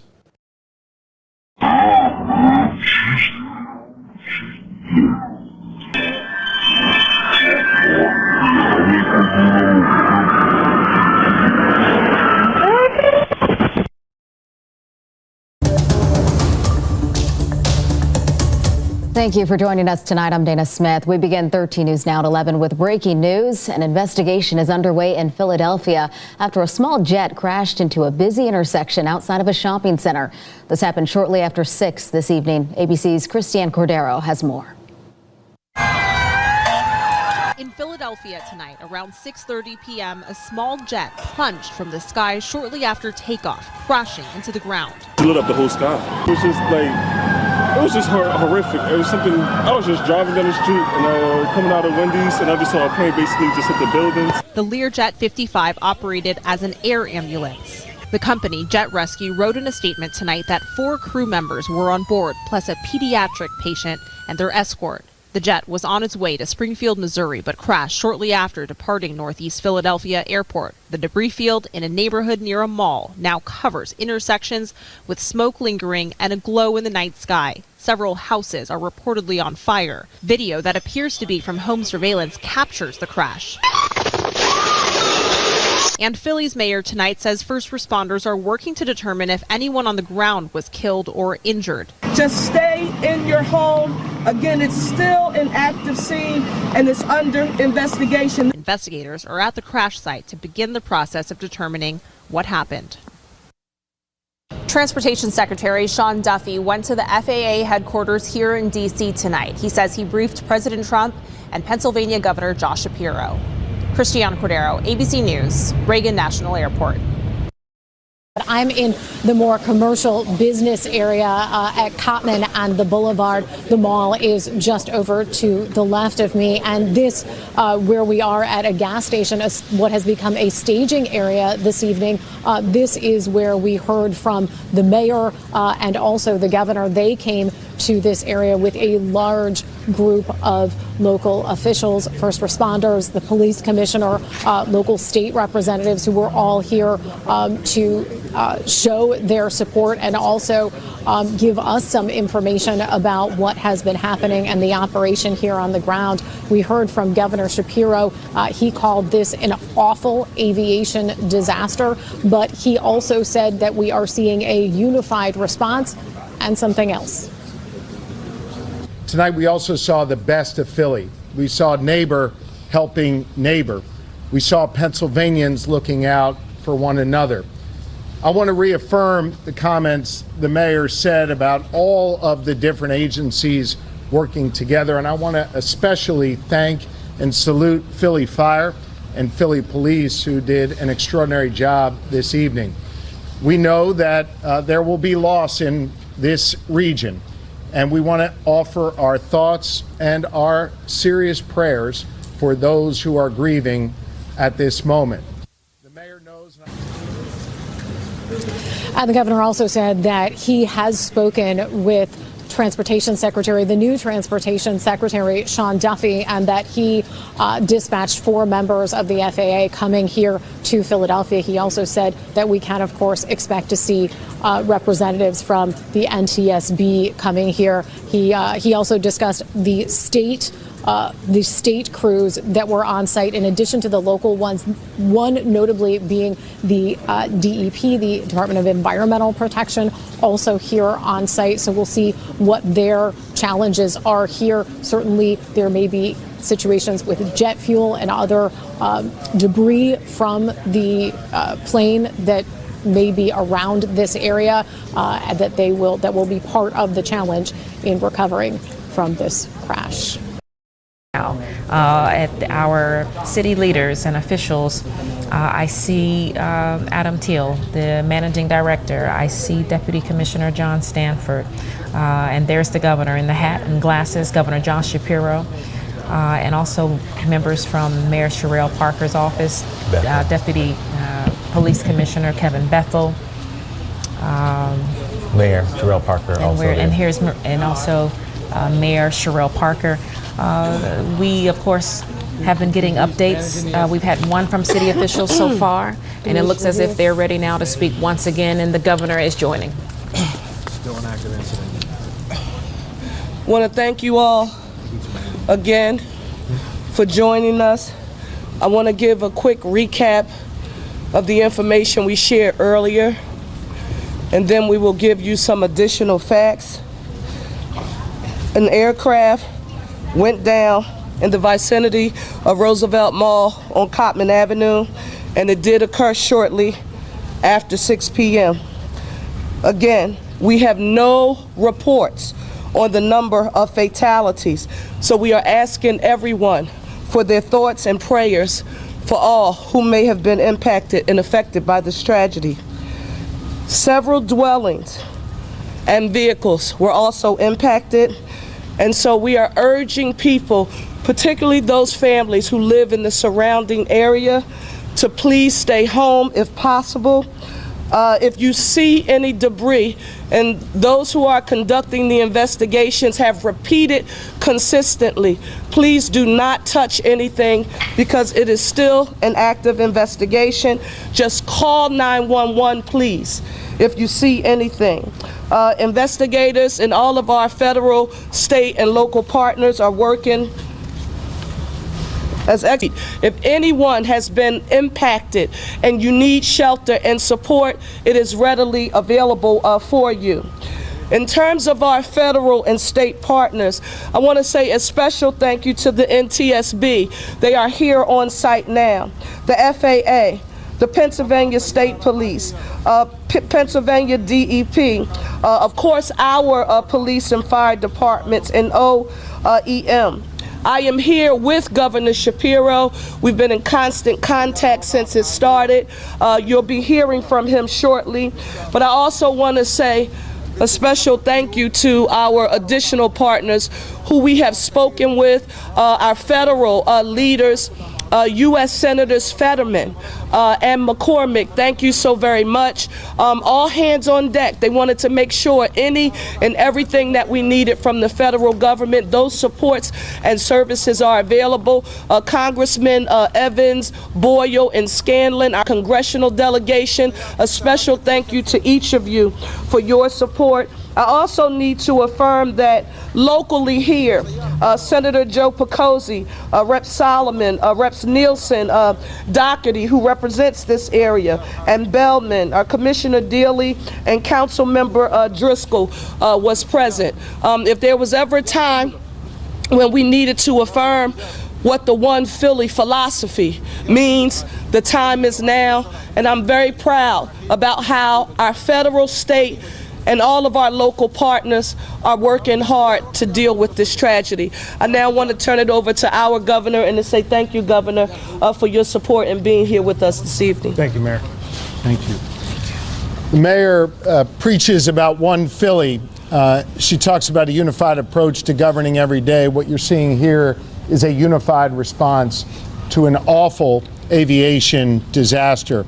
For as awful as that aviation disaster was, tonight we also saw the best of Philly. We saw neighbor helping neighbor. We saw Pennsylvanians looking out for one another. I want to reaffirm the comments the mayor said about all of the different agencies working together, and I want to especially thank and salute Philly Fire and Philly Police, who did an extraordinary job this evening. We know that there will be loss in this region, and we want to offer our thoughts and our serious prayers for those who are grieving at this moment. The mayor knows, and I want you all to know, that the Commonwealth of Pennsylvania stands firmly with our partners in the city. We have, at the request of Commissioner Bethel, 45 state troopers who are on the ground right here in Northeast Philly. We have 25 members of our PennDOT team who are here right now. We have members of the Pennsylvania Emergency Management Authority who are here, including our director, Randy Padfield, who joins me behind here. We also have members of DEP, the Department of Environmental Protection, who are here to make sure that any hazardous materials are addressed. And as you heard the mayor reference, we're joined by several state representatives and senators. I want to thank them. They will make sure that whatever is needed for this community gets to this community. I also spoke earlier this evening with the United States Secretary of Transportation, Secretary Duffy, who offered his full support to Northeast Philly. And as the mayor alluded to, he has dispatched 4 members of the FAA to Philly, and there are 4 members of NTSB on their way as well. We have all the resources that we need. And again, as the mayor always says, One Philly, we are unified in our approach to deal with this emergency. And again, I'll just end by sharing my prayers, the prayers of my wife, Lori, our First Lady, and on behalf of 13 million Pennsylvanians, we are all here for Northeast Philly tonight in this very, very difficult moment. Thank you, Mayor. Thank you all. When we have additional information to report, we will come back and give another briefing. But now we want to let our federal, state, and local partners do their jobs and go to work. We'll report back to you when we have more information. Thank you all so very much for your patience and understanding.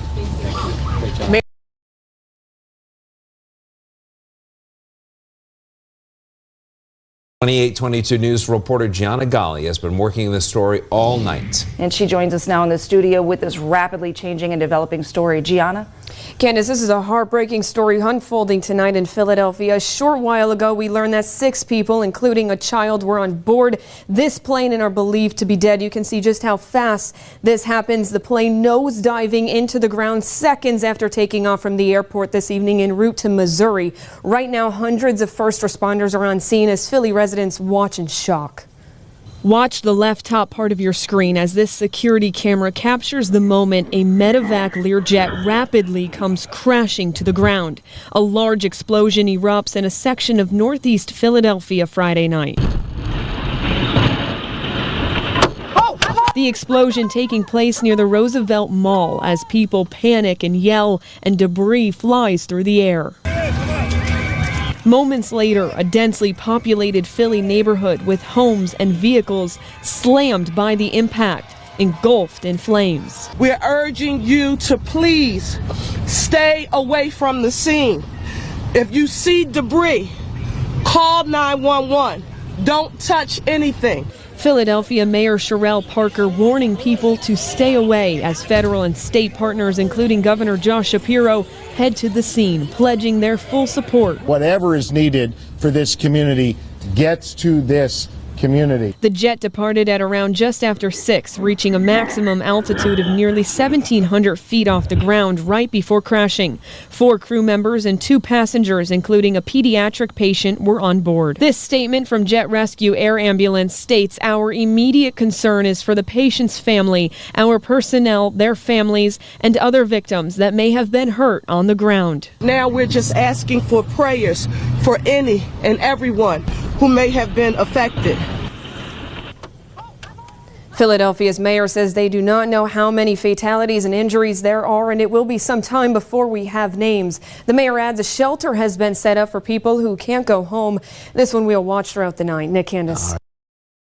Yeah, the shock and the heartbreak is being felt throughout this entire community. Behind me, you can see a neighborhood, this residential area, these homes a little bit further down St. Vincent Street here.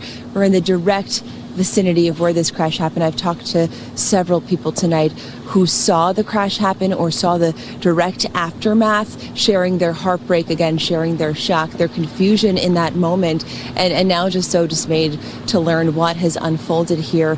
One person I spoke with was actually shopping when it happened. He was in the shopping center picking up his mom and his wife. They were getting their nails, and I want to show you some dash camera video. This is from his car, and it recorded the moment the crash happened.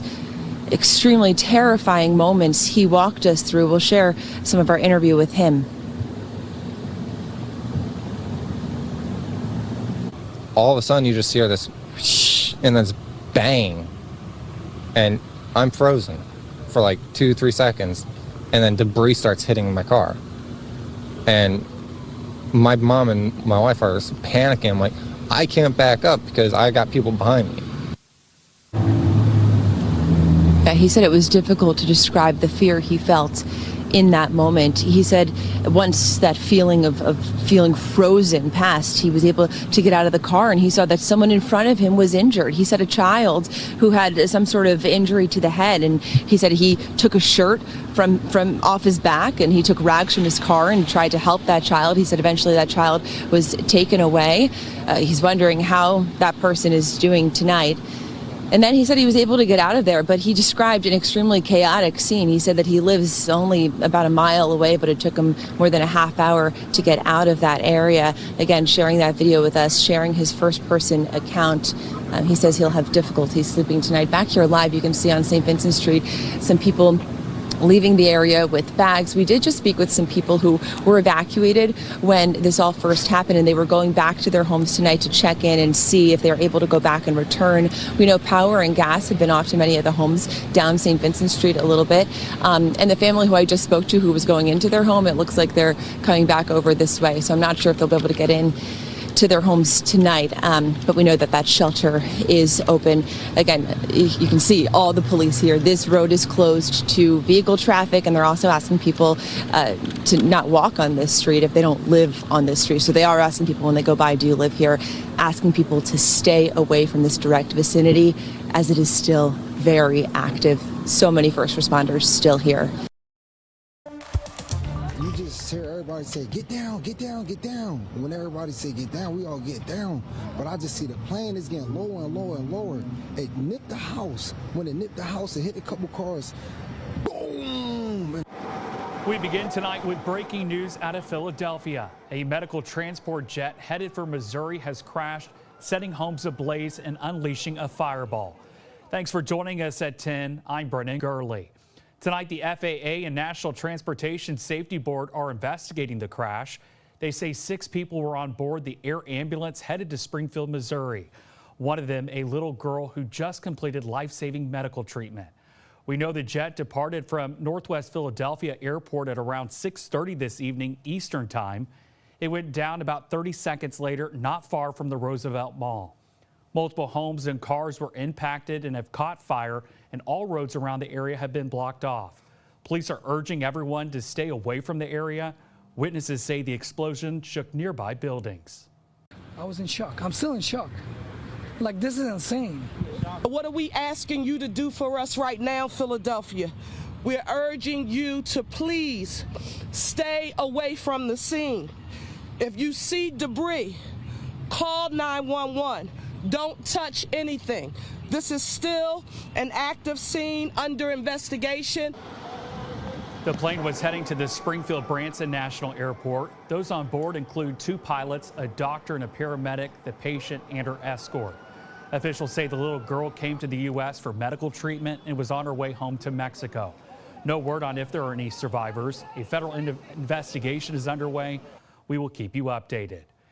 You can get updates on this story when we're not on the air by heading to CBS19.tv or downloading the CBS 19 Plus app.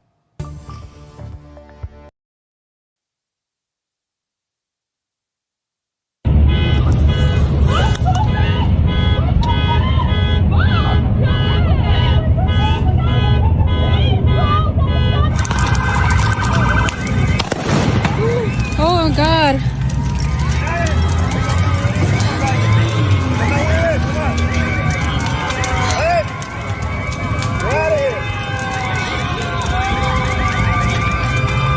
Oh, my God.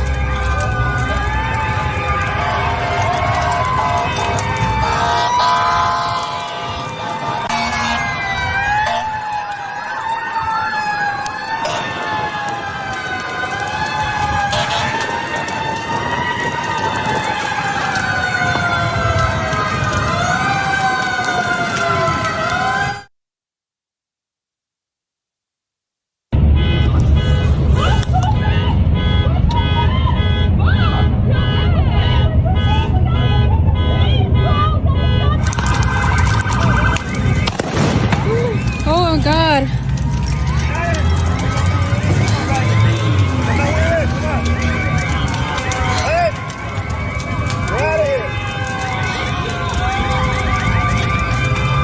Oh, my God.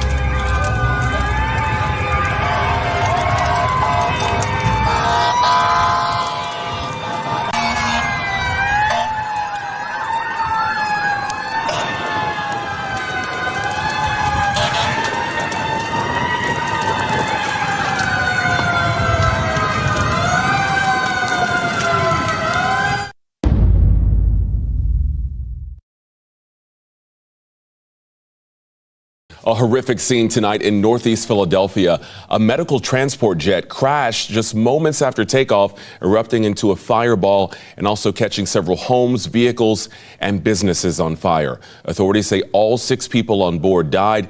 They were all from Mexico, including a child patient who had been treated in Philadelphia for a life-threatening condition. Police and fire crews responded here to the crash site, taking over business parking lots and emergency workers responding there as well. We know that on that plane that crashed, it was a medical plane. A girl was returning to Mexico after receiving treatment for an illness in the United States at Shriners Children's Hospital. Was among the 6 people on board. Joining us now on the phone is Mel Bauer from Shriners Hospital for Children. Our condolences to you that one of your pediatric patients and the child's mother was aboard that jet rescue. Thank you. We appreciate that. I can't imagine your thoughts when you found out that this was a patient who was on board. It's devastating news. All of our patients are like family to us. It's not just about the care that they receive. It's the whole experience of working with them and their families.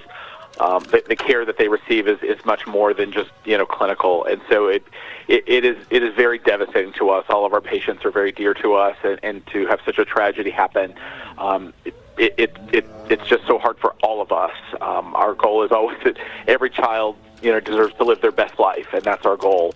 And so to see one end so tragically is just heartbreaking. We've been describing this as an aberration. Obviously, it's a tragedy, but it's an aberration. These kinds of flights happen so often, and this has to be especially devastating for that reason. It is. Shriners is involved in international outreach. We last year cared for children from over 170 countries. This is very routine for us. Things like this are happening all the time.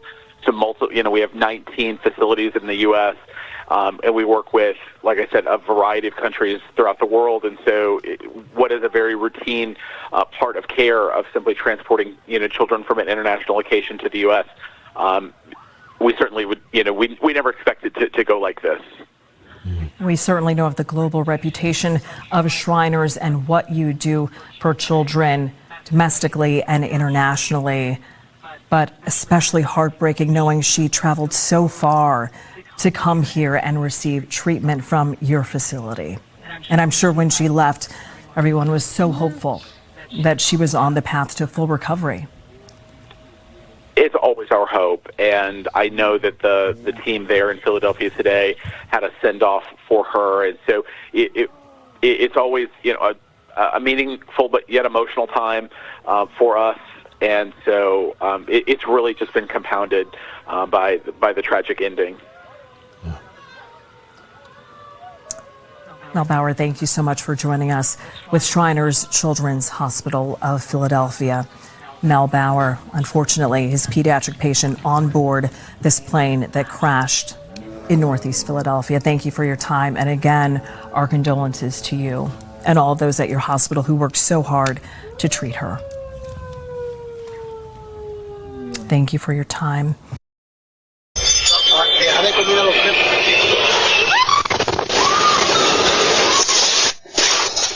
Well, you just watched Ring camera video showing the moment a medical transport jet with a child patient and 5 others crashed into a Philadelphia neighborhood just after takeoff earlier tonight. It is the second plane crash the National Transportation Safety Board is looking into following Wednesday's crash in Washington, D.C. And today, investigators got their first look at the black boxes from that crash. Erica Brown has the latest. First responders raced to the fiery scene moments after the Learjet 55 crashed near Northeast Philadelphia Airport. Oh, God. Federal aviation officials say the small plane was en route to Springfield-Branson National Airport in Missouri and went down 30 seconds after takeoff. I just see the plane is getting lower and lower and lower. It nipped the house. When it nipped the house, it hit a couple cars. Boom! Several people were on board the aircraft, which hit several buildings and cars before bursting into flames. It's going to be extremely difficult to find the failed part, if there is a failed part. Injuries on the ground were also reported. We're urging you to please stay away from the scene. Here at Reagan National Airport, coordinated operations are still underway as investigators probe the cause of Wednesday's deadly mid-air collision. NTSB investigators recovered the black box data recorder from the U.S. military Black Hawk helicopter intact Friday while scouring the icy Potomac River. We have a high level of confidence that we will be able to have a full extraction. The breakthrough came just a day after officials located the flight data recorder from the American Airlines plane in good condition. The jet's cockpit voice recorder was also found. We found that it had water intrusion. That is not uncommon. Recovery teams are still trying to reach more than 20 people who perished when the 2 aircraft collided Wednesday. Navy barges are en route to the crash site near D.C. to help salvage debris. Erica Brown, CBS News, Reagan National Airport. A tragic plane crash shakes the city of Philadelphia just days after the big aviation disaster in our nation's capital.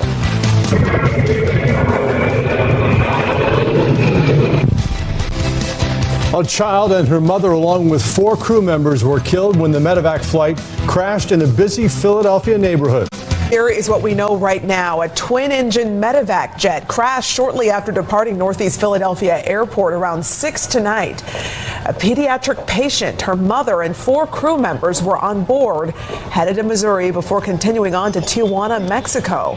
All 6 were from Mexico. We have just learned the child had received medical treatment in Philadelphia for a life-threatening condition. Sadly, all of them died in the crash, according to the Jet Rescue Air Ambulance, which operated of the flight. Data from ADSB Exchange shows the final speed of descent was 11,000 feet per minute.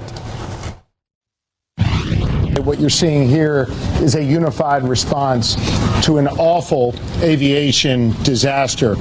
For as awful as that aviation disaster was, tonight we also saw the best of Philly. We saw neighbor helping neighbor. We saw Pennsylvanians looking out for one another. Jet Rescue Air Ambulance says this was a seasoned crew that had been through rigorous training. Witnesses say multiple cars in the crash vicinity were on fire. President Donald Trump says he has been briefed on the crash. He posted a message on Truth Social saying in part, quote, "So sad to see the plane go down in Philadelphia, Pennsylvania. More innocent souls lost." It is unclear how many other victims were injured on the ground. We will have the latest for you on air and online at fox5atlanta.com. Just so heartbreaking to hear that the staff had a send-off for her today. She was on her way home after what we've learned was life-saving care that she received here in Philadelphia, was expected to go home. Now, we spoke with Jet Rescue Air Ambulance, which was the company that owns the medical airplane that crashed, and they said that these are very experienced pilots. They do 600 to 700 of these flights each year. They're accustomed to transporting patients, especially these pediatric ones, and they're just, in shock that this had happened. We looked at some of that FAA data, and there hasn't been a crash of this particular type of aircraft in 8 years. And even then, the ones, that had occurred before, it was just injuries, and they were considered minor from the FAA. So for this to happen has just been very tragic. Now, we did also learn a little bit more about that flight path. It was supposed to go to Missouri, then refuel, and ultimately the final destination was Tijuana. But let's listen to what the official with Jet Rescue Ambulance told us. What were they doing in the U.S.? What were they doing in Philadelphia? Medical care. The patient came to the United States for medical care. And the trip was a trip to repatriate her back. And much to our regret, it appears that there are no survivors from that crash. Okay, I'm so sorry. So was the patient receiving care here at a hospital in Philadelphia? The patient was received. I'm not at liberty to say where and what, especially because it's a minor child. All I can say is she came to the United States for life-saving treatment. The treatment ran its course. She was ready to go home, and we were contracted to bring her back home to Mexico. The flight's ultimate destination was Tijuana International Airport, from which they were scheduled to go home by ground ambulance. And so since then, we've obviously heard from Shriners Children's Hospital saying that this was their patient and they were the agency that contracted the air ambulance. But again, so few crashes, the 14 that did occur of the 61 crashes overall on takeoff. And we, of course, know that this plane was on takeoff as well and only in the air 30 seconds before crashing down. Yeah, and the official said it had just refueled, so hence why we probably saw that big ball of fire, unfortunately. Another air emergency. A jet crash ignited a huge fireball in Philadelphia tonight. This comes just days after the deadliest plane crash in decades in D.C. Good evening. We do want to warn you, this video may be difficult to watch. 6 people were aboard that medical plane when it plunged into a dense Philadelphia neighborhood. It sounded like a bomb exploding.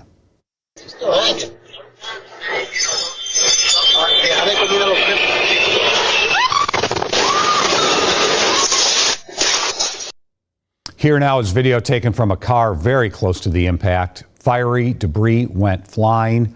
Cars in the middle of the street caught fire.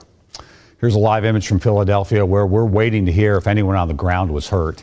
The FAA says that medevac jet was carrying 2 doctors, 2 pilots, and 2 passengers, one of them a pediatric patient.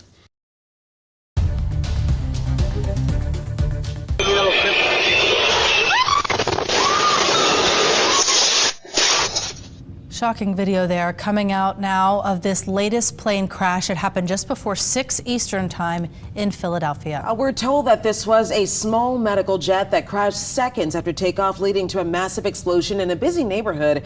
Officials say 6 people were on that plane. Good evening and thanks for joining us. I'm Sharice Gibson. And I'm Devin Bartolotta. There are also multiple injuries being reported on the ground. We go now to Siafa Lewis with our CBS station in Philadelphia with more.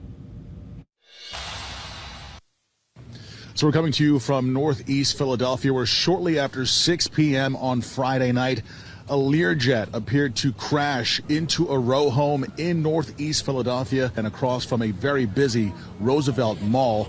That plane was believed to have been carrying 6 passengers. They were on their way from northeast Philadelphia's airport to Missouri, to Springfield, Missouri.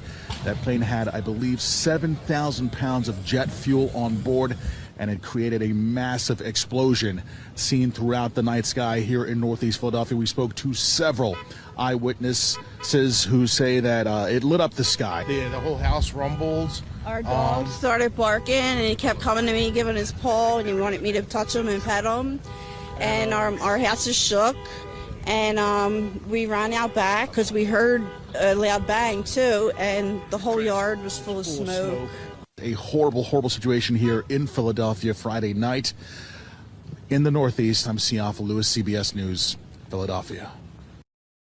Tonight, dashcam video shows the moment the aircraft plummets down over a busy Philadelphia intersection, causing a massive explosion.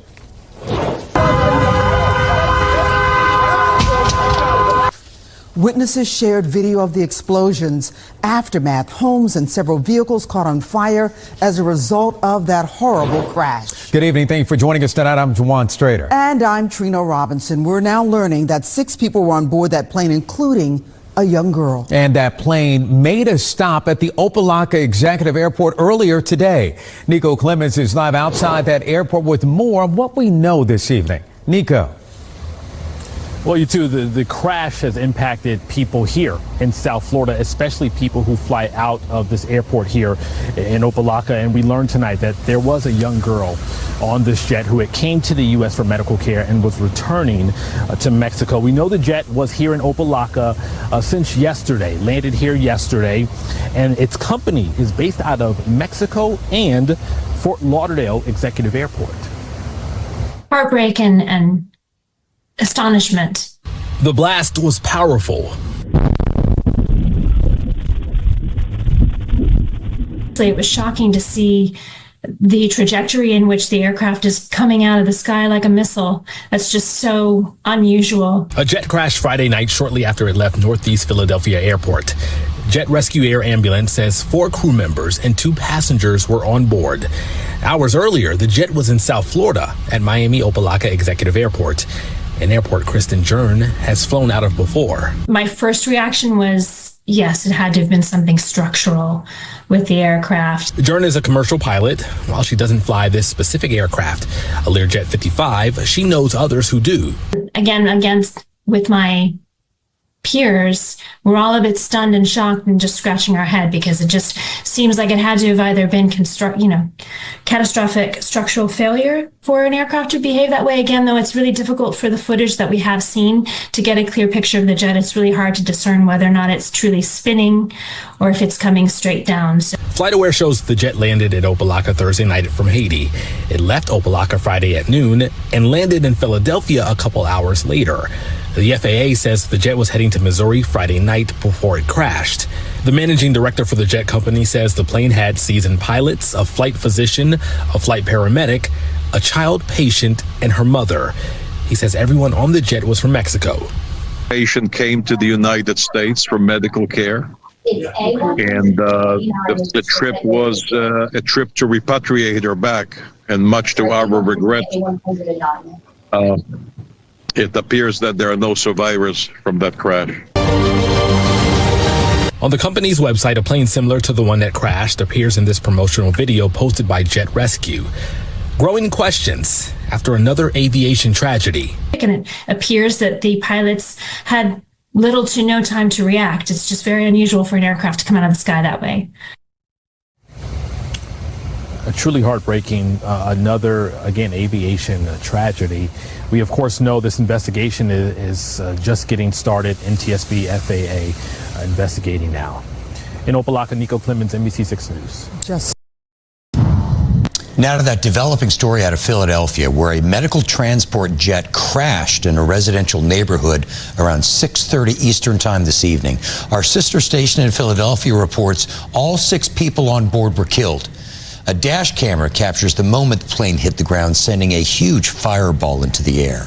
Pennsylvania Governor Josh Shapiro says the plane crashed just 30 seconds after taking off from Northeast Philadelphia Airport. The fire from that crash then spread to homes and cars, but right now we are not hearing about any victims on the ground. Jet Rescue Air Ambulance, the company that owns the plane, says 4 crew members, a pediatric patient, and an escort for that patient were on board. Again, there were no survivors. Both the FAA and the NTSB are investigating.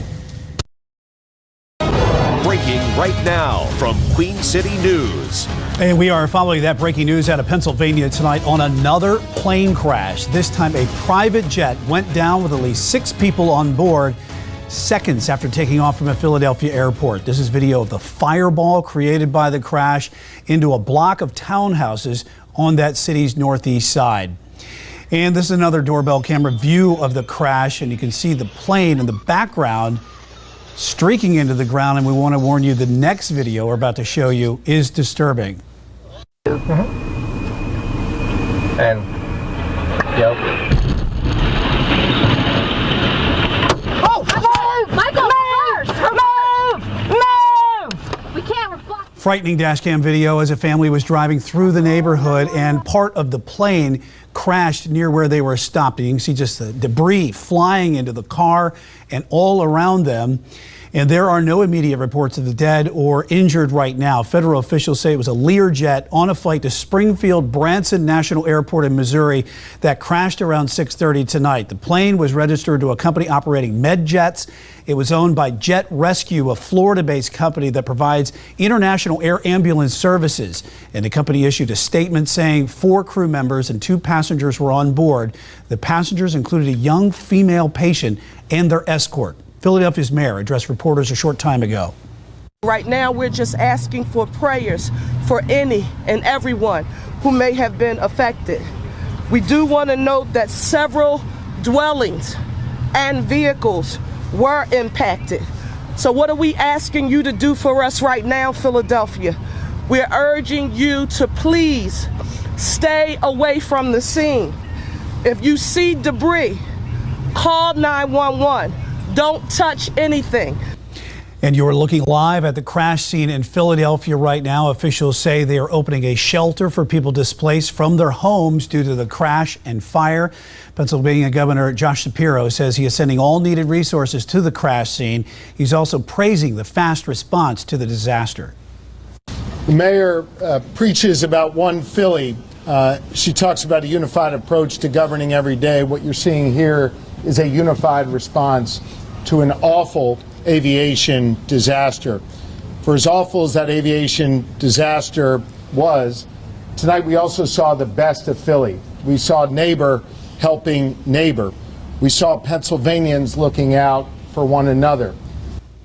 Back live to the Philadelphia crash scene. We'll have updates throughout this newscast on QCnews.com.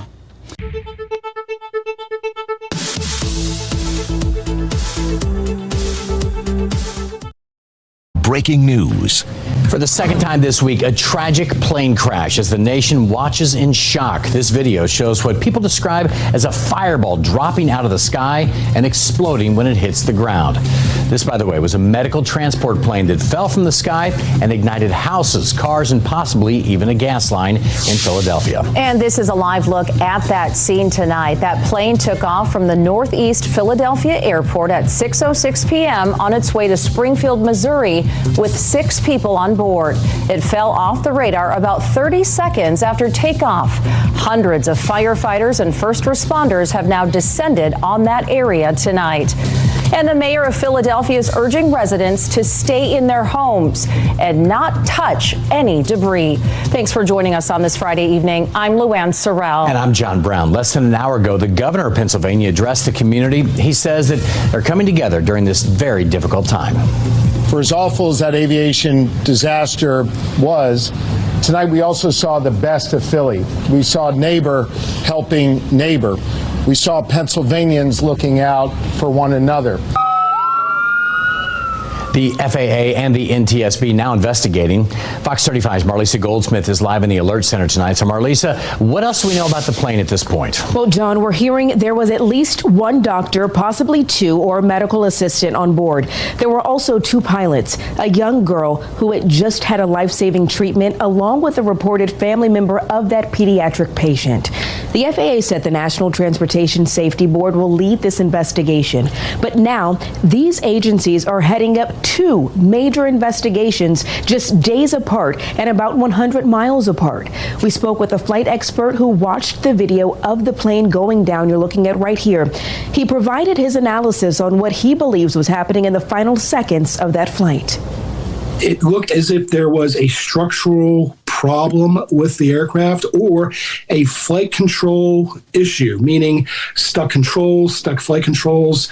It could be an array of things, so many variables, so many things. It could have been a matter. We just don't know at this moment.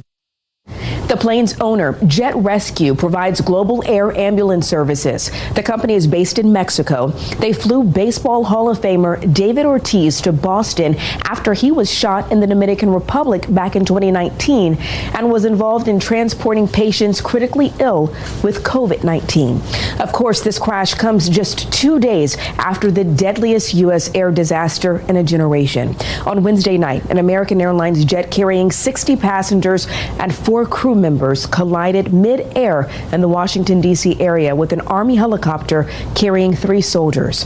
There were no survivors in that crash. John, you have the latest on that investigation. Yeah, Marlisa, these are just some of the victims of the American Airlines jet that was hit by a Black Hawk helicopter. Some of the youngest victims were only 11 and 12 years old. At least 41 bodies have now been pulled out of the icy Potomac River, with many still missing. Recovery teams say they need to get to the plane's fuselage to recover the rest of the victims. But the NTSB did confirm this evening that they have not recovered the black box from that Black Hawk helicopter. This comes after they found the 2 black boxes on board the American Airlines regional jet yesterday. Investigators say there was some environmental damage to the boxes, but they do have ways to recover the material on those devices. And investigators also say that they're now focused on the chopper's movements in the moments before the crash. It comes hours after President Trump posted on social media saying, quote, "The Black Hawk helicopter was flying too high by a lot. It was far above the 200-foot limit." That's really not too complicated to understand, is it? And that is why the helicopter's black box will be a key part of this investigation. We are on top of breaking news in Philadelphia tonight. For the second time this week, we are bringing you the aftermath of a horrific plane crash. Investigators say 6 people on board went down after it took off. Now, video shows the fiery and smoky aftermath. At this point, leaders have not confirmed if anyone died. Investigators say the explosion ignited several nearby houses. Firefighters have been swarming the scene for hours now. We do know it was a medical plane that was transporting a pediatric patient. The child had just completed a procedure at a local hospital and was on the way back to Mexico. We're about to show you the immediate aftermath after the plane went down. We do want to warn you, it is difficult to watch. This Ring doorbell camera shows the plane in the distance rapidly descend before hitting the ground. The explosion lit up the sky and shattered windows at nearby houses. A couple in the area says the explosion shook their house and they were understandably concerned. The whole house rumbled. Our dog started barking and he kept coming to me, giving his paw, and he wanted me to touch him and pet him. And our house is shook. And we ran out back because we heard a loud bang too, and the whole yard was full of smoke. Trust us to keep you updated on the details throughout this newscast and afterward on all of our platforms. Fred and Jackie, we've been talking for hours. It feels like hours right now. And the unbelievable eyewitness accounts that keep coming in, they just put you unease. You know, you're just uneasy, you're unnerved. You just can't believe what you're hearing from folks. a far different scene right now since we've been out here. Most of the folks that were out here have left. They've gone home. They've heeded some of those things that the mayor and other first responders wanted. As you can see right now, we're near Cottman and Bustleton, and down there is where about 2 blocks down or so is where all the activity was. That entire area was engulfed in flames, and by now we've all seen all of those different videos showing the carnage and the chaos that was out here. Thankfully, that billowing smoke that was coming from some of the homes right over there, right off of Cottman, is now out. But the parking lots are still filled with first responders as they continue to go through this scene. We do have some video that we want to show you that just kind of paints the picture of what we've been dealing with tonight as I move out of the way of some of the first responders that are trying to come through here. But we've talked to several eyewitnesses today. The look on their faces says it all. Some of the folks saw the plane go down. Some of the folks saw several cars engulfed in flames. Others were basically running for their lives, hearing popping sounds. They just describe all sorts of things that were going on out here. We talked to a man who tells us he witnessed another person on fire after the plane went down. Here's what he told us. Everything just shook. I thought like the buildings fell or something. I look outside and then all you see is a huge explosion. I look outside and bam, you just see all this fire. And then I started shaking and then I see a person running on fire, and it was just. So you saw a person on fire running, right? Yeah. Because I saw a video of that, but you actually saw that, right? So once again, are you running outside? Tell me what you're doing at that point. I didn't know what to do. I was just there. I was just shook because it's like something crazy. You just see somebody on fire, like that's something you see in a movie. Yeah, that's about all you can really say right now. You don't expect to see that in person ever. And he saw that right outside of where he was standing. It looked like a movie. I can tell you that Councilman Anthony Phillips, he came to the scene out here a little while ago. His district is right around here. We had the chance to talk to him live. We had the chance to talk to him shortly after that as well. And I asked him several questions, and he called what happened here more than unnerving. He called it disgusting, sickening, and a gut punch. And he said he's going to be demanding answers from everyone as to what happened here, why it happened, and hopefully nothing like this will ever happen again. But that's just a small dose and flavor of what we're hearing out here since we've been out here since about 6:30, 7 o'clock tonight, guys.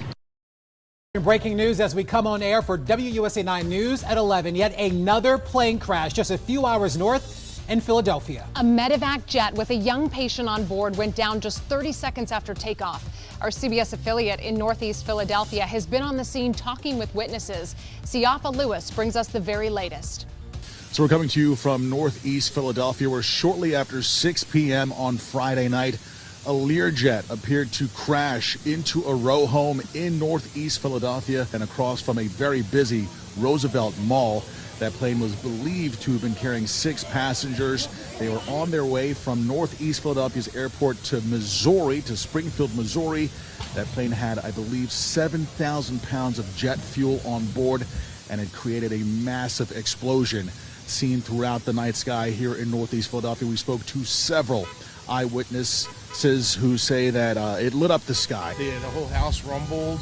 Our dog started barking, and he kept coming to me, giving his paw, and he wanted me to touch him and pet him.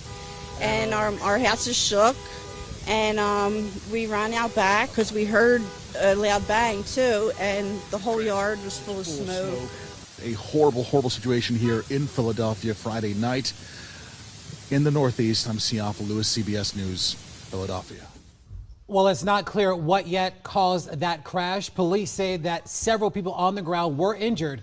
We're staying on top of this story, and we'll pass along new information as soon as we get it. Tonight, a heartbreaking story in Pennsylvania. A medical transport jet carrying 6 people crashing near a mall around 6:30 tonight, creating that fireball in the sky. We understand that multiple homes caught fire as well. NBC reports no survivors are expected. This medical jet was carrying a little girl from Mexico who was here in the U.S. to get a life-saving surgery.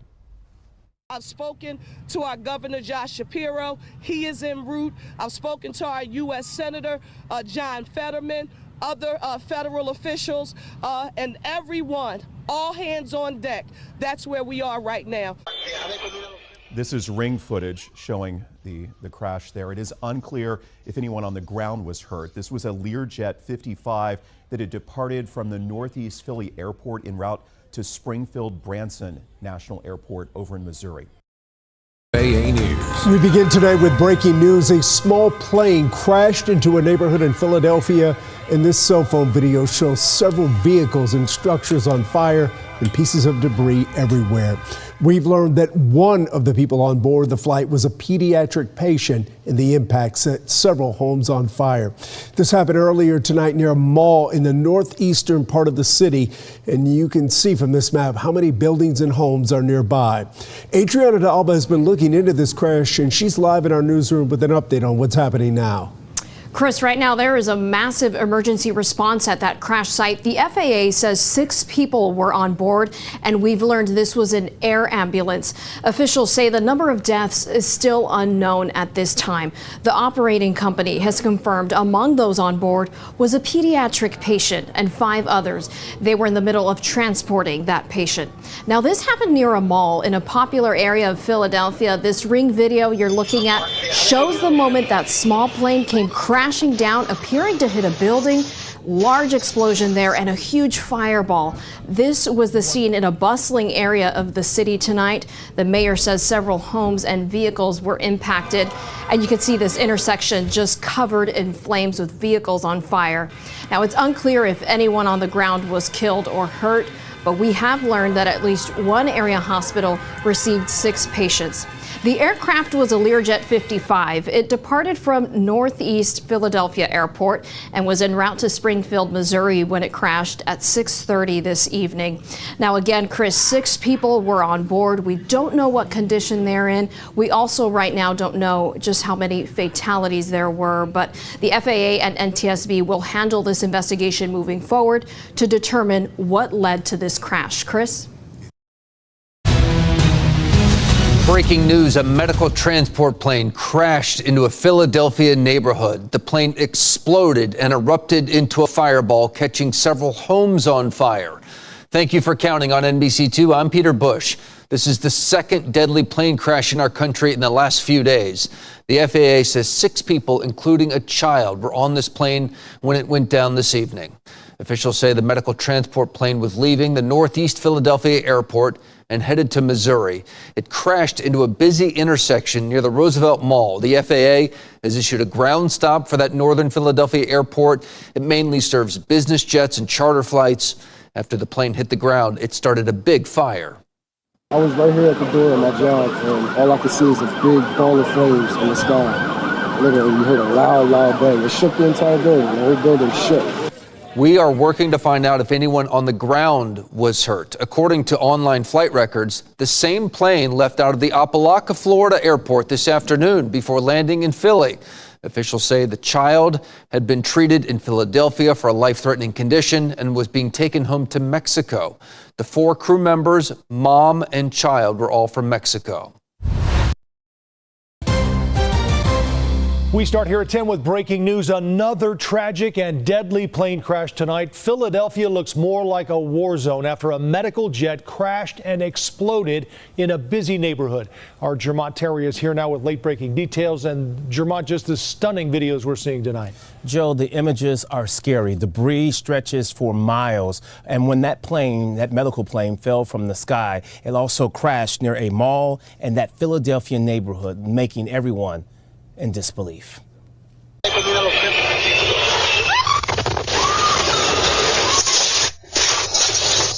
The force of the plane crash sent people running back inside their homes. The sky in this Philadelphia neighborhood lit up with flames as a medical jet descended abruptly. All I could see is a big ball of flames in the sky. Literally, you heard a loud bang. It shook the entire building. Witnesses say the jet looked like a missile falling when it crashed. When it nipped the house, it hit a couple cars. Boom! And to the plaza, and to the Dunkin' Donuts, everywhere. I never seen nothing like that a day in my life. The medic plane had just departed Northeast Philly Airport. On board at the time a child patient, the patient's family member, 2 doctors, and 2 pilots. 6 total. It's unclear who was injured on the ground. As of right now, we have no reports on the number of fatalities. So right now, we're just asking for prayers. The plane was heading to Springfield, Missouri with an estimated 7,000 pounds of fuel. It crashed near a mall and destroyed several homes, too. It's not clear at this hour if anyone was inside at the time. The images, witnesses say, they'll never forget. But you just see the plane getting lower and lower. Then yesterday it was the planes like, damn, what's going on? Right now, the FAA and NTSB are at that crash site. They will try to determine what exactly caused that plane to go down. At this hour, it is believed no one on board the plane survived. In the newsroom, Jermont Terry, CBS News, Chicago. Joe? Jermont, thank you.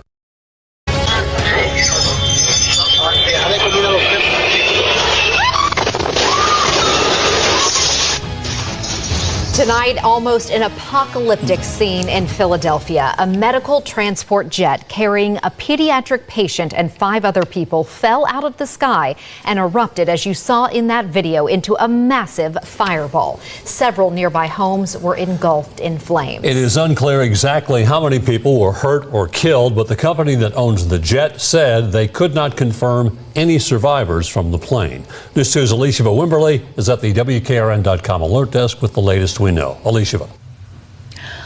Bob and Haley, the plane, a Learjet 55, disappeared from radar shortly after taking off with 6 people on board. It was en route from Philadelphia to Springfield, Missouri. About 30 seconds after takeoff, the plane crashed into a busy intersection near an outdoor shopping center. Several homes in the densely populated neighborhood caught fire. We know it was a medical transport jet with the child patient, their mother, and 4 crew members aboard. All were from Mexico. We've learned the child had been treated in Philadelphia for a life-threatening condition and was being taken back home. The company, Jet Rescue Air Ambulance, couldn't confirm any survivors. Philadelphia Mayor Sherelle Parker said several homes and vehicles have been damaged. If you see debris, call 911. Don't touch anything. This is still an active scene under investigation. I'm proud to note that all of our federal and state partners, they are either en route here or on the ground with us right now. Jet Rescue said in a statement, our immediate concern is for the patient's family, our personnel, their families, and any other victims that may have been hurt on the ground. Bob. And so we know that the notifications are being made to the proper people who were impacted by this crash, which would include the 6 people who were on board this Learjet 55. Shriner's Children then confirming that there has been and have been fatalities according to their information tonight, and that the patient that was being treated was a young child, a girl from Mexico. And so this just coming into Action News. Tragedy becoming more and more real throughout the night as we continue to follow this heartbreak in the city of Philadelphia. We switch now to Action News' Christy Aletto, who's live for us in our satellite center, who's been gathering sound from our officials and also keeping an eye on some of the jaw-dropping and heartbreaking video coming into our newsroom of this incident tonight. Christy. Yeah, Gray and Shari, we've been monitoring the feeds, and moments after that crash, we were inundated with calls from residents and even eyewitnesses trying to verify what they had just felt, seen, and heard. And then suddenly we were inundated with videos and pictures of not just the aftermath of the crash, but also the moment of impact. We've got more video that shows on the left or right here from a vantage point of a driver on Roosevelt Boulevard, a dash cam capturing the Learjet falling fast out of the sky just a block or 2 ahead and from where it was stopped at a traffic light. The impact of that crash again lighting up the sky and a large plume of fire and smoke mushrooming overhead. Drivers stop and at some point even try to get out of their cars to make sense of what they just witnessed.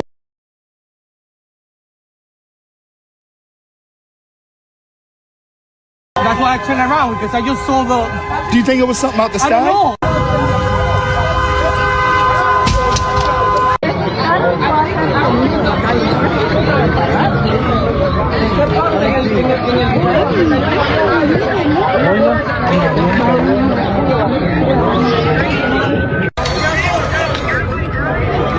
They can't read out the car.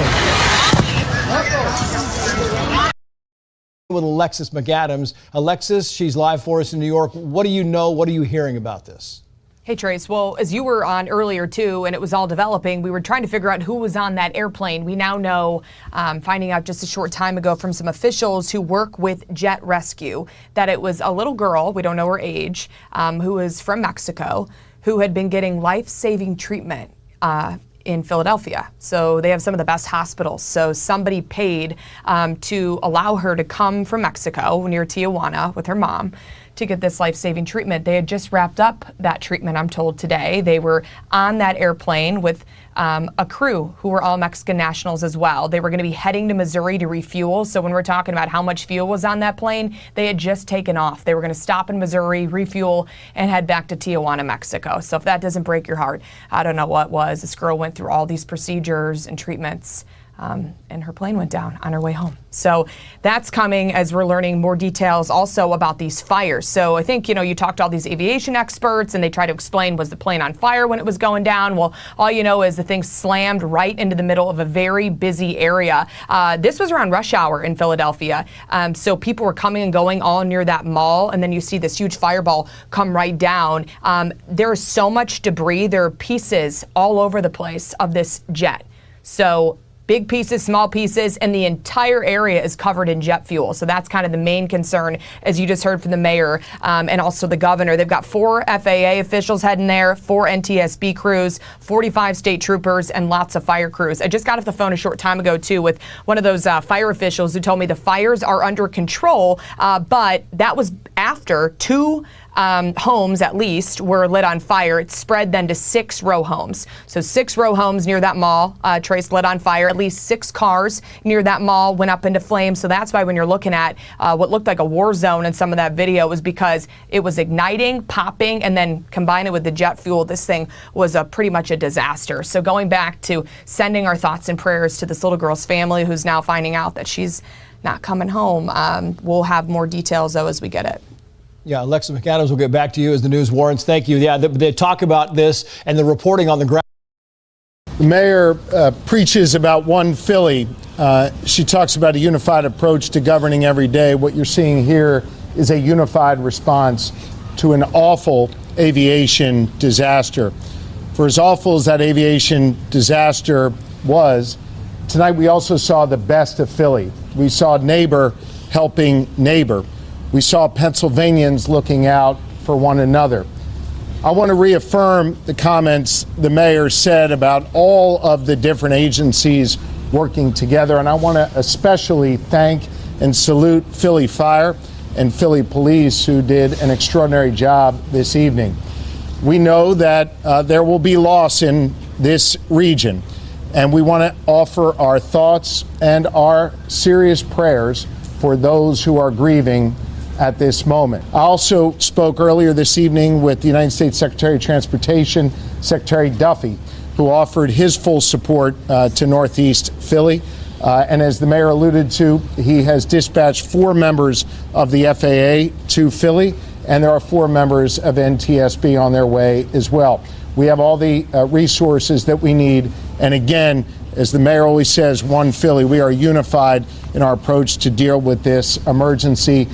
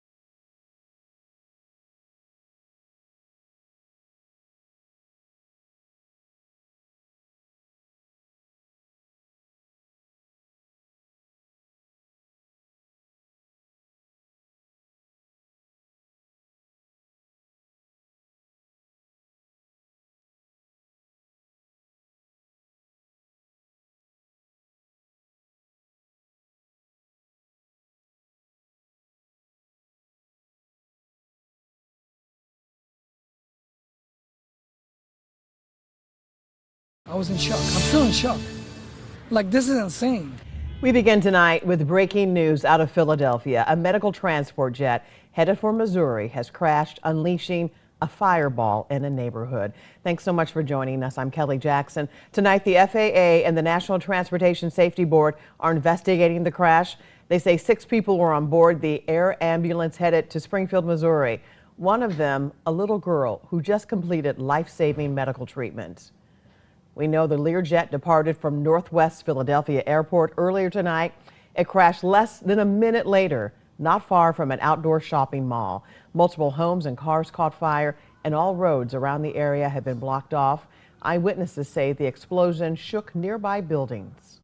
All I could see is a big ball of flames in the sky. Literally, you heard a loud bang. It shook the entire building. The whole building shook. Our house is shook, and we ran out back because we heard a loud bang too, and the whole yard was full of smoke. I thought it was like something for the plane landing, but then I just got home and I saw it and I was like, dang, I just witnessed it. It was pretty scary.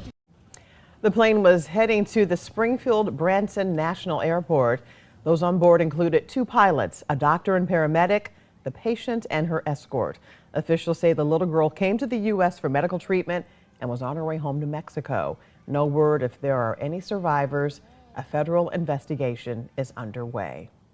President Trump went to social media a little over an hour ago to comment on the crash, saying, quote, "So sad to see the plane go down in Philadelphia. More innocent souls lost. Our people are totally engaged." And you can get updates on this story when we're not on the air on KSDK.com or by downloading the 5+ app.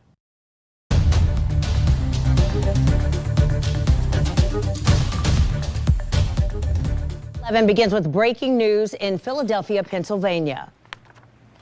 You just hear everybody say, get down, get down, get down. When everybody say get down, we all get down. But I just see the plane is getting lower and lower and lower. It nipped the house. When it nipped the house, it hit a couple cars. Boom! I was in shock. I'm still in shock. Like, this is insane. Tonight, authorities are investigating a small plane that crashed into multiple homes. Officials say 6 people were on board the plane, 2 doctors, 2 pilots, a pediatric patient, and a family member of the patient. Now, just in the past 30 minutes, the company that owns the aircraft said no survivors are expected. There are several injuries reported on the ground and multiple homes caught fire. The NTSB is leading the investigation.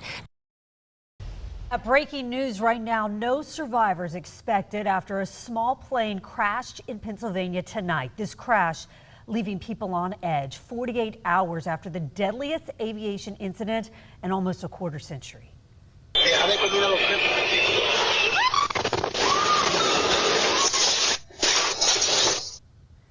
This Ring doorbell camera captured footage of the plane plunging in a streak of white and exploding as it hit the ground. The crash happened about 5 hours ago near an outdoor shopping center in northeast Philadelphia. The medical transport was carrying 6 people, including a girl who received life-saving medical treatment. And the mother and her child were headed back to Mexico, along with 2 pilots, a physician, and a paramedic. The medical plane company says the cost of the flight was covered by an international charity. And you can see more of the fiery aftermath in this video. We're told the plane went down 30 seconds after it took off. At least 6 people on the ground were also injured, and 3 of them remain in the hospital tonight. Now, another video of the fiery scene shows several fires with black smoke billowing into the sky and a car on fire. People on the ground reported hearing a loud explosion and feeling the ground shake. And this aerial view shows the scope of the crash, with first responders spread out for blocks. The FAA and NTSB are investigating. Up first tonight, breaking news in Philadelphia, where a small medical jet crashed into a residential and retail area. The FAA telling us 6 people were on board, including 4 crew members and a pediatric patient and the girl's mother. The crash and explosion causing several cars and buildings to catch fire. Maria Aguilera following the latest developments in the newsroom tonight. Maria, we understand there are several videos that captured this crash. Yeah, Len and Mia, this is an all-hands-on-deck situation in Philadelphia as rescue crews respond to the crash, the fires, and try to figure out exactly how many victims they might have. Now, first, let's give you some perspective on where this happened. Now, the FAA says the medevac jet had taken off from Northeast Philadelphia Airport, as you can see here, and it crashed less than a minute later, 3 miles away in a neighborhood along a busy roadway right next to Roosevelt Mall. And as you mentioned, several surveillance cameras captured the crash, but we should warn you, the videos are shocking.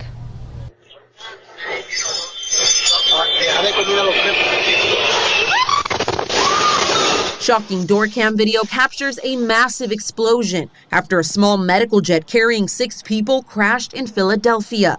Another video from a different angle shows something went wrong as the jet took a nosedive. According to the AP, all 6 people aboard were from Mexico, a child patient, her mother, and 4 crew members. The company could not confirm any survivors.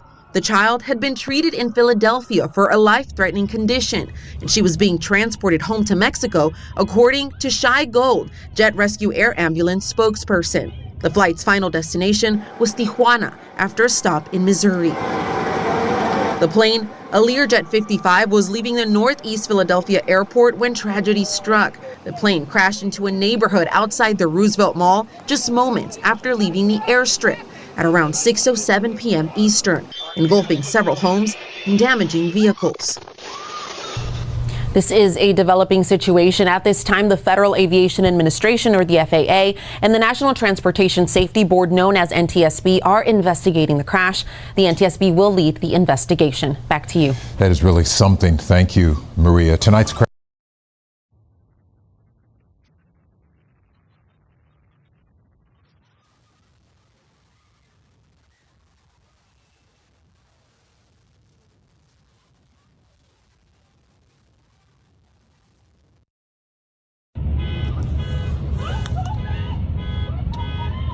Terrifying moments in Philadelphia. A fireball fills the sky after a medical jet slammed into a city neighborhood. The whole sky lights up and then the explosion. The plane left Northeast Philadelphia Airport Friday evening. Destination, Springfield, Missouri. Shortly after takeoff, it crashed. An aircraft went down in the vicinity of Roosevelt Mall on Cottman Avenue. This occurred shortly after 6 p.m. this evening. Vehicles and dwellings were impacted. One man at the scene worried about the nearby shopping center. Some of those employees there are my friends. These are my family around this area, so I'm just so concerned about everybody's safety. Jet Rescue Air confirmed to NBC News 6 people were on board. 1 patient, 1 escort, and 4 crew members. Right now, we're just asking for prayers for any and everyone who may have been affected. Prayers requested for the victims, while federal investigators will try to find answers.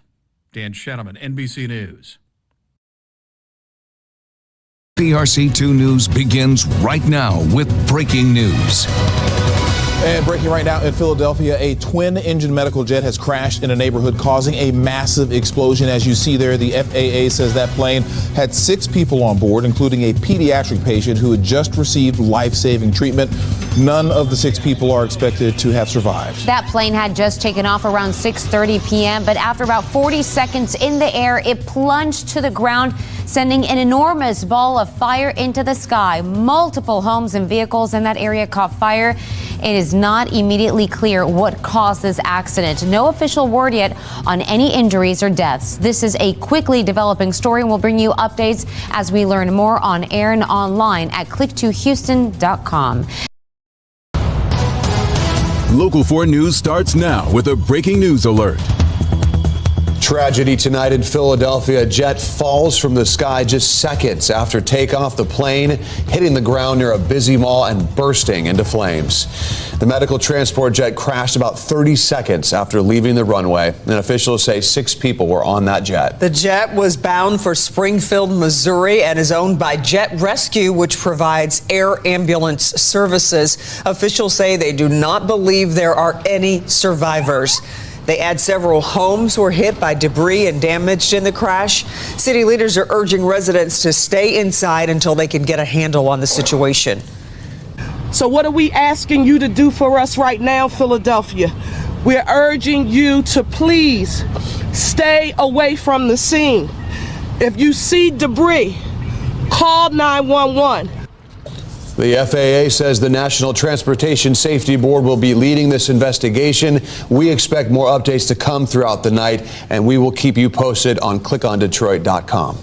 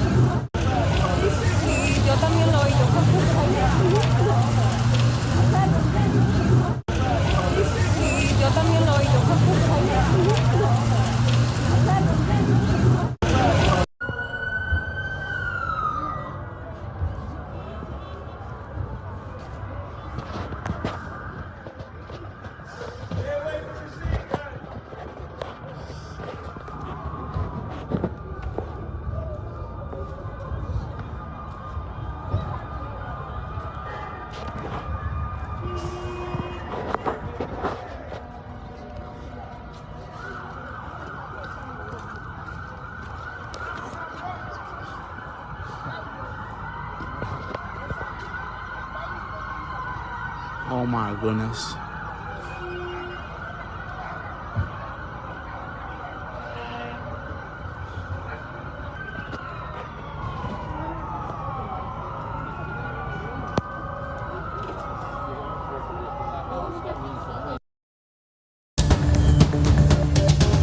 We start tonight with breaking news. Another plane has crashed, this time in Philadelphia. Officials say a small medical transport plane went down near the Roosevelt Mall at around 5:30 Central Time. This video right there, as you see, it shows the impact of the crash, a fiery explosion. The scene here, though, after, surreal.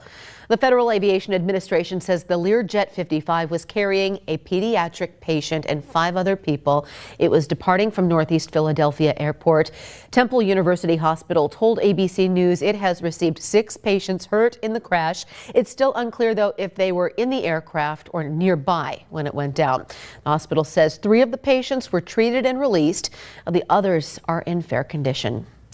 President Donald Trump responded to the crash on Truth Social tonight. He said he was sad to see the plane go down, and that, quote, "Our people are totally engaged. First responders are already being given credit for doing a great job." Allahu Akbar! Allahu Akbar! What the hell? What the hell? What the hell? Oh my God! Oh my God! La ilaha illallah! That's a plane, bro! That's a plane! Yeah, man. She's still hanging.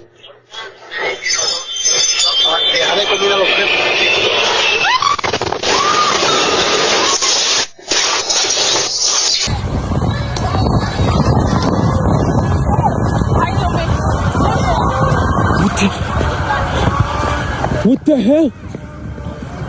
Yo! Oh my God! Allahu Akbar!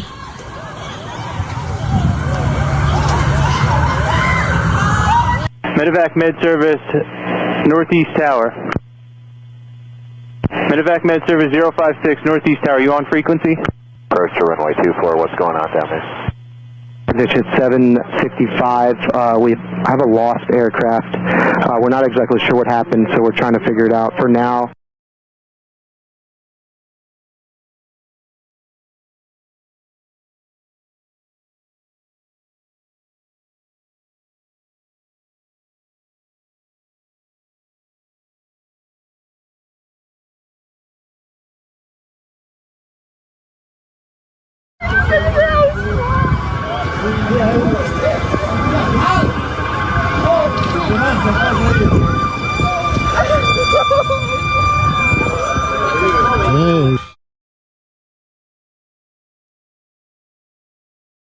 Trips a couple of years ago was also killed in the mid-air collision. Several of her students were on that ill-fated flight, including Franco Aparicio, who died with his dad, Luciano. They were from Dunloring. Next competitor represents the Skating Club of Northern Virginia. Edward Joe was 16 years old from Fairfax. He died with his parents, Keon and Joe. Corey Hanos was traveling with his parents, Stephanie and Roger. They lived in Annandale. Skater Brielle Beyer and her mom, Justina, were from Aldi. And 12-year-old Olivia Eve Terre and her mom, Alicia, lost their lives Wednesday night. They were from Prince George's County. Also killed flying home together from a duck hunting trip to Kansas were 7 friends from Southern Maryland, some of them members of a local steamfitters union. They were Jesse Pitcher, Tommy Claggett, Mikey Stovall, John Boyd, Steve Johnson, Charlie McDaniel, and Alex Huffman. Kia Duggins of Silver Spring was a civil rights attorney, a graduate of Harvard Law, a soon-to-be law professor at Howard University. On the Army Black Hawk helicopter was a crew based at Fort Belvoir. The pilot was Chief Warrant Officer Andrew Eves, a patriotic man according to his family, and Crew Chief Ryan O'Hara, who leaves behind a wife and a 1-year-old son. Healthcare consultant Asri Hussein was coming home from a business trip, had just texted her husband, who was waiting at the airport, that her flight was about to land. Vikesh Patel was from the D.C. area, worked for GE Aerospace, and attorneys Elizabeth Keys and Sarah Best were on their way home to D.C. from a deposition, their firm calling them cherished members, adding they are all heartbroken by this terrible tragedy. Elizabeth Keys died on her birthday. That was Fox 5's Bob Marner reporting. Vigils are being planned to honor the victims of the crash. And later this morning at 11, the International Ice Skating Training Center in Leesburg will open its doors for the community to gather. Owners of the center say they are devastated by the tragedy and want to offer a space for people to come together and heal. We're told there will be grief counselors and grief service dogs on site. It will also have words of reflection and encouragement from Zion Church and the figure skating community. If you'd like to help the people who have been impacted by this tragedy, several of the region's leading community foundations have partnered to launch the DCA Together Relief Fund. This is a crisis support fund that will provide direct financial assistance to the impacted families. It is set up to help with funeral costs or to meet immediate needs. And to make sure all donations are made in a safe manner, GoFundMe is out with a centralized hub where you can find links to all verified fundraisers related to the crash. GoFundMe says it will continue to update and add to the list. For link plus other ways to help, head to fox5dc.com. And of course, you can stay up to date with the latest on the plane crash investigation by using our Fox Local app. You can download it by scanning the QR code right there on your screen. Anyway. And we appreciate Fox 5 DC for that detailed coverage. As they transition to other stories, we do want to show you this image of the U.S. Coast Guard out on the waterways this Saturday morning as the investigation into that deadly D.C. aircraft collision is ongoing. 8:09 here on the East Coast. Let's take our first 2-minute commercial break of the hour. When we come back, transitioning to other breaking news headlines, which will take us out to the Philadelphia area. We'll have more details when we come back in just 2 quick minutes. Early this morning as federal investigators piece together what happened and what caused this crash. Of course, all of this coming just days after a mid-air collision between a jet and a military helicopter in Washington, D.C. Thanks so much for joining us for Good Day Philadelphia weekend. It is Saturday, February 1st, 2025. I'm Shayna Ferreira. So let's get you caught up what you need to know, especially as we come on the air this morning. Lots of details to get to. The first being here. The jet rescue ambulance plane was carrying a pediatric patient, her mother, and 4 crew members when it crashed along Cottman Avenue near Bustleton Avenue and the Roosevelt Boulevard Mall shortly after 6 o'clock last night. The patient was being treated at Shriners and was on her way back to her home country of Mexico. The crash happened less than 3 miles away from Northeast Philadelphia Airport, where it took off from. the plane quickly disappearing from the radar after taking off at about 6:06 p.m. The damage from the crash impacting homes nearby, cars, and businesses for blocks. President Donald Trump posting on Truth Social last night saying, quote, "So sad to see the plane go down in Philadelphia, Pennsylvania. More innocent souls lost.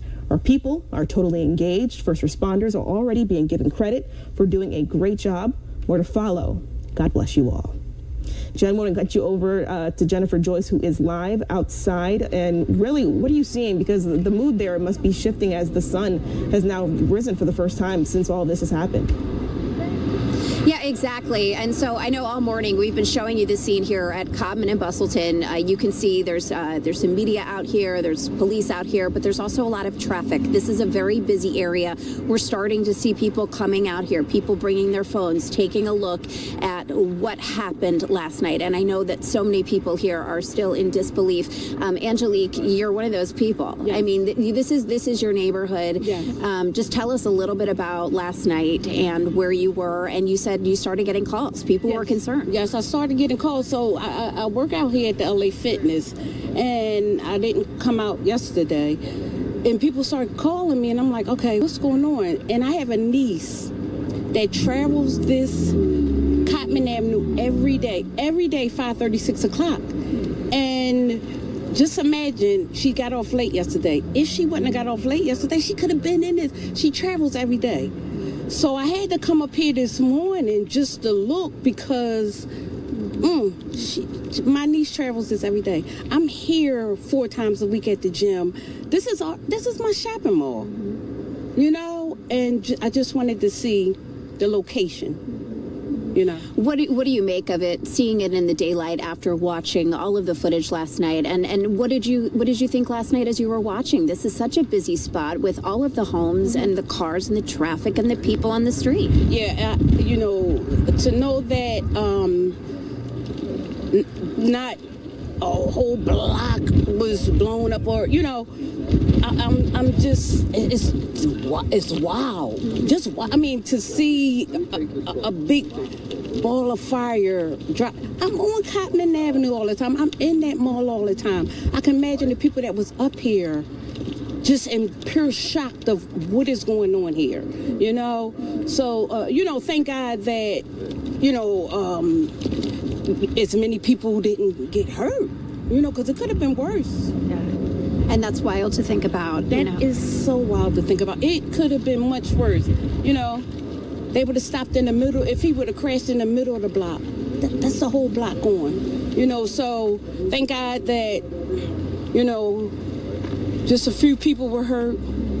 A few people were killed because it could have been so much worse. Well, Angelique, and I do want to talk about that. So right now we know that 6 people who were on the ground, they were transported to area hospitals, and all 6 people that were on that flight, including a young child who was undergoing care at Shriners. So Shriners did release a statement. We want to read that to you, just expressing how heartbroken they are, going on to say that because of patient privacy concerns, we cannot say any more about the patient and her family at this time. Our hearts and prayers go out to the families of the medical crew and pilots who were also lost in this tragic event, as well as the people who were affected on the ground. And we are thankful to the first responders for their quick action. So again, live out here at Codman and Bustleton, as many people are starting to walk over to the scene, drive by the scene, just in awe of what happened last night, and everyone is heartbroken. And Shane, as we've been saying all morning, we are awaiting an updated press conference, which we are told was going to happen sometime after 8 a.m. So we are standing by for that. And of course, we'll bring that to you from the ground as soon as it happens. Back to you. All right, Jenny Joyce, thank you so much. And you're absolutely right. That's a very, very busy area in our city. I want to get out to Greg Payne, who's on the other side of that scene. Greg, what can you tell us? Yeah, so I mean, just a few minutes ago, we actually saw the crime scene unit walking past us. But I mean, this crash happened at 6 p.m. yesterday, and you can see it is still very much an active scene here. And I want you to take a look at this video. This is coming from our news truck, and you can just see the extent of the debris and the burnt remains and the charred vehicles. And it just kind of puts it in perspective, the magnitude and the size of this accident, especially since we have daylight now. What we know know about this accident is shortly after 6 p.m. Friday, a medical transport plane that took off from the Northeast Philadelphia airport carrying a pediatric patient, her mother, and 4 crew members crashed near the Roosevelt Mall on Cottman and Bustleton Avenues. The patient had been treated at Shriners Children's Hospital in Philadelphia and was being transported home to Mexico with a stop in Missouri. The medical transport company says they have no reports of any survivors. Several homes and vehicles were impacted by the crash. Philadelphia officials have yet to confirm any fatalities from bystanders on the ground, but we have learned at least 6 people were treated for injuries at local hospitals, 3 were treated and released, 3 others were listed in stable condition. Several dwellings and vehicles were also impacted, and so we are urging people, particularly those families who live in the surrounding area, to please stay home if possible. What you're seeing here is a unified response to an awful aviation disaster. For as awful as that aviation disaster was, tonight we also saw the best of Philly. We saw neighbor helping neighbor. We saw Pennsylvanians looking out for one another. And there is quite a large response in regards to this. The FBI is on scene, and of course the crash is still under investigation. And you can only imagine that this is probably going to look like this for quite some time as they continue on with this investigation. They don't want to touch anything, and that's also one of the things that Mayor Sherrell Parker had said during a press conference yesterday was, if you are living in one of these areas, around this area, don't touch any of the debris you might see. So you can only imagine that this is probably going to look like this for quite some time. But one of the big questions, Shayna, that we have been asking, and a lot of people have been asking, and hopefully we'll get some answers to this. I know you said you'll have a guest on, but was weather a part in this accident? Shayna? Greg, all questions to be answered for sure. As this investigation continues, thank you for what you're doing out there. Stay updated on what's going on and let us know what you find out, all right? 8:08 now. Let's take a live look at the Ben Franklin Parkway. Switching gears here. I know it's been a really heavy morning, a lot of heavy information, but we want to certainly give you a look at what's happening today to make sure you're all set and you know how to dress for the day. Drew?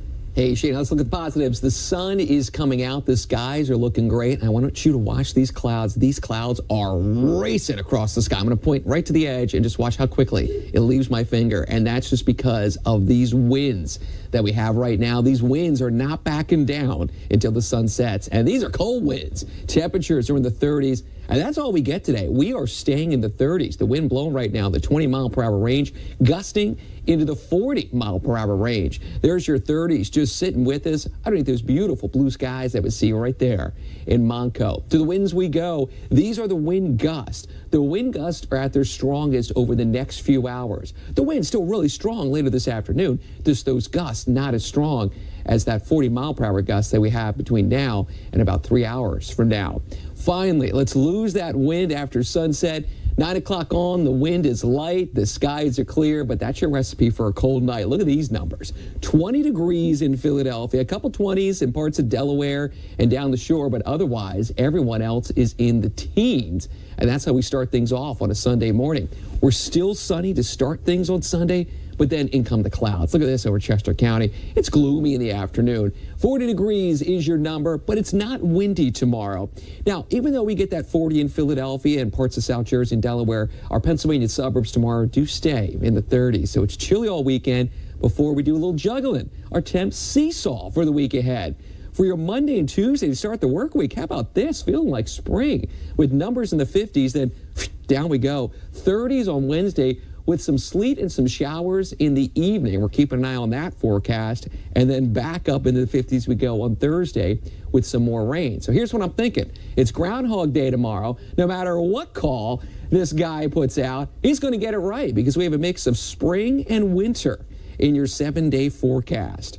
So look at those 50s right there. In the middle of the week, your eyes go there. And then after a break on Wednesday with some of that winter weather that comes in after 2 o'clock, it's looking more like sleet than anything.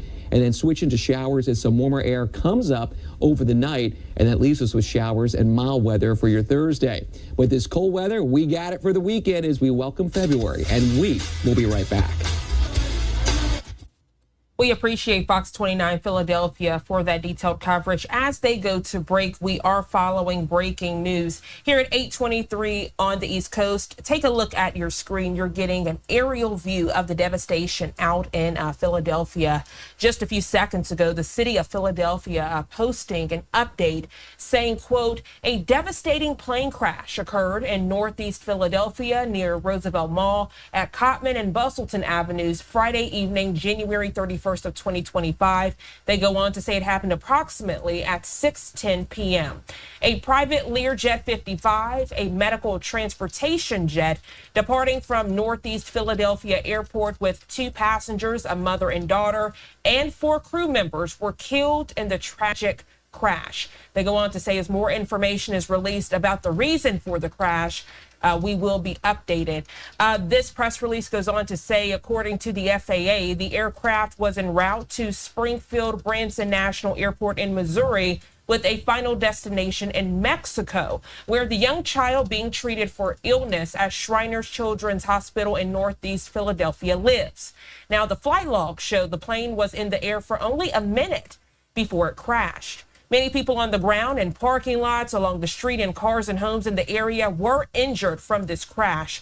The number of injured yet to be released, but information shared at this time reports a number of people were taken to Temple University Hospital in the Northeast area. Others may have been taken to other hospitals, but since there is an investigation underway and emergency operations, the number of people and the status of their injuries has yet to be released to the public. Of course, we're waiting for that information to be updated as well. We know the mayor in the area, Sherelle Parker, she did hold a press briefing quickly after arriving at the scene when this happened. She gave the public as much information as was immediately available. And then also we know that Governor Josh Shapiro, other city officials, they arrived as well. Of course, this is an ongoing investigation. We are told there is expected to be a press conference on this Saturday morning. No specific time given, but we heard from Fox 29 reporter moments ago that it is slated for after the 8 a.m. hour, so it could happen at just a moment's notice. But tragic news we are following this Saturday morning. Again, you're getting a live look of the scene footage, and you can see how people are coming out of businesses and homes in the area, surveying the damage. The city of Philadelphia reporting at least 6 people killed, multiple injuries from this plane crash. Again, this is preliminary information, so we are working to get more information in real time. This is an aerial view. Right now, I want to show you what it looks like on the ground. Emergency personnel still there at the scene, and then you can see cars just left there in the middle of the road as people had to abandon their vehicles to try to run to safety. Once that press conference gets underway this morning, you'll get it in full right here on Live Now from Fox. We do see that our content partners over at Fox 29 Philadelphia, they are back from a brief break. Let's check in with them now.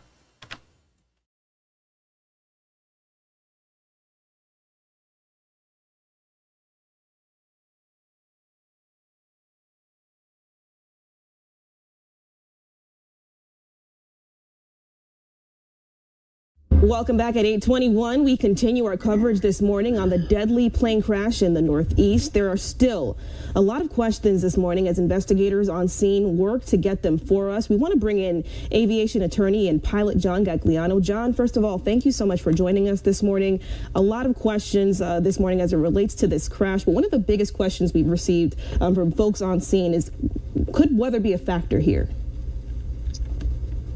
It's not likely. This crew of the Lear 55 was very highly trained. They were tested by the FAA, and they had the qualifications to fly this jet. So I don't think, and they had the qualifications to fly the jet through all sorts of weather. I don't think it's likely. It's certainly possible. For sure. Also, we did a little digging on these Jet Lear 55s, and we found that they were manufactured between 1979 roughly and 1982, and this one in particular was manufactured in 82. Are we looking at a situation where perhaps this was an outdated plane, outdated technology? Do you have anything to speak to that?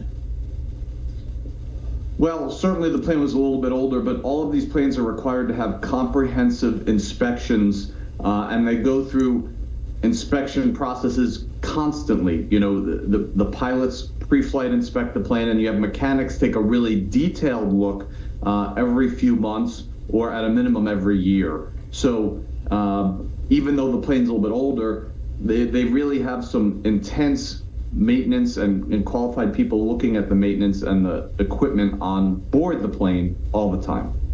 We've heard a lot about technology and instrumentation. Can you speak to any of that in layman's terms for us in terms of what that means and what the question would be if it came down to that? Well, instrumentation is the dashboard in the plane that the pilots use to fly through bad weather. Okay, instrument flying means flying through bad weather, flying through clouds and haze. And so the pilots look at those and they also give a readout of the systems and the health of the systems on the aircraft. So all the instruments go through, again, pre-flight checks. There's a long checklist with items that have to be looked at before you take off. So when you say instrumentation in a plane, what you're talking about is all of the readouts on the dashboard that help the pilots fly through weather and any other type of condition. This happened just about a minute after takeoff. What are some of the challenges, just off of your expertise, that you've seen and maybe the concerns with it just literally just taking off a minute before?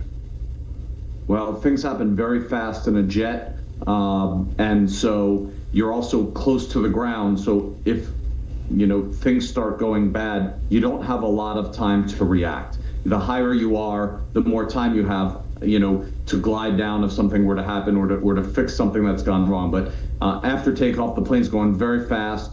It's climbing, and there are a lot of things that happen. Air traffic control is talking to you shortly after takeoff, especially in a busy place like Philadelphia. So the pilots are task saturated, and they need to have properly planned and be ready for things that happen, and you don't have a lot of time to react. But crews are trained on this, and you can't get in a plane like a Lear 55 without that training, without having everything planned out and knowing what's going to happen. Are there any immediate worries or concerns you have with it just being a situation where it just came off the ground? Can it be mechanical? Could it be electric? Or is it just too soon to kind of know that or suspect that? Yeah, well, it looks like with the angle of the dive, it looks like there's a control problem, which would mean, the pilots were not able to control it. Think of, a car, it'd be like the steering wheel locking up.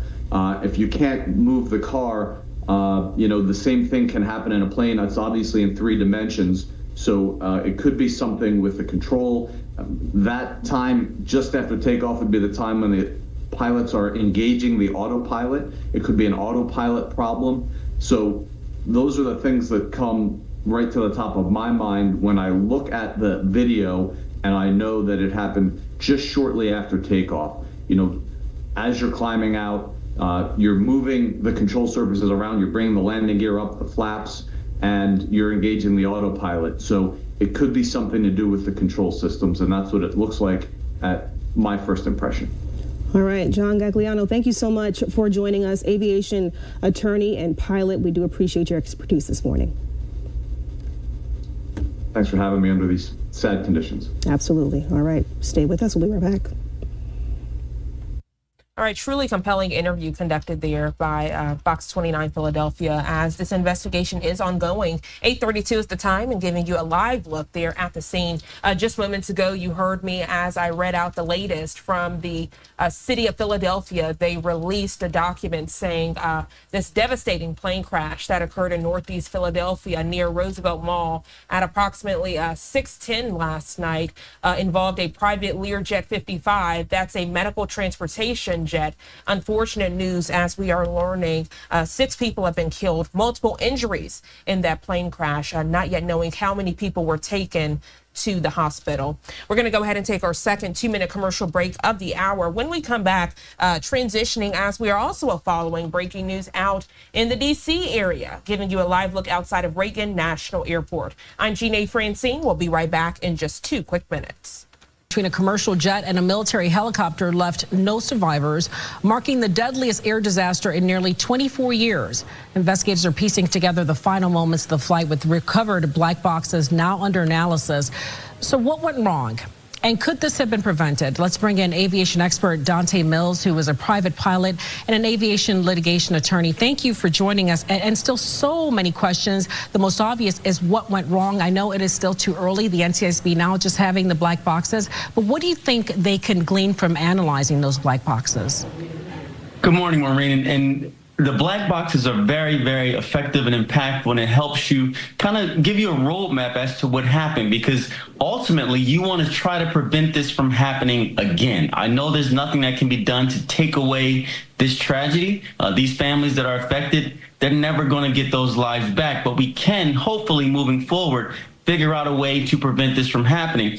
And what's being shown with the black boxes and the information, the one thing that everybody's looking at right now is the height of that helicopter. Right. It was too high, higher than it was supposed to be flown and in regulation. And you have to wonder why. I know that they were doing some training drills. They also said it was off the flight path, the helicopter. We do know that the commercial plane was coming into the airport. It was redirected to another runway, but it was on the standard path. And that path was announced to all of the aircraft in the area. All the aircraft in the area would have seen that that plane was coming into that runway at the height. So why was it that the helicopter was at that same height that allowed for a collision? That's the number one question. You don't know if it was pilot error, if they kind of got lost in the lights or the darkness, or if it was a part of their training where they were trying to do stealth flying, and going in different paths as a part of the training, and that allowed for that accident to happen. So those are the things that the experts are looking at now. But again, all with the goal of preventing another tragedy. They're also looking at air traffic control, because that's been the question. You know, this is a heavily monitored airspace. Could something have gone wrong with air traffic control? You mentioned a lot of things, and from what you've said thus far, it sounds like maybe the onus is more on the helicopter pilot as to why were they flying so high. Air traffic control, though, there are questions there that need to be answered. There is, and one of the questions was there's generally two people who are assigned to kind of monitor this space, and at the time it was one. However, I'll tell you, just flying into that airport, which I've done, and a lot of airports, there's congestion. So just because there's traffic does not mean an accident is supposed to occur. And in fact, pilots are used to dealing with that congestion. When I'm coming into an airport, I see that there's congestion. Essentially what you do is get in line and you begin to do a circular path around the airport to make sure that you're not in the path of any other aircraft. And you essentially stand in line until it's your turn to land. Even if you have to keep circling around, there's a path that you do that with. So air traffic control does direct all of these planes, but it's hard to say that they made an error when the helicopter that collided with that aircraft was outside of its normal path. So Dante, did they do something the aircraft told them not to do? I want to bring in just another aspect of this, because you are an aviation litigation expert as well. In cases like this, what are the biggest legal questions the families of the victims face in the aftermath? Who's responsible, right? Who did something they were not supposed to do? And that's what we're talking about here.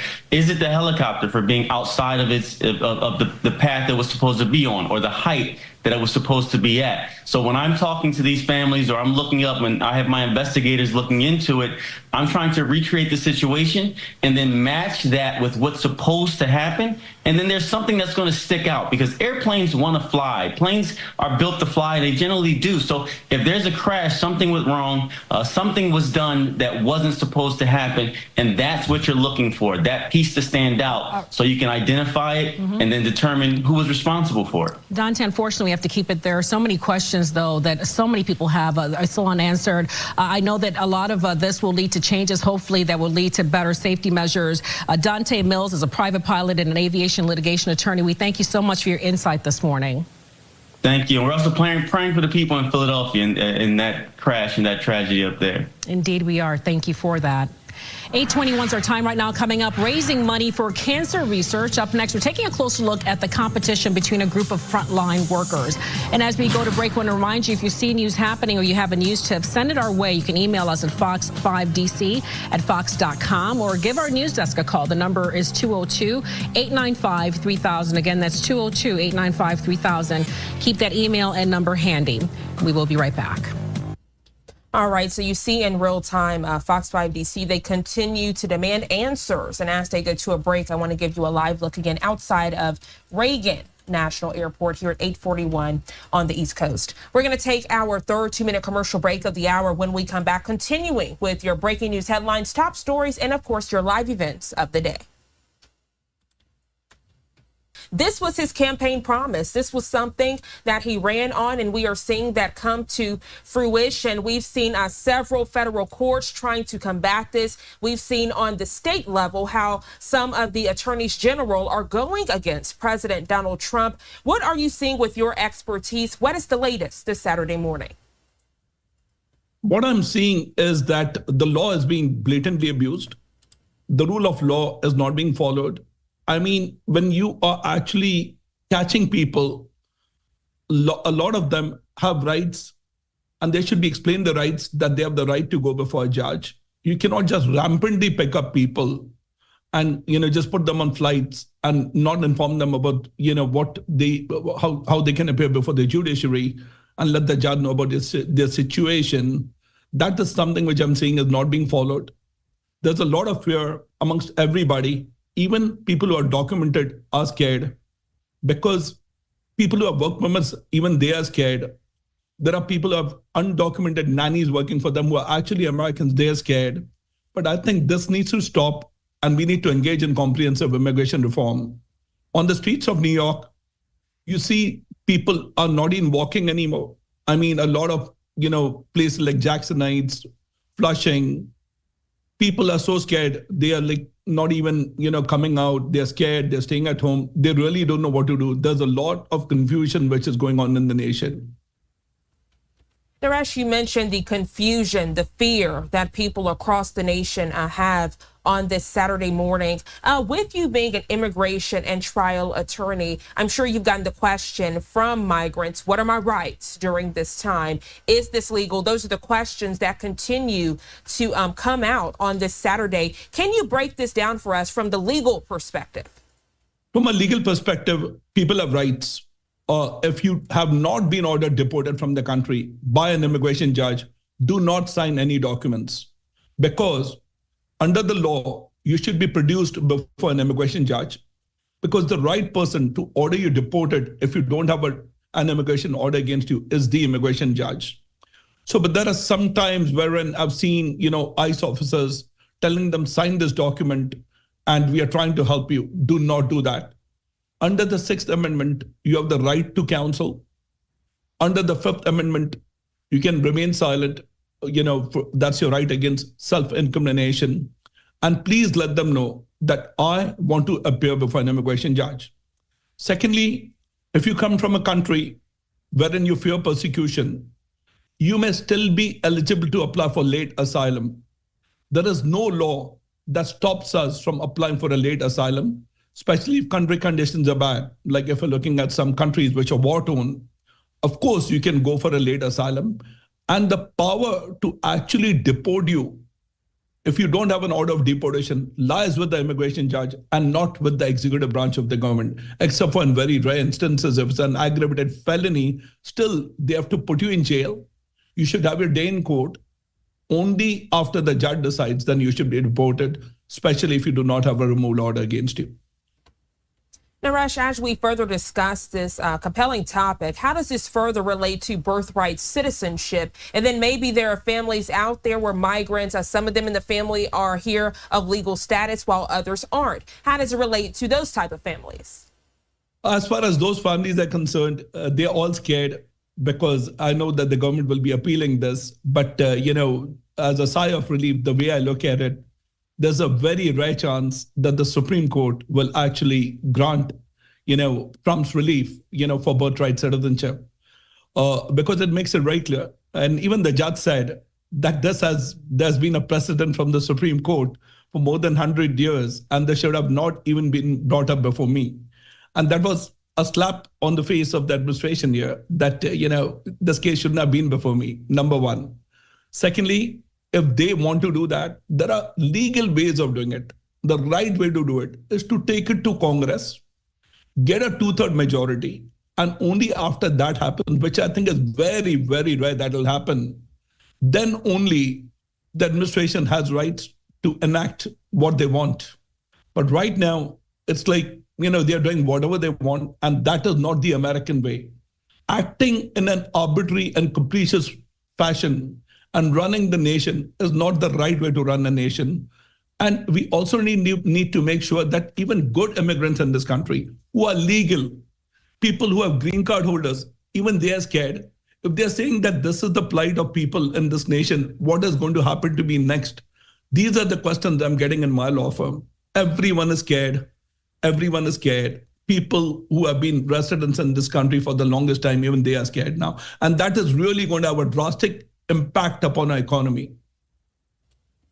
Naresh, as you continue to mention, people being scared in real time, it's also important to note how many Americans are scared, in the headlines of people who have committed rapes and murders, criminal gang members that are here in America illegally that continue to go against the justice system in real time. We've even seen how some might have been out on bail and been repeat offenders. Can you speak to that side of the conversation? Because we know the fear is on both sides of the aisle.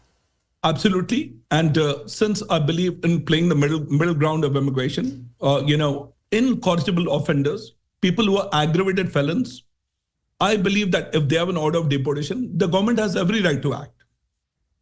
But if they have not been produced before the immigration judge, it is their right to appear before the immigration judge. They should be produced before the immigration judge, and the judge should decide exactly what is right or wrong. And of course, I have no sympathy for people, who are actually, incorrigible offenders, who are violent felons, people who really kind of harm Americans. But what I want the administration to do is to play the middle ground.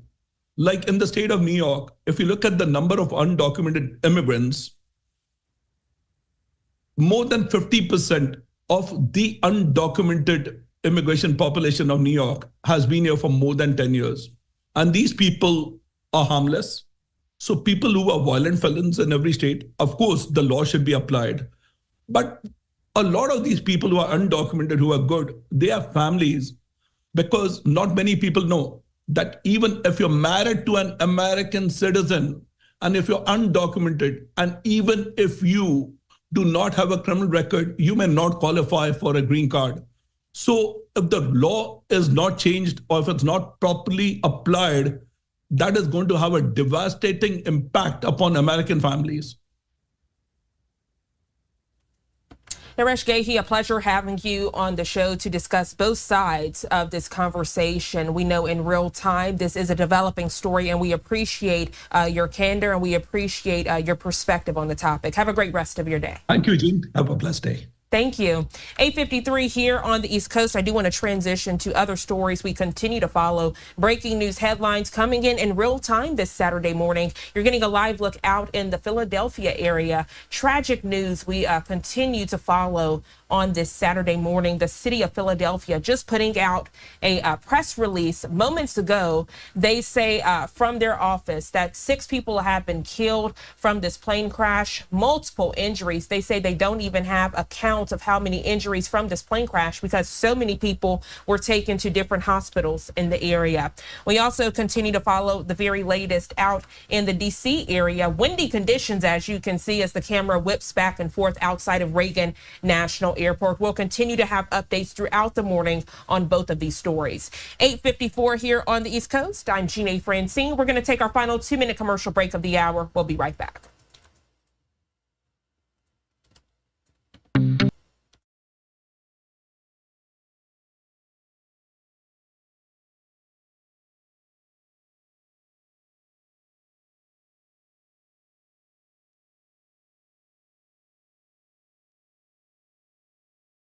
Investigation into a deadly plane crash in Northeast Philadelphia. Ring doorbell camera video showing the terrifying moment the aircraft descended into the ground, exploding into a massive fireball. Let's take another look from another angle. The aftermath widespread. Nearby cars going up in flames, smoke overwhelming the area. Of course, all of this coming just days after that mid-air collision between a jet and a military helicopter in our nation's capital. Thanks so much for joining us for Good Day Philadelphia Weekend. I'm Shayna Ferreira. It is Saturday, February 1st, 2025. So let's get you caught up on what we know so far this morning on the air. The jet rescue ambulance plane was carrying a pediatric patient, so a young child and her mother, and 4 crew members when it crashed along Cottman Avenue near Bustleton and the Roosevelt Mall.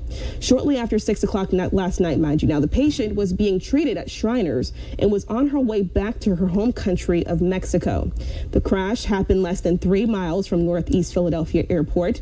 The plane quickly disappeared from the radar, according to officials, after taking off from that airport at roughly 6:06 p.m. The damage from the crash impacting homes nearby, cars, and businesses for blocks. We have multiple crews covering the story this morning. It is the story of the day and will likely be the story for quite some time as investigators sift through all of this. We'll get to our Jennifer Joyce in just a moment. But first, let's start with Greg Payne. You are pretty much in the thick of where that plane came crashing down. And now we're getting really the first look at this in daylight. Yeah, Shana, well, as you mentioned, I mean, this crash happened at 6 p.m. yesterday, and it is a very active scene, and you can actually see off in the distance, you know, there are FBI, there is ATF, so all different types of response groups that are here. Now, I wanted you to take a look at this video from one of our live trucks that we have, that you can see the extent of the damage. You could also see kind of a close look at some of those vehicles that are charred. Now, I also want to now go to a view that we have with our helicopter, with our Fox helicopter, and you can just see now the overall scope of just the vast majority, how large this radius is of this accident. Now, what we know about this accident is shortly after 6 p.m. Friday, a medical transport plane that took off from the Northeast Philadelphia Airport carrying a pediatric patient, her mother, and 4 crew members crashed near the Roosevelt Mall on Cottman and Bustleton Avenues. The patient had been treated at Shriners Children's Hospital in Philadelphia and was being transported home to Mexico with a stop in Missouri. The medical transport company says they have no reports of any survivors. Several homes and vehicles were impacted by the crash, and Philadelphia officials have yet to confirm any fatalities from bystanders on the ground. We have learned at least 6 people were treated for injuries at local hospitals, 3 were treated and released, 3 others were listed in stable condition. Several dwellings and vehicles were also impacted. And so we are urging people, particularly those families who live in the surrounding area, to please stay home if possible. What you're seeing here is a unified response to an awful aviation disaster. For as awful as that aviation disaster was, tonight we also saw the best of Philly. We saw neighbor helping neighbor. We saw Pennsylvanians looking out for one another. And like I said, I mean, you're seeing a number of response teams that are here, and you can see off in the distance, like I said, the ATF, the FBI. Currently, this crash is under investigation, and you've already started to see the impact that this is actually having on the overall area. Just went on over to the Starbucks, and they opened for an hour, but they decided to close in regards to safety reasons. There's other businesses around the area that seem like they're trying to open up, but, you know, it's just a very large scene, and what you're seeing right now is probably something you are going to see in this area for quite some time as they are continuing on with this investigation. And one of those main questions, Shana, that we've been talking about is the fact that many people are asking whether weather played a role in this accident. Shana?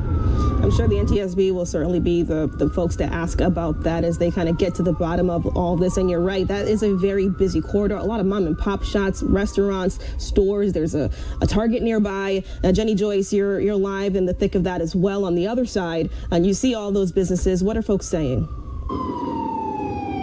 Yeah, so Shana, as we've talked about this morning, a lot of people have been coming down, trying to take a look at the scene for themselves, but there's just a lot of traffic in the area. It's a busy area. Here's an unrelated ambulance trying to get through the intersection here of Bustleton and Cottman. But let's take a look at the scene itself, because we have just seen a number of responders, investigators come to the scene, members of ATF, a specialized team from FBI, as well as the crime scene unit.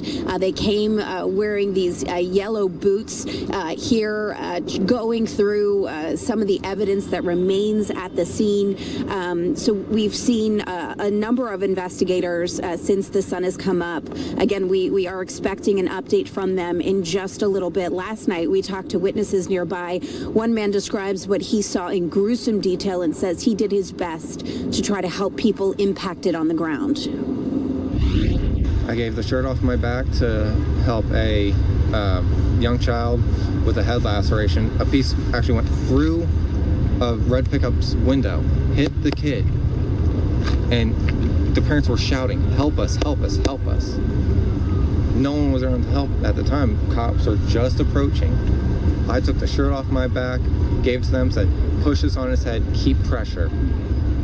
I ran back to my car. I got rags. I got anything I could find to like absorb blood, push on cuts. And so, as we have reported, this jet rescue air ambulance was carrying 6 people, including a pediatric patient who was undergoing treatment at Shriners Hospital, along with her mom and 4 crew members. They were returning home to Mexico. Back out here live at the scene, I want to introduce you to this woman, Lena. Lena, you were just stopping by. Lena tells me that the sound that she heard last night was just horrifying. I can't describe the sound, but as I can, I'm sorry, I cannot talk. I'm very nervous.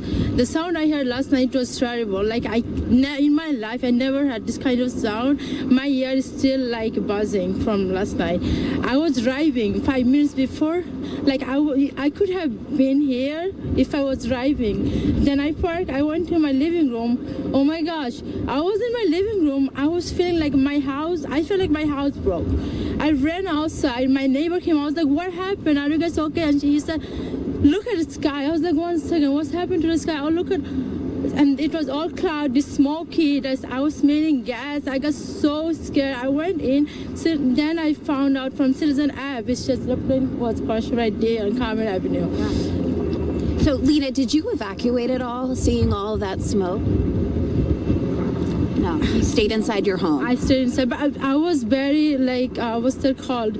I wanted to hear. I wanted to see what's going on outside. Like I wanted to make sure everyone else is okay. But I felt my friend was outside, and she told me, "Lena, come out." I was like, "What happened?" She said, "You have no idea what's going on outside. Like something big explode." I was like, "What's going on?" She said, "Just come outside." I was trying to come, and then there was a lot of people. I couldn't make it. When you think about all that you went through last night, what kind of emotion are you feeling? And now understanding the outcome of 6 people aboard that plane that didn't make it, several people on the ground that were transported to area hospitals. I feel so bad for the families, especially for the child who was trying to save. Family was trying to save the child, but they got killed in the plane crash. But from all this happening, I feel like my brain, not only me, I feel like everyone who was outside and all the families who live surrounding this area, they are not gonna be okay. They're not gonna be okay. Especially what's been going on since January.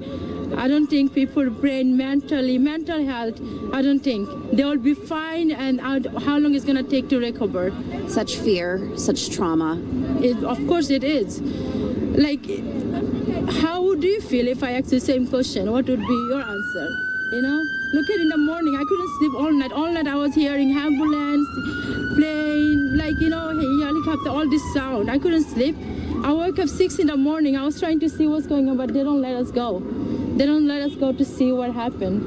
Lena, I'm so sorry. I am so sorry, and I'm glad that you are physically safe, and you're here to share this story. Thank you so much. But as you can see, I mean, the impact is it's not just involving the patients that were taken to the hospitals, but it is an entire community up here. You know, we're hearing from community members, people who stepped in, who were here last night on the scene and just rushing to try to help people. This is just such a wide impact that all of this is going to have on this community. Back to you, Shayna. All right, Jimmy. Lots of trauma there. We will stay on this, and we'll be right back. Fox 29's Instant Reaction is sponsored by the Pennsylvania Lottery. If you're injured on the job, All right, so Fox 29 Philadelphia going to a break. I was trying to show you all the shot slated for the press conference that we are still awaiting to happen, but that shot now going out. But we still have the aerial footage here at 908 on the East Coast. You're getting a live look. This, as we just know, the city of Philadelphia just releasing to the public the latest information. They say 6 people have been killed, multiple injuries reported in this plane crash. We do know that it was carrying medical transport, as we are being told. The plane crash, a medical transportation jet, a private Learjet 55, departing from Northeast Philadelphia Airport with 2 passengers, a mother and daughter, and 4 crew members, who, again, all of them unfortunately killed in this tragic crash. The FAA reporting the aircraft was en route to Springfield Branson National Airport in Missouri, with a final destination in Mexico, where the young child being treated for illness at Shriners Children's Hospital in North Philly lives. Flylogs show the plane was in the air for only a minute before it crashed. And of course, once this press conference gets underway, we'll have even more information to share with you in real time. 909 here on the East Coast. I'm Jeanne Francine. Let's go ahead and take our first 2-minute commercial break of the hour. We'll be right back. Search efforts. Dive teams battled wind and rain and made some big finds, but for now, more questions than answers. Crews pulled up a large piece of debris near the banks of the Potomac River, but the search is not over. Now the National Transportation Safety Board says barges are on their way to debris zones. After their arrival, they will be secured, located, and then significant salvage operations will continue. Crews also working to recover the bodies of victims, but some are believed to still be in the plane's main body. Authorities expect to find the bodies of all 67 people and say recovery and identification efforts are their top priority. This is heartbreaking work. Supporting the response team. This has been a tough response for a lot of our people. On Friday, investigators found the helicopter's black box after finding the regional jet's boxes the day before. Investigators say the cockpit audio and other flight data could help them piece together how the crash took place. And once we do have that download, we will not be releasing immediately the information regarding it. One key focus so far, the air traffic controllers working at the time of the crash, after an FAA report that staffing levels were not normal. We'll look at their training, their hiring, everything, what they probably ate that day. Now those interviews are expected to take place over the next few days as investigators continue trying to download that data from the black boxes. At Reagan National Airport, Caroline Elliott, Fox News. Caroline, thank you so much for that detailed breakdown. Again, giving you another live look outside of Reagan National Airport as White House Press Secretary Caroline Leavitt says President Donald Trump is intent on increasing staffing at air safety agencies. The statement coming in as the investigation is ongoing this Saturday into whether the air traffic controller on duty when the American Airlines regional jet and Army Black Hawk helicopter collided near Washington was a diversity, equity, and inclusion hire. The 64 people on board the plane and the 3 soldiers on the helicopter all perished. Multiple other investigations continue. Fox's Alexandria Hoff joining us from the White House with the latest. The Black Hawk was too high. President Trump, joined by Interior Secretary Doug Burgum, signed additional executive action relating to reducing regulation. There, he was pressed on comments he had made about DEI hiring potentially contributing to Wednesday's deadly air collision. I like to put it up front. We have to have the best people, the smartest people, the sharpest people as control tower experts, and that's what they have to be. 13 Democratic state attorneys general signed a statement calling the president's claims baseless and an insult to those who are grieving and the individuals serving in the military and air traffic control. The White House reiterating the president's position. We certainly have seen the deterioration of federal hiring standards at the Federal Aviation Administration, and the president wants to increase those standards. He wants pilots in this country who have the great responsibility of flying American citizens by the tens of millions every single day. We're going to the Winter White House. We're going to be working all weekend, and we'll see you down there. Before departing to spend the weekend at Mar-a-Lago, President Trump met with the CEO of advanced computer chip maker NVIDIA. We had a meeting. It was a good meeting. Stock was rattled by China's AI startup DeepSeek. Eventually, we're going to put tariffs on chips. We're going to put tariffs on oil and gas. That'll happen fairly soon. I think around the 18th of February. Now, President Trump did say that the tariffs he plans to impose on Mexico, Canada, and China may have an impact on American consumers. He says that that could be a temporary, short-term disruption. At the White House, Alexandria Hoff, Fox News. Alexandria, thank you so much. Again, we are working to find more information, a lot of unknowns and unanswered questions this Saturday morning. 9:17 is the time. Good morning to you if you're just now tuning in. Windy conditions, as you can see the camera whipping back and forth as it looks onto Reagan National Airport. You can see flight operations have resumed. Fox 5 DC, they continue to work to get us those answers in real time. Let's check in with them now.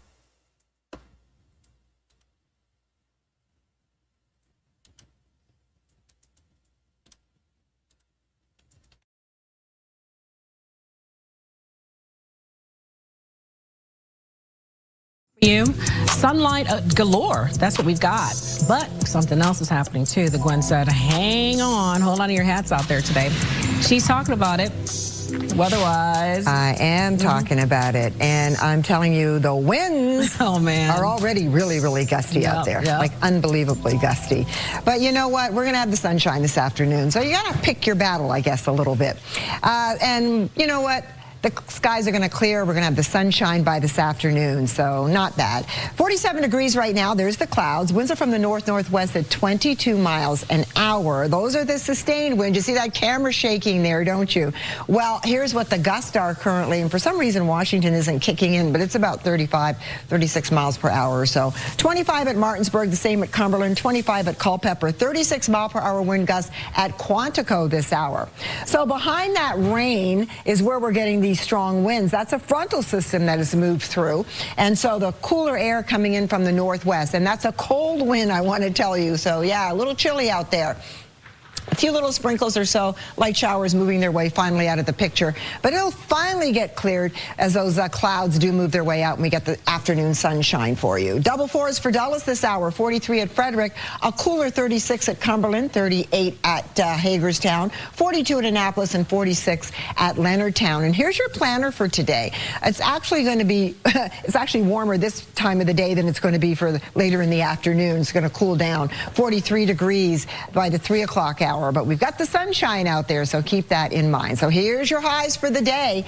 30s to the north and the northwest, upper 30s, 40 elsewhere, 44 at Quantico, Manassas, 47 in the city, and 42 at Leonardtown. But a warm up on the 7-day forecast. I'll have that later. Maureen? There is a growing memorial this morning near Gravelly Point honoring the victims who lost their lives Wednesday night. 60 passengers and 4 crew members were on board the American Airlines jet from Wichita to DCA. 3 U.S. Army soldiers were on the Black Hawk helicopter that collided with the plane. And today we're hearing from the father of the crew chief aboard that Black Hawk helicopter. He talks about his son, the crash, and the video shot by Fox 5. Our Josh Rosenthal has more.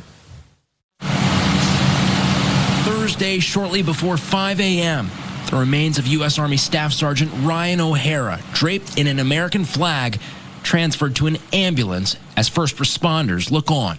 It was very touching to see the other soldiers saluting as they take him out with the draped flag over it, but to sit there and think that that's my little boy, it's crushing.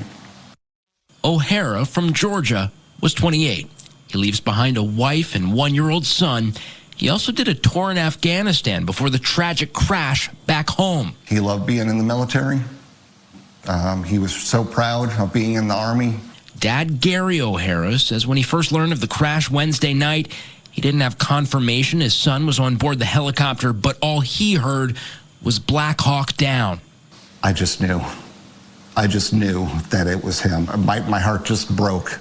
As for what Gary will eventually tell Ryan's son, he was a wonderful person, you know, made me a better person for having to raise him. I couldn't have asked for a better son. Josh Rosenthal reporting. Gary O'Hara tells us that his confirmation that Ryan had passed came Thursday morning when 2 soldiers knocked on his door. This morning, we're learning more about the victims from some of the impacted families. Yesterday, we spoke with Will McPherson. He says his cousin Casey Crafton was killed in the crash. Crafton graduated from Bob Jones University in 2008 with an aviation and airway management degree. He leaves behind his wife, Rachel, and their 3 sons. I'm assuming want to have some clarity on kind of, why, kind of answer the question why, but I think probably, at least for the most part, they're just focused on kind of moving forward and making sure that, they love one another well and take care of one another well. But there's definitely going to be, just that why question. McPherson has started a GoFundMe in memory of his cousin, with the funds going to Crafton's family. Well, 14 of the crash victims have ties to the figure skating community, including young figure skaters, their families, and their coaches. Fox 5 Sierra Fox is hearing from those grappling with this unimaginable loss. She's in Arlington with more. The Ashburn Ice House is usually a place of joy, a place to have fun, but right now it is a place of mourning. In the lobby, there's a growing memorial with flowers, balloons, and stuffed animals, serving as a heartbreaking reminder of the lives lost too soon. I don't know that there's a word that I can describe it. Tragic, unimaginable, devastating. This is especially tough for General Manager Rob Lorenzen, who is connected to all the athletes and parents. He oversees both the Ashburn Ice House and the MedStar Capitals Iceplex in Arlington, 2 facilities that together have lost 14 beloved members of their community. Young skaters just 10 to 14 years old, their families and their coaches, all killed during the mid-air collision while returning from a U.S. Figure Skating National Development Camp in Wichita, Kansas. The individuals that advanced to the National Skating Development Camp are the best in their age level. They're one step away from world competition and the Olympics. To reach that pinnacle takes an army. The coaches, the family, the parents, the time and commitment. The pain is unbearable. It's been a very emotional time for us, managing through these 48 hours. Savani Shrivastava, who has been skating for nearly 10 years, says she lost more than just teammates. She lost family. Part of me thinks that this is just so unreal. This didn't happen. And part of me is like, why did this happen? Now I lost so many of my close friends, so many coaches that I know. Counselors and therapy dogs are now on site, offering comfort and emotional support to those struggling to cope. However, the grief is overwhelming. When you lose a skater, it's like you pull Stitch out. It's very hard when you lose a skater, nevertheless losing so many. But being a skater, you're all family no matter where you come from. Sierra Fox reporting, we're told there is a private candlelight skate happening this weekend to pay tribute to those killed in this tragedy. It's not open to the public. The media is not allowed to attend either. Facilities say they will release more information on how people can help out, but for now, they're just asking for thoughts and prayers. So to come, a court slamming another roadblock in front of the president's efforts to freeze federal funds. So what's the next step? We're going to explain. Plus, the end of congestion pricing. A new report claiming President Trump could end the controversial tolling plan. Reaction from drivers straight ahead. And as they go to break, we continue with live compelling coverage, giving you a live look again outside of Reagan National Airport. My goodness, you can tell how windy it is, which could impede as this investigation is ongoing. They continue to work to try to find all of these 67 people on board the 2 aircraft. Of course, this is the American Airlines passenger jet and the Black Hawk helicopter. If you're just now tuning in, good morning to you. And speaking of that investigation, you can see in real time the Coast Guard and other entities out there on the waterways continuing to learn more. Moments ago with our Fox 5 DC team, they had an interview with an expert about what went right and what went wrong. I want to play that for you now.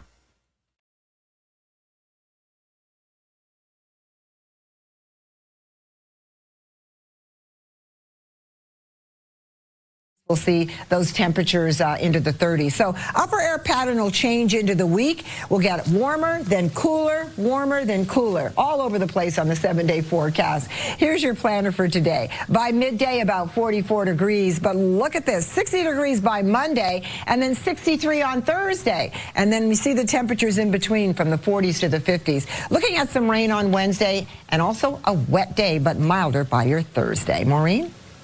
Gwen, thank you. This morning, we continue our coverage on the heartbreaking tragedy on the Potomac. Wednesday night's mid-air collision between a commercial jet and a military helicopter left no survivors, marking the deadliest air disaster in nearly 24 years.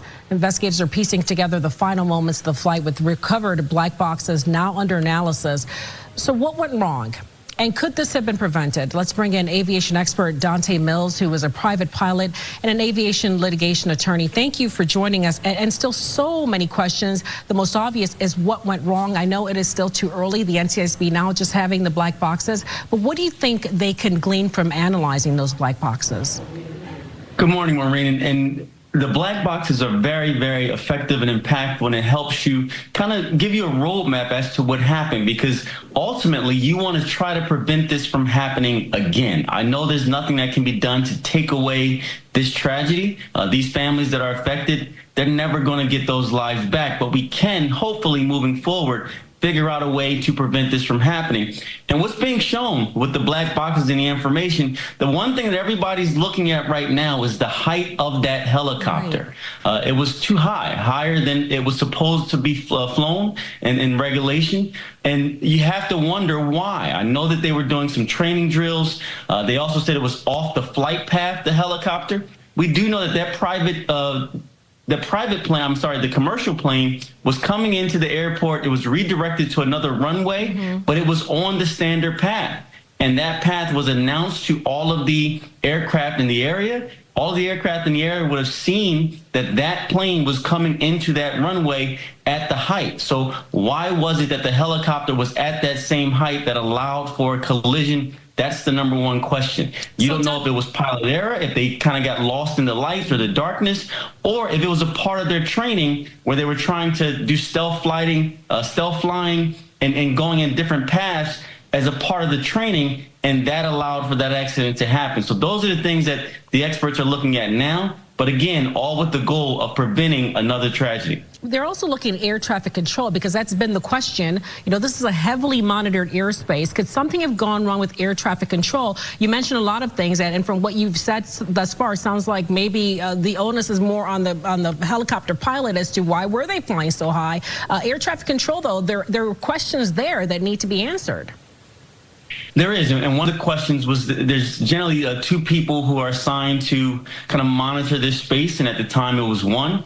However, I'll tell you, just flying into that airport, which I've done, and a lot of airports, there's congestion. So just because there's traffic does not mean an accident is supposed to occur. And in fact, pilots are used to dealing with that congestion. When I'm coming into an airport, I see that there's congestion. Essentially what you do is get in line and you begin to do a circular path around the airport to make sure that you're not in the path of any other aircraft. And you essentially stand in line until it's your turn to land. Even if you have to keep circling around, there's a path that you do that with. So air traffic control does direct all of these planes, but it's hard to say that they made an error when the helicopter that collided with that aircraft was outside of its normal path. So did they do something that aircraft told them not to do?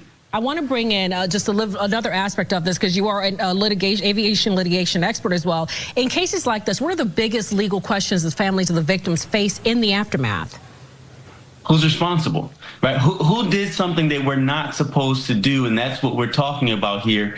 Is it the helicopter for being outside of the path that was supposed to be on, or the height that it was supposed to be at? So when I'm talking to these families, or I'm looking up, when I have my investigators looking into it, I'm trying to recreate the situation and then match that with what's supposed to happen. And then there's something that's going to stick out, because airplanes want to fly. Planes are built to fly. They generally do. So if there's a crash, something went wrong, something was done that wasn't supposed to happen, and that's what you're looking for, that piece piece to stand out so you can identify it and then determine who was responsible for it. Dante, unfortunately, we have to keep it there. So many questions, though, that so many people have are still unanswered. I know that a lot of this will lead to changes, hopefully, that will lead to better safety measures.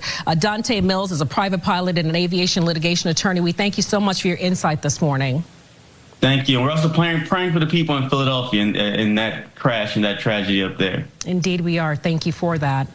8:21 is our time right now. Coming up, raising money for cancer research. Up next, we're taking a closer look. All right, so Fox 5 DC teasing ahead to other coverage, but just wanted to play that out for you as it further shows the investigation continues. You are getting a live look here at 9:31 on the East Coast, out there on the waterways. U.S. Coast Guard and other entities. We know the National Transportation Safety Board, they continue with interviews in real time this Saturday to find the latest about this deadly DC aircraft collision. And then, of course, we do continue to follow another aircraft collision out there in Philly, an aircraft crash, and you can see aerial footage of the devastation at this hour. The city of Philadelphia, they released their latest findings just moments ago, saying 6 people were killed, multiple people injured. They don't have a total number as far as the injuries, simply because people were taken to so many different hospitals in the area in real time. They were slated to have a press conference at 9 o'clock this morning, but that has since been pushed back. We don't have an updated time, but you can rest assured Live Now from Fox has you covered. And when that press conference comes in, you'll get it in full right here on Live Now. 9:32 the time. We do continue other top stories of the day. Right now, I want to take you out to the White House as we are going to continue to look ahead at President Donald Trump and his executive orders. When we come back from a quick 2-minute commercial break, checking in with trial attorney Jeremy Rosenthal. There's been quite a heavy barrage of these executive orders. And I think it sort of helps to sort of take a step back and just to talk about what is an executive order, what it is and what it is not. When we look at the Constitution and we look at the overall structure of it, you've got articles which fundamentally, for the most part, grant the government really wide and sweeping powers. And then you have the Bill of Rights and the amendments, which for the most part limit those powers and give individuals rights. An executive order, where those things live, those are essentially administrative directives to the federal government as to how they will operate. An executive order cannot override the Constitution, obviously, and it cannot override an existing law. So, a good example of what an executive order that probably is going to be effective in doing what the president wants it to do would be a DEI ban within the federal government or federal agencies. If there's no law or there's no statutory, Congress hasn't come and said the Pentagon shall have DEI. And for that reason, Donald Trump can say, well, that's the federal government. I'm going to take out any programs. That's a directive that he can make to the federal government, and they have to abide by that. Also, the Gulf of America. He can order any federal map maker to call it the Gulf of America. He can't order Apple to do it. He can't order Google to do it. He can't order other countries to accept that. But those are examples of successful executive orders. And we've just seen so many of them that it's just been this evolving work in progress, as you said, just within the last day, resulting in another blocking of one of those orders. Yeah, Jeremy, you hit the nail on the head, and that's the question many of the viewers have this morning. What will be the success rate? Obviously, it's no surprise that these things are happening because President Donald Trump was very candid during his campaign, saying these are what he is going to be doing once he takes that oath to office. And literally that same day, signing executive orders in real time. You have many people concerned and fearful as it relates to transgender rights and ICE. We've seen several states' attorneys general come forward and say, hey, we are going to combat this. Explain the difference between federal and state. You did really well explaining what these executive orders are, but how will this impede the rights of those on the state level, and can they truly combat it if they don't agree? Well, you're seeing a lot of legal challenges to those, and I think you're going to see varying degrees of success to a lot of those orders. And to kind of talk about the point that you were making, these are the battle lines for this administration. That's what we're watching in real time. We are watching the battle lines get drawn. Donald Trump has come into his second administration a lot more aggressive than the first. The people in the room are a lot less reserved in their ideology, right? The last time he brought in a lot of people who were more conventional. And this time around, we're not certain who's in the room quite yet.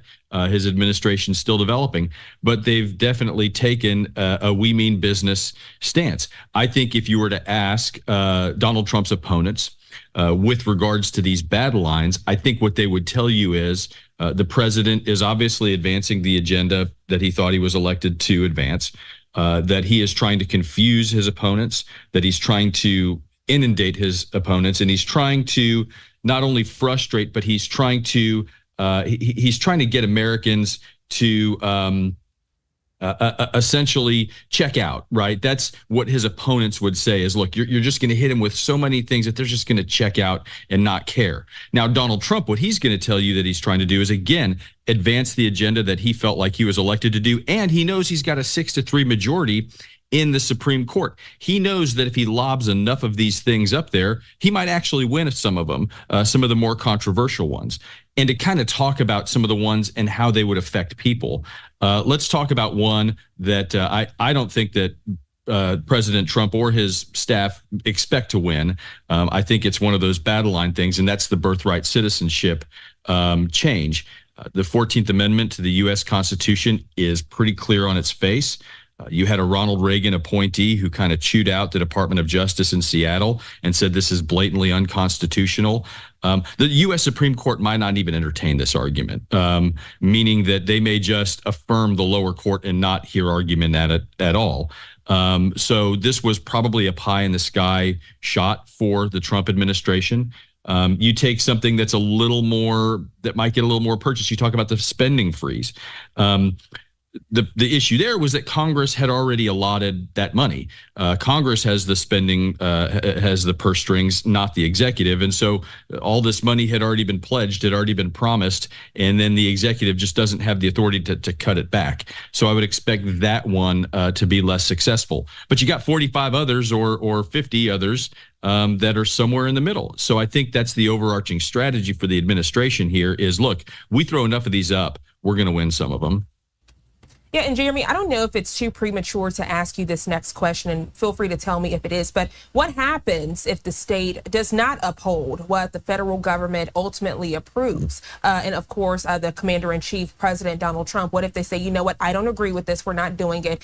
I feel like if we look back to abortion rights, when people were so worried about what would happen if they are closer to term, we saw people crossing state lines, right, to try to enter a state where they could get those abortions. And for many of the viewers, it puts them in that mind frame as these executive orders are happening in real time. Right. So the president, let's take immigration for an example.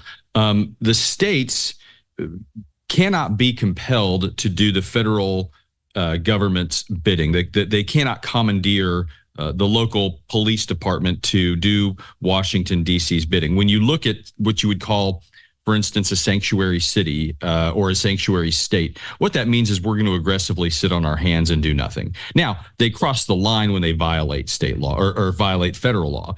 If they are actively violating federal law, potentially illegally harboring or trying to thwart, if you will, affirmatively take actions that prevent the federal government from doing their directives, then you have that confrontation. So what you're going to see is, in all likelihood, states that aren't going to cross those lines. I don't think they're going to be quite that brave, but they're going to basically say, look, we're aggressively not going to enforce your agenda, Mr. Trump. We're going to sit on our hands, and we're just not going to do a darn thing to advance this, and you can't make us. And that's sort of where these things lie. And to be clear, look, it's good politics. Donald Trump got elected with this agenda. He thinks it's good politics to kind of force this issue. If you're an elected official in the state of Oregon or in any of these cities that consider themselves sanctuary cities, it's good politics to fight Donald Trump there. So you're seeing sort of the elected officials kind of retreat back into these, into their serving their people, their constituents who put them into office. Jeremy Rosenthal, always a pleasure to talk politics and trial with you here on Live Now from Fox. Thank you so much for your candid conversation and perspective. I hope you have a great rest of your Saturday. You too, Jeanne. Thank you. I want to take you back out to the nation's capital, giving you a live look at the White House here at 9:44 on the East Coast. Of course, as we get more political headlines into our Live Now from Fox studio, you will be the first to know. I do want to transition, as many of you all might be saying, okay, Jeanne, well, what about that press conference that was slated to happen at 9 a.m. related to this deadly crash in Philly? Well, we are still awaiting that press conference to start, but here's an updated view, courtesy of our content partners at Reuters, of this crash in Pennsylvania. Again, the city of Philadelphia just sharing the latest information with us in real time. They report 6 people killed, multiple injuries from this plane crash. You can see vehicles clearly demolished. You can see the ash there in real time and how they were just left there on the roadway so people could evacuate and get to a safe place. We do have an aerial shot we can share with you as well, further showing that devastation that I just shared with you, just completely demolished there from the fire and left there in real time, even poles there scattered across the roadways. And we've seen officials out there manning the situation, making sure things are safe. As you know, people coming out of their businesses and homes to see the chaos in real time. Again, we are awaiting the city of Philadelphia and other officials to hold this updated press conference. They did release these numbers moments ago, but usually when the press conferences are delayed, it's a clear indication that they are getting updated information. 9:45 here on the East Coast. I'm Jeanne Francine. We're going to take our third 2-minute commercial break of the hour. We'll be right back. Since the administrator position is currently vacant, he will act as the administrator since he's now been appointed deputy. And he's a very capable guy. Extremely experienced in aviation and highly regarded in the industry and in government.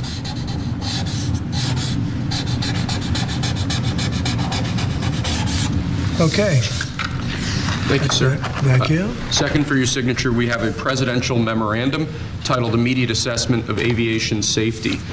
In light of the damage done to aviation safety by the Biden administration's DEI and woke policies, what this presidential memorandum orders is for your Secretary of Transportation and FAA administrator, in this case acting FAA administrator, to basically ensure that we are actively undoing all of that damage, that we are assessing how much damage was done, and that we're ensuring that people hired within the FAA, in keeping with your memorandum of January 21st, are only the most outstanding, capable people for the jobs that they're being hired into.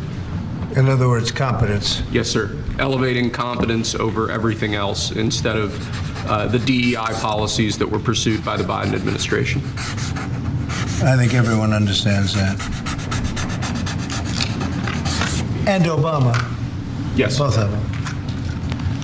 Okay, but Biden much worse. Not even a contest. What they've done is just crazy in so many other ways. Okay? Mr. President, to be clear, are you saying race or gender played a role in this tragedy? It may have. I don't know. Incompetence might have played a role. We'll let you know that. But we want the most competent people. We don't care what race they are. We want the most competent people, especially in those positions. And, you're talking about extremely complex things. And if they don't have a great brain, a great power of the brain, they're not going to be very good at what they do, and bad things will happen. Mr. President, there's been concerns about the amount of congestion out of DC airport. Do you think that there's too many flights coming out of that airport? No, I think we need very smart people running the flights and doing it. You know, the ones that aren't good, when they'll either do one of two things. They'll have too many coming in and they can't handle it, or they'll have the people waiting up in the air, which everyone's been caught in that situation, and circling the airports for an hour, and that's no good either. Mr. President, are you aware? Military helicopter training flights that are flying around National Airport all the time, what's your view? Should they be rolled back? It's fine if they're in the right locations and if they're not at the same levels. I mean, if a plane coming in is at 300 feet or 400 feet and a helicopter's training at 300 or 400 feet, why wouldn't they be up 500 feet higher? So I certainly want, and that to a certain extent is the air traffic controller. Wait, please, wait just a second. You feel like what happened last night was preventable? I do, yeah. Oh, absolutely. And obviously, that was something that should not have happened. And we're not going to let it happen again. Yes, please. Mr. President, on a slightly different subject, on your Canada and Mexico tariffs, will oil be included or excluded from those tariffs? So we'll be announcing the tariffs on Canada and Mexico for a number of reasons. Number one is the people that have poured into our country so horribly and so much. Number two are the drugs, fentanyl, and everything else that have come into the country. And number three are the massive subsidies that we're giving to Canada and to Mexico in the form of deficits. And I'll be putting the tariff of 25% on Canada and separately 25% on Mexico. And we will really have to do that because we have very big deficits with those countries. Those tariffs may or may not rise with time. And will oil be part of that, though? Because we get oil from Canada. Oil is going to have nothing to do with it as far as I'm concerned. Oil has nothing to do with it. Mr. President, you said regarding Guantanamo Bay, you want 30,000 new beds there. Is there a possibility that will increase, or is 30,000 the maximum? It could increase, yes. What would be the maximum? It depends, but countries that won't take back their criminals that they sent into us, you know, they sent them to us. They put them into the caravans, and they came in. As sure as you're standing there, they were sent by those countries. Then they're going to be met very harshly with sanctions, etc. And when are you hoping to have Guantanamo Bay, this new facility, up and running? It'll be up pretty quickly. How much do you think it's going to cost? Not very much. It's, a lot of the structure is already there, as you know. Mr. President, you said that incompetence may have played a role. Are you aware of any performance issues or disciplinary actions that were taken against anyone who was working the tower last night or flying the plane? No, and I hope that's not the case in this case, but certainly over the years it's been the case. And it's the case with respect to close calls, and it's the case with respect to circling for hours on end. You know, planes circle a lot, and they circle because the people bringing them down, these people that have to be very, very smart, and it's not based on anything other than the brain. We need the smartest people. We need both psychologically smart and just brilliant, period. And we are going to have them in our control towers. We are going to have the most competent people in the country in our control towers, not people that are there for any other reason. You said that you envision sending the 80-something thousand IRS agents hired under Biden to the border. What role do you see them playing? Well, we'll see. I mean, I may do that, or I may use different people, but we're going to send more. We're going to give the Border Patrol some help. Although now, if you look, they've taken in the lowest number since my administration. The numbers are very low. And at that level, we don't need so much help. People know not to come because if they come, they're not going to make it in and they're going to be shipped out. Egypt's presidents and the king. So if you're just now tuning into Live Now from Fox, wanted to play out the latest remarks from President Donald Trump addressing that deadly D.C. aircraft collision. On the right side of your screen, you're getting a live look at the Potomac River in that top right box as the investigation continues out there in that area. And then that bottom box, we are still awaiting the very latest from the Philly area. The press conference slated to start at 9 a.m. Eastern time, but we are still awaiting officials to get to the podium. That's for that deadly Philly plane crash briefing. I'm Jeanne Francine. We have to take our final 2-minute commercial break of the hour. When we come back, we'll continue with your breaking news headlines, top stories, and of course, your live events of the day. We'll be right back in just 2 quick minutes. Don't go anywhere. The number of hostages released since the ceasefire began on January 19th. A lot to discuss and dissect. Let's bring into the conversation Middle East expert, Dr. Asaf Ramirwasky. Good morning to you, Dr. Asaf. Always a pleasure. Good morning. Thank you for having me. So this is the first American hostage released in this latest ceasefire. You've been here from the very beginning. Can you catch us up for those unfamiliar? How did we get to this point? So good to contextualize all of this as well. So this is part of what is considered to be phase 1 of the hostage release, part of the, as part of this beginning. Again, it's a ceasefire. It's not the end of the war. It's important to contextualize all of this. This is part of the 42 days. To my mind, clearly, the new Trump administration was a catalyst in making this happen. And again, clearly understanding, and the actors on the ground understanding there's a new sheriff in town. And it's been happening in phases, as we've seen since the beginning, as you mentioned, 3 at a time, with a categorization of what Hamas and the interlocutors have defined as, how Israel is going to exchange, well, again, together with the Israelis, as far as the worth. So you had citizens, elderly, you had the female soldiers, the spotters, who Israel had to release 50 active Hamas prisoners for each one of them. And now you're seeing male citizens coming. One of the oldest, of course, it was the other day, Gadi Moses in his 80s. And so you're seeing this slow but sure, which is really miracle, and really I would argue it's been part of this emotional roller coaster where the hostages have been used as pawns, and they've been paraded, as we've seen throughout Gaza. There's entire theater. Every time the release has been taking place, they go on stage, they are paraded. The cynicism of the barbarism, where they're given actual goodie bags, quote unquote, and a certificate of their time in hostage and captivity, and then they are transferred with the Red Cross to the Israeli side, and that's been going on.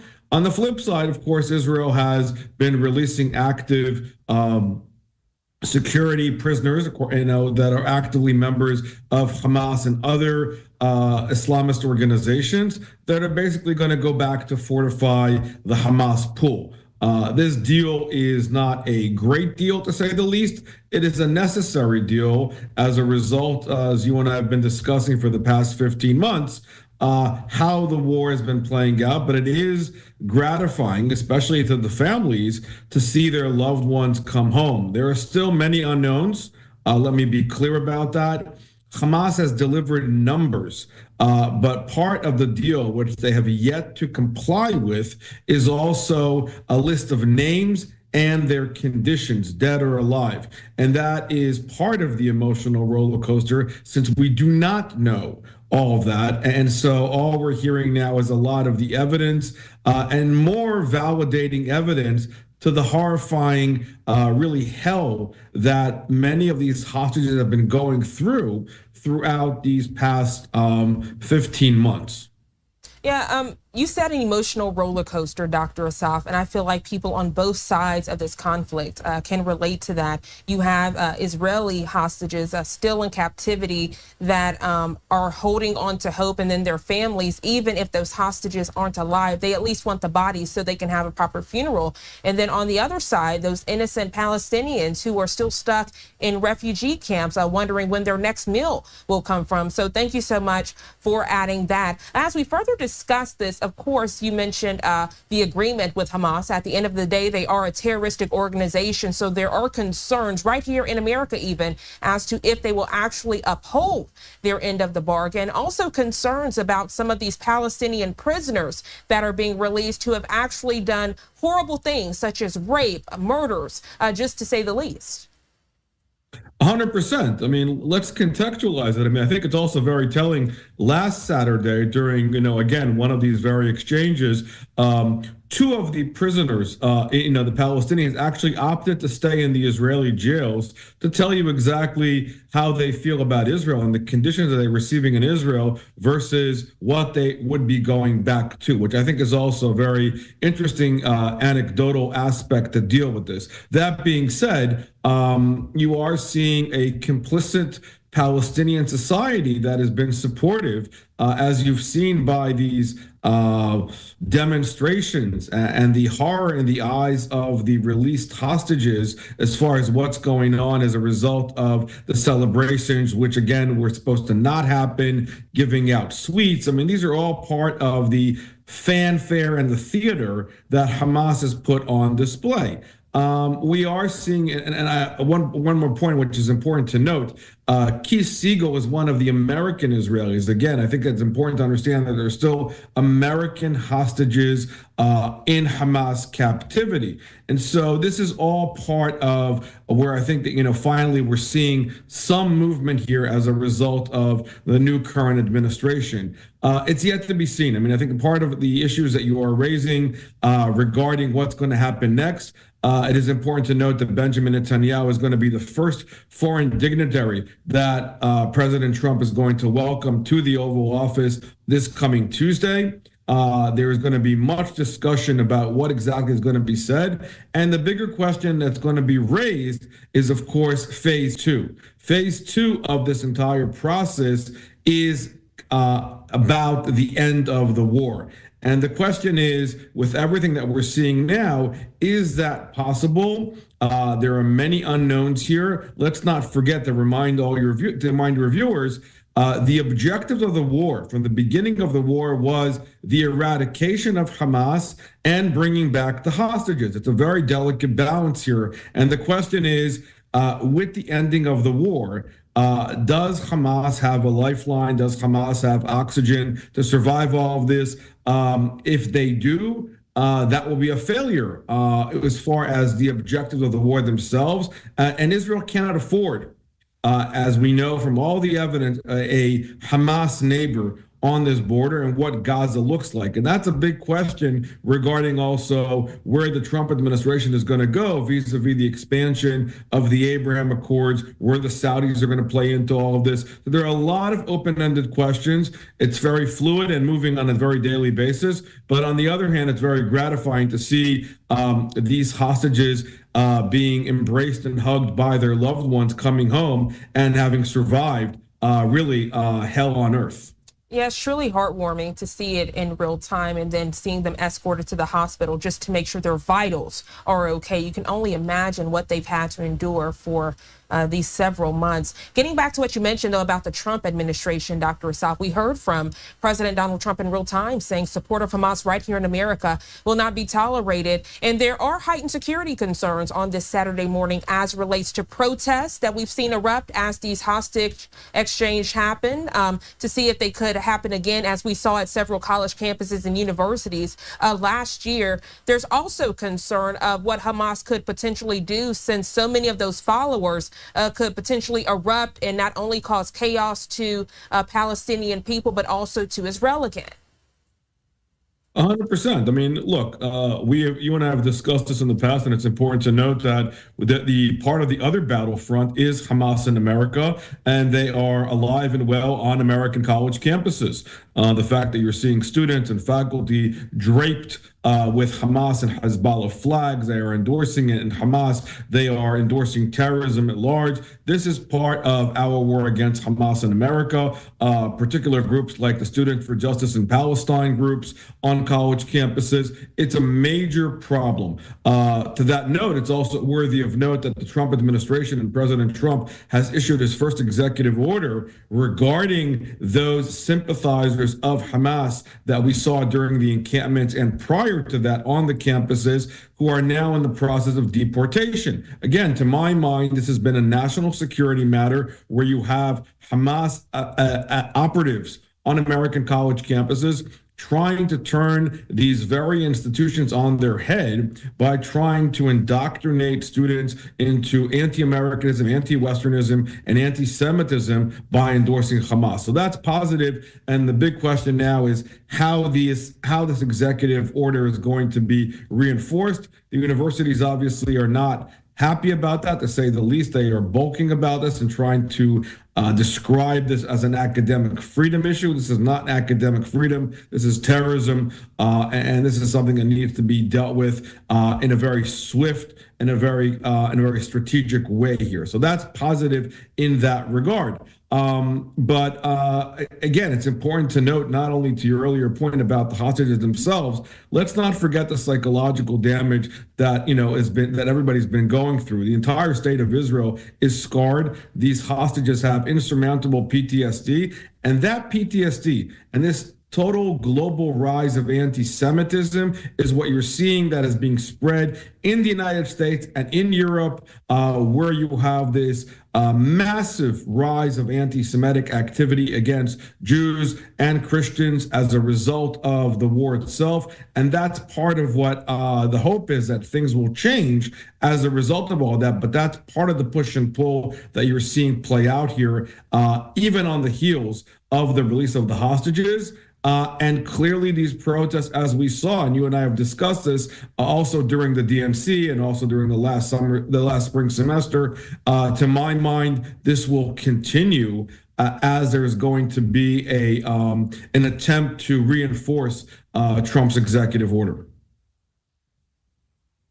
Dr. Assaf, it's always a pleasure to speak with you on all things international conflicts. We appreciate your perspective and dialogue this Saturday. Have a great rest of your day. Thank you, as always. Thank you.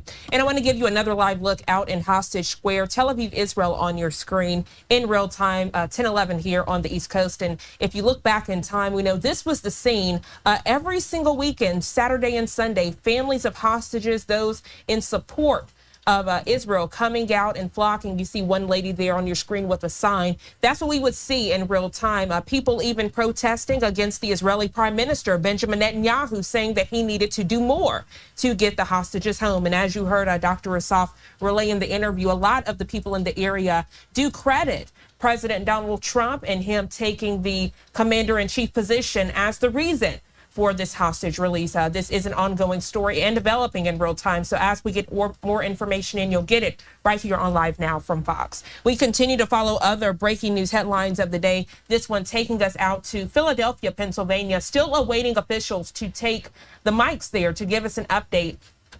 We are following breaking news as it relates to the multiple injuries and even unfortunate deaths reported. The city of Philadelphia putting out a release this Saturday morning saying 6 people were killed, multiple injuries in a plane crash. I want to take you out to the footage from that evening, this courtesy of Steve Keeley. And he reports that this is what the scene looked like as that plane crashed. We learned from Fox 29 Philadelphia, just tragic, that the aircraft was only in the air for a minute before it crashed. The FAA reporting the aircraft was en route to Springfield Branson National Airport in Missouri, with a final destination in Mexico, where the young child being treated for illness at Shriners Children's Hospital in Northeast Philadelphia was living at the time. It was a medical transportation jet departing from Northeast Philadelphia Airport with 2 passengers, a mother and daughter, and 4 crew members. Unfortunately, all of them killed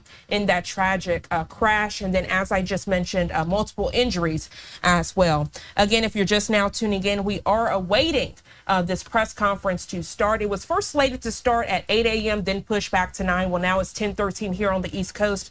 Still no word from authorities, but we are not giving up here on Live Now. Once we get the information, we'll bring it to you in full, uninterrupted. We're also following another live event on this Saturday morning. This feed just now coming in. You can see officials getting into place. This takes us out to Oxon Hill in suburban Washington. This as the Democratic National Committee, they've gathered to elect a new chair, with the party seeking new leadership to guide Democrats. They say, quote, guide Democrats through Donald Trump's second presidency, end quote. So we're also following this event out in D.C. We are awaiting it to start as well. 10:14 is the time here on the East Coast. I'm Jeanne Francine. We're going to go to our first 2-minute commercial break of the hour. We'll be right back.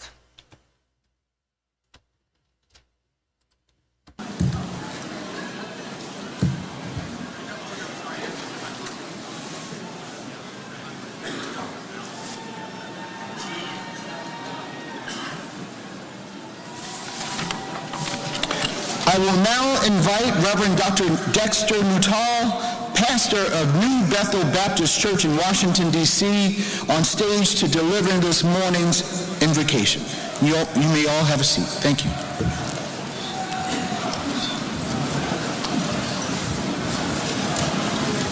Good morning. Good to see you so much. How are you? Good morning to each of you. Good morning to each of you. Proverbs 21:21. Whoever pursues righteousness and love finds life, prosperity, and honor. The problem is that those who pursue these virtues often become weary because the work is hard and the waiting is long. And that you would have hope is my prayer today in knowing that the Almighty is watching, and that through you would be available to the light of God to shine. For where there is light, darkness cannot prevail. Let us pray. Almighty God, ruler and creator of everything in heaven and under heaven, we come seeking, asking, and invoking your presence among us. We do so not only for those in this room, but for the sake of this nation, and indeed for the sake of the world. Scripture tells us that the government is upon your shoulders, and all authority belongs to you. So we come in gratitude for allowing us the privilege of partnering with you so that your people can be blessed. We seek your wisdom, your patience, your compassion, and your love in order that those who lead will steward well the responsibility that is on loan to them. We ask for strength. Our courage and our confidence come from knowing that you are strong and that you have healed this nation before. Compel us to do our parts that we might experience healing again. Give us hearts for those matters that are close to your heart. For your people are in need of justice. Your people are in need of housing. Your people are in need of health care. Your people are in need of education. Your people are in need of fairness, and this nation is in need of leadership that will settle for nothing less. So raise up righteous, courageous, faithful, and faith-filled leaders so that your people will know that you have not forgotten us. Through the ages, you have been light. Cast your light again. Bless the poor. Bless the sick. Bless those who are marginalized and afraid. Bring peace to those who have lost loved ones, even this week. You have brought us through weary years and silent tears before. We take heart in the knowing that you can and will do it again. Because you are light, allow that light, Almighty, to shine on us, in us, and through us. Thank you for giving us perseverance and for the promise that righteousness shall prevail. Our faith and your record tells us that in unity we will accomplish great things. Let it be so. And those who agreed said, amen. Amen. Thank you, sir. Thank you.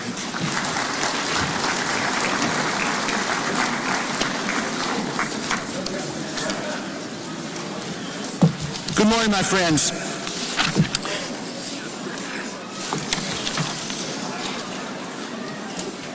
I want to thank the Reverend again for his words this morning. I will now invite our DNC Secretary, Jason Ray, on stage to determine a quorum.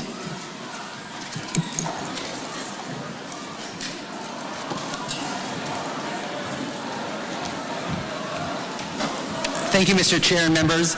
As of 10:23 a.m., when we last checked the registration count, we had 354 DNC members checked in to participate today. So, sir, that does indeed constitute more than 50% of members, so we do have a quorum present today. Thank you, Secretary Ray. A quorum has been established.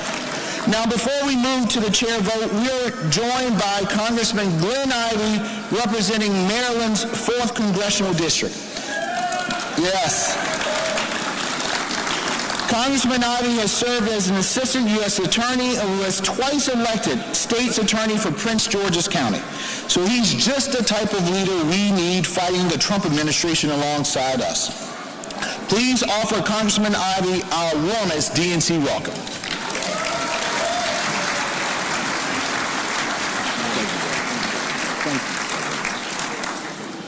Good morning, Democrats. Good morning, Democrats. Are you ready this morning? All right. I want to welcome you to Maryland, to Prince George's County. This is my congressional district. There we go. Maryland's in the house, right? All right.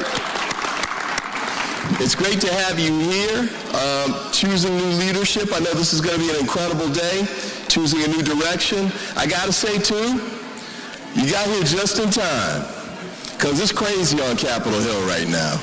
We need you. We need the reinforcements. We need the fight. We need the wise leadership you're about to choose. God bless you for what you're going to do. And let me say this, too. I know there's some challenges right now, to say the least. These are difficult times. I was expecting to come down here and have to give you all a pep talk. But I love the energy in the room. I love the excitement in the room. I love the fight in the room. We're going to make a difference. So with this competition today, remember that iron sharpens iron. By competing, we make each other stronger. We need to be as strong as we've ever been for the fight that we've got coming up. Isn't that right? Yeah. All right. One last thing I want to say, which is thank you. Today's going to be Jamie's last day as DNC chair, and I think he's done an outstanding job, and I think we should please rise up. Let's give him the thanks that he deserves for the great job that he's done. Thank you to Jamie. Thank you to you. Keep up the good work on the victory. Have a great day. Thank you, Tony. Appreciate you, my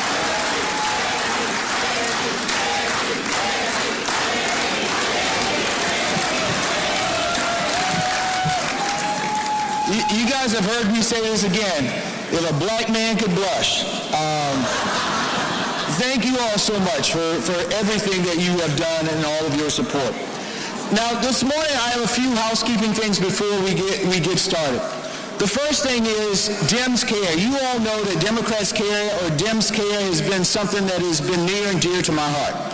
Dems Care provides an opportunity for our party to embrace and act on our ideals and work to improve our country beyond the ballot, beginning by supporting local communities and helping people when they need the help. The Democratic Party Hey, folks.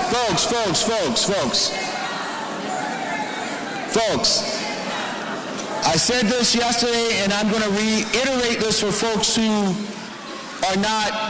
weren't here yesterday. This is a room of respect. This is a room of decorum. We have DNC members here, but we also have invited guests. And in the South, when you come and you are invited to somebody's house, you treat their house better than you treat your own.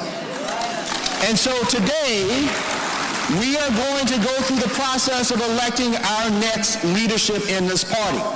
And there will be conversations, but we will respect each other. We will respect each other. And there will be zero tolerance, none for disrespect. And before I even get to Dems Care, this is another message that I wanted. For the last few weeks, and I've heard more over the course of the last few days while we were here, that people have been threatened about their vote. They have been intimidated by their vote. That folks have been having donors call and say that we're going to pull funding because of their vote. Folks, in this party, there will be no tolerance for that type of behavior.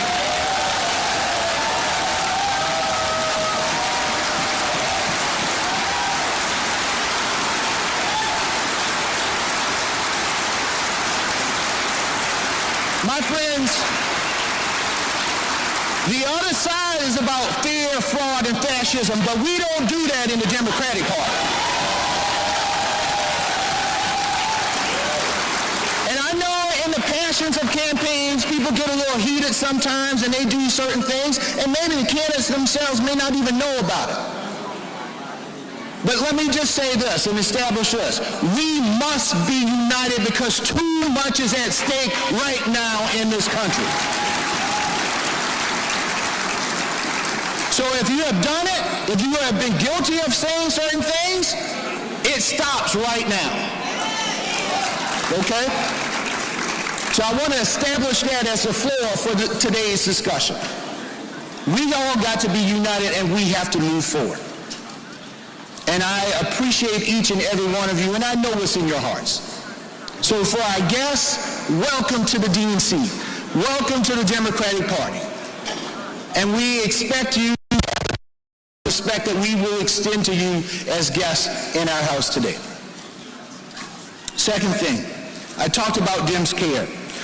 On your tables right now in front of you, you will see a card asking to support Los Angeles firefighters and their families.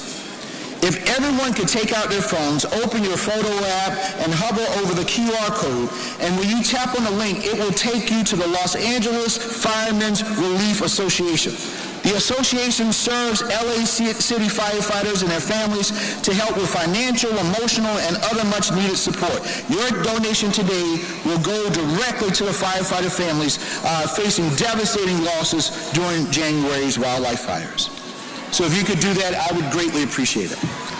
The last thing I would like to do before I move into the explanation of voting processes. Our staff at the DNC. My friends, I want to say with everything in my heart, thank you to the team at the DNC.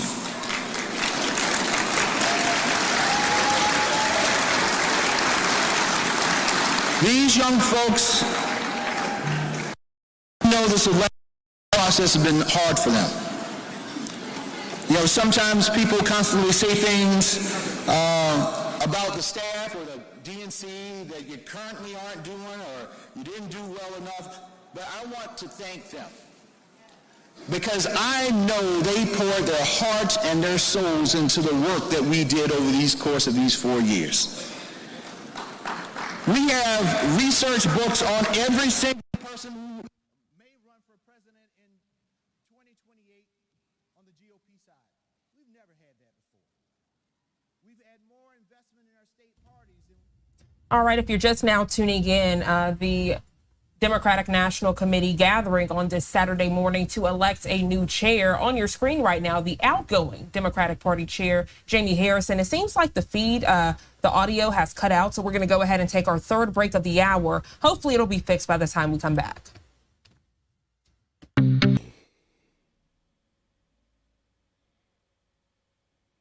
What y'all got going on, man?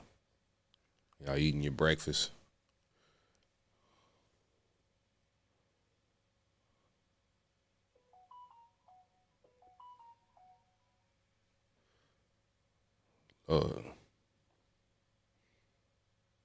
This was an all-night live stream. I'm doing an experiment, seeing what really going on with YouTube. If they gonna trip out because I live streamed the whole night. But we gonna see.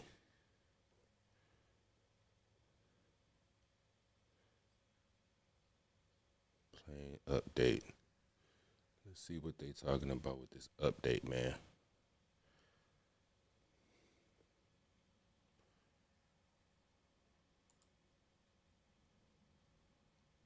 Want to thank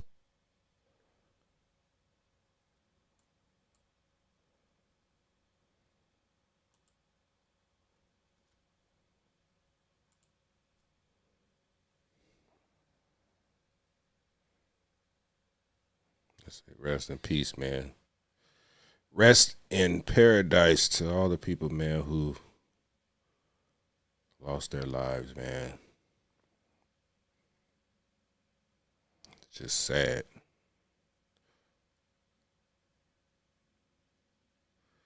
Sad. 31 now. Let's get to this. Let's see what's going on with this.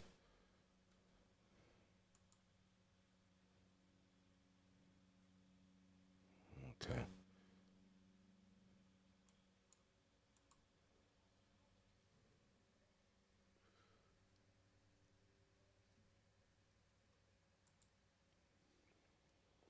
See what the live with these updates they talking about with this Philadelphia plane crash, man. Let's see it. Let's get to this breaking news this morning. The investigation into a deadly plane crash in Northeast Philadelphia. Ring doorbell camera video showing the terrifying moment the aircraft descended into the ground, exploding into a massive fireball. Let's take another look from another angle. The aftermath widespread.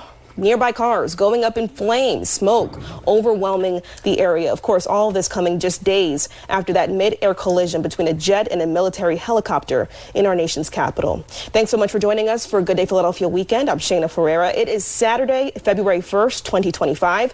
So let's get you caught up on what we know so far this morning on the air. The jet rescue ambulance plane was carrying a pediatric patient, so a young child and her mother and 4 crew members when it crashed along Common Avenue near Bustleton and the Roosevelt Mall. Shortly after 6 o'clock last night, mind you. Now, the patient was being treated at Shriners and was on her way back to her home country of Mexico. The crash happened less than 3 miles from Northeast Philadelphia Airport. The plane quickly disappeared from the radar, according to officials, after taking off from that airport at roughly 6:06 p.m. The damage from the crash impacting homes nearby, cars, and businesses for blocks. What up, Keck? I see. Have multiple crews covering the story this morning. It is the story of the day and will likely be the story for quite some time as investigators sift through all of this. We'll get to our Jennifer Joyce in just a moment. But first, let's start with Greg Payne. You are pretty much in the thick of where that plane came crashing down. And now we're getting really the first look at this in daylight. Yeah, Shana, well, as you mentioned, I mean, this crash happened at 6 p.m. yesterday, and it is a very active scene, and you can actually see off in the distance, you know, there are FBI, there is ATF, so all different types of response groups that are here. Now, I wanted you to take a look at... That looked like in the projects right there, boy. This video from one of our live trucks that we have, that you can see the extent of the damage. You could also see kind of a close look at some of those vehicles that are charred. Now, I also want to now go to a view that we have with our helicopter, with our Fox helicopter, and you can just see now the overall scope of just the vast majority, how large this radius is of this accident. Now, what we know about this accident is shortly... Yep, Kiki, man, it was a terrible plane crash. If you go on X, if you got X, formerly known as Twitter, go on there and type in Philly plane crash, and it's going to show you some stuff that I can't show you on YouTube. It's like mass destruction. I mean, there's graphic videos of... Just go on X, type in plane crash if you're just finding this out. I don't know. I guess some people would sleep early because this happened at 6 o'clock Philly time. So it was crazy, sad. After 6 p.m. Friday, a medical transport plane that took off from the Northeast Philadelphia Airport carrying a pediatric patient, her mother, and 4 crew members crashed near the Roosevelt Mall on Cottman and Bustleton Avenues. The patient had been treated at Shriners Children's Hospital in Philadelphia and was being transported home to Mexico with a stop in Missouri. The medical transport company says they have no reports of any survivors. Several homes and vehicles were impacted by the crash, and Philadelphia officials have yet to confirm any fatalities from bystanders on the ground. We have learned at least 6 people were treated for injuries at local hospitals, 3 were treated and released, 3 others were listed in stable condition. Several dwellings and vehicles were also impacted, and so we are urging people, particularly those families who live in the surrounding area, to please stay home if possible. What you're seeing here is a unified response to an awful aviation disaster. For as awful as that aviation disaster was, tonight we also saw the best of Philly. We saw neighbor helping neighbor. We saw Pennsylvanians looking out for one another. And like I said, I mean, you're seeing a number of response teams that are here, and you can see off in the distance, like I said, the ATF, the FBI. Currently, this crash is under investigation, and you've already started to see the impact that this is actually having on the overall area. Just went on over to the Starbucks, and they opened for an hour, but they decided to close in regards to safety reasons. There's other businesses around the area that seem like they're trying to open up, but, you know, it's just... These businesses they got to get their money. They opening up. Starbucks said, man, Ain't nobody going over there. They ain't finna allow nobody over there. So those businesses that really didn't get impacted or burnt anything, y'all cannot open up. Damn, have some respect. Damn. Ain't nobody going over there. But they keep saying it was only 6 people who passed, who died. But it was a video I seen of a man walking with fire on him. So did he make it? 'Cause it looked terrible. I don't know. Go on X and type that in. Y'all see it. A very large scene, and what you're seeing right now is probably something you are going to see in this area for quite some time. As there, Dr. Benjamin say, Mr. Zach, are you DEI? You out your damn mind? I'm gonna hit your ass with a. Come on now, dog. Come on, man. DEI, you crazy. They're continuing on with this investigation, and one of those main questions, Shayna, that we've been talking about is the fact that many people are asking whether weather played a role in this accident. Shayna? I'm sure the NTSB will certainly be the folks to ask about I'm the best of the best. that as they kind of get to the bottom of all of this. And you're right, that is a very busy corridor. A lot of mom and pop shops, restaurants, stores. There's a Target nearby. Jenny Joyce, you're live in the thick of that as well on the other side. And you see all those businesses. What are folks saying? Yeah, so Shayna, as we've talked about this morning, a lot of people have been coming down, trying to take a look at the scene for themselves. But there's just a lot of traffic in the area. It's a busy area. Here's an unrelated ambulance. Those people piloting them airplanes, DEI. Trying to get through the intersection here of Bustleton and Cottman. But let's take a look at the scene itself, because we have just seen a number of responders, investigators come to the scene, members of ATF, a specialized team from FBI, as well as the crime scene unit. They came wearing these yellow boots here, going through some of the evidence that remains at the scene. So we've seen a number of investigators since the sun has come up. Again, we are expecting an update from them in just a little bit. Last night, we talked to witnesses nearby. One man describes what he saw in gruesome detail and says he did his best to try to help people impacted on the ground. Gruesome.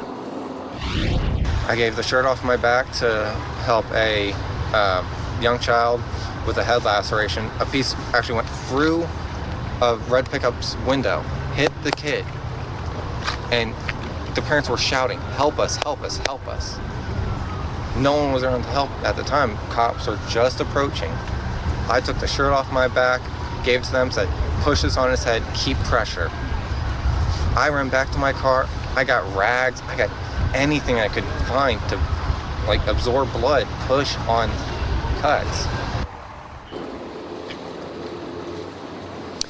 And so, as we have reported, this Jet Rescue Air Ambulance was carrying 6 people, including a pediatric patient who was undergoing treatment at Shriners Hospital, along with her mom. They're freezing. She ain't even looking in the camera. She on her phone. And 4 crew members, they were returning home to Mexico. Back out here live at the scene, I want to introduce you to this woman, Lena. Lena, you were just stopping by.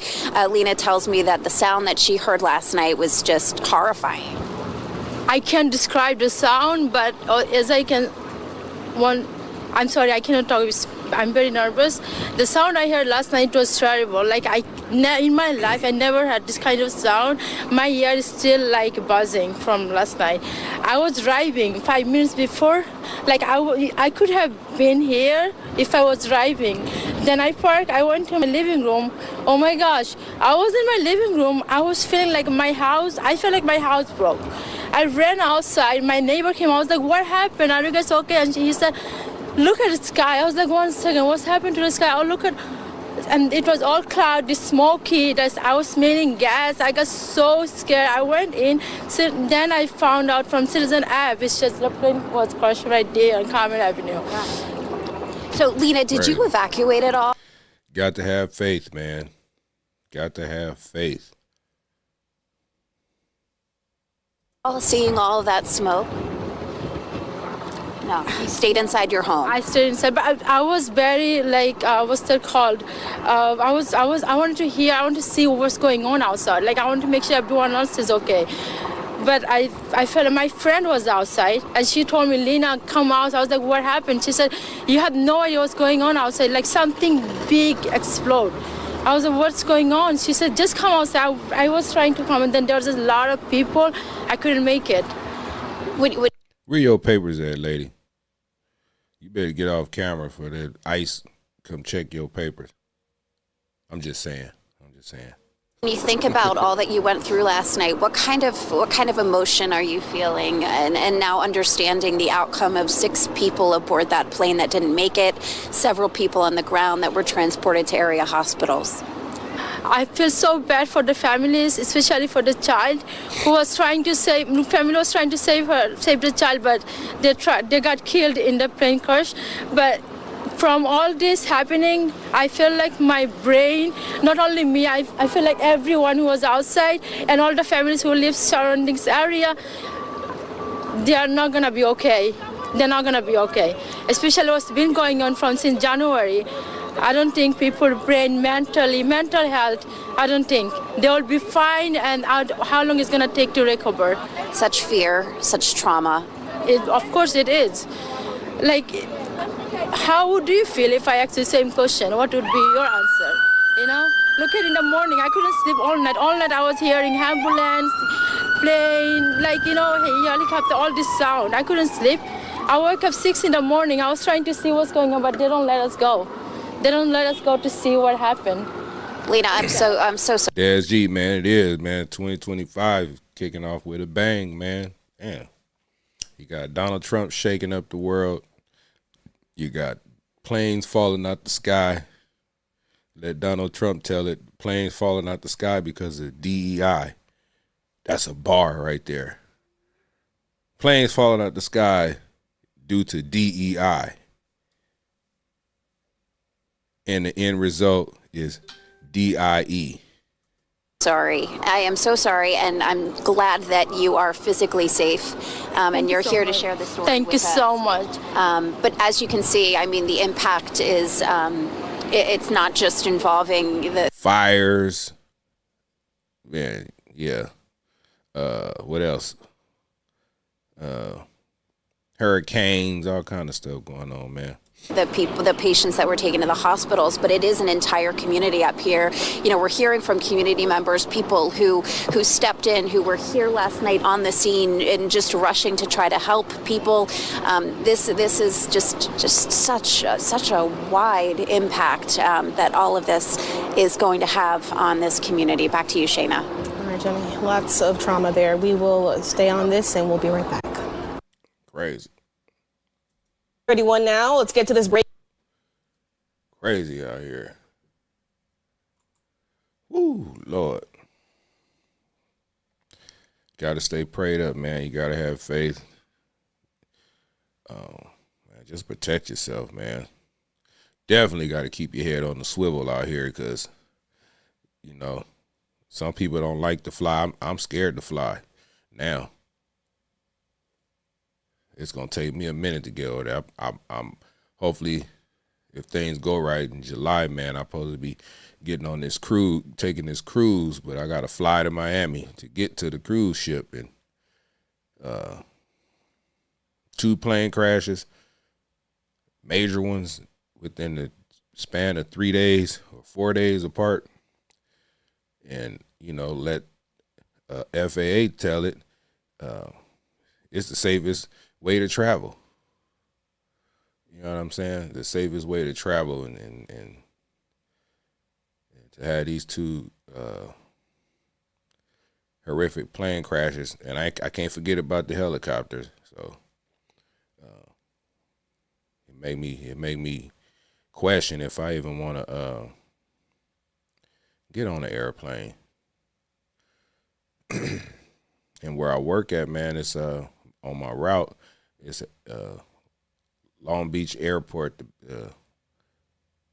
right there. It's a Long Beach Airport, and then you have little Cessna planes flying over. You got Big Jet, American Airlines, and they fly low over my route. So now today I'm gonna be looking up in the sky all the whole day. You know what I'm saying? But yeah, man. I say, man, my prayers go out to these family members, these victims, people on the ground, first responders and things like that, man. You know, when tragic things happen, man, people come together, man. It looked like this crash was in the hood somewhere. It's crazy, man. Top of the morning, Slimmy Slim, what's going on with you? Dave Ken, what up with it? Yeah, man. It's crazy. Man, this was an all-night live stream. I just wanted to do a little test, man, like I said, to see how this YouTube algorithm would do, and if YouTube gonna allow this stream, and I obviously allowed it the whole night. I just let it play, man.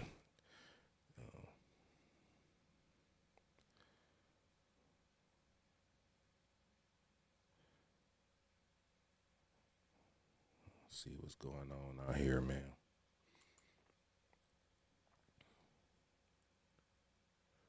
I had plans on doing something else, but I never got to it because of this plane crash. I was gonna live stream the Kash Patel Senate hearing, because it was a real good one, man. It was a 5-hour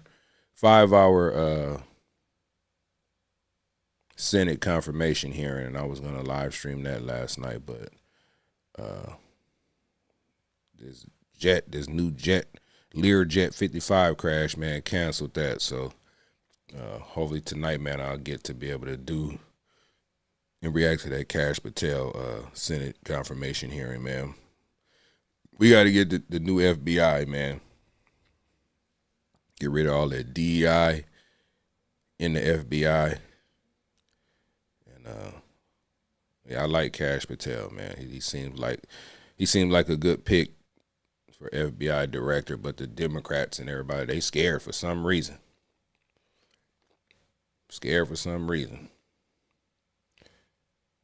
You know what I'm saying? Let me see.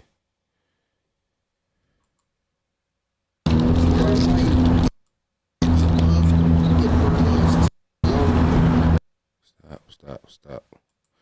Let me see. Let me read one of these comments, man. Fatty Daddy, what's going on? No Diddy, man. What's going on with it? He said it's because no head of FAA and the freeze of hiring caused only one air traffic controller to be on duty. Man, that's crazy. How you gonna have one traffic controller trying to control helicopters, airplanes, jet, all that? That's crazy. I'd have been like, if I was that air traffic controller person, I'm like, hell no, he can't go on no damn break. Man, we finna change shifts in a minute. I know he was like, bruh, man, we about to change shifts. Why you letting that man go over there and take his little 10-minute break? Man, we almost done with the shift. You know what I'm saying? But that's crazy how this is. They don't have enough people for that particular job. It must be that hard, like, because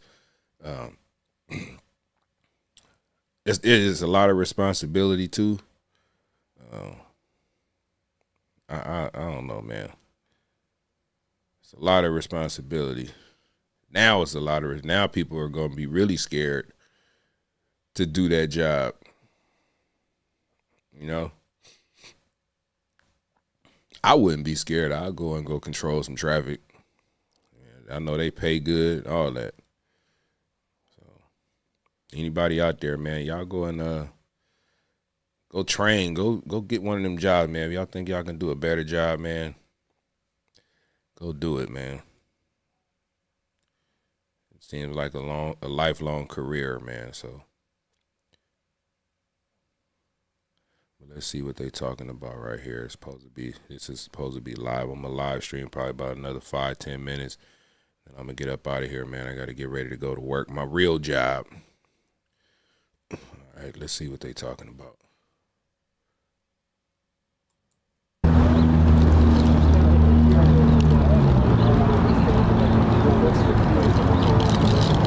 Press conference.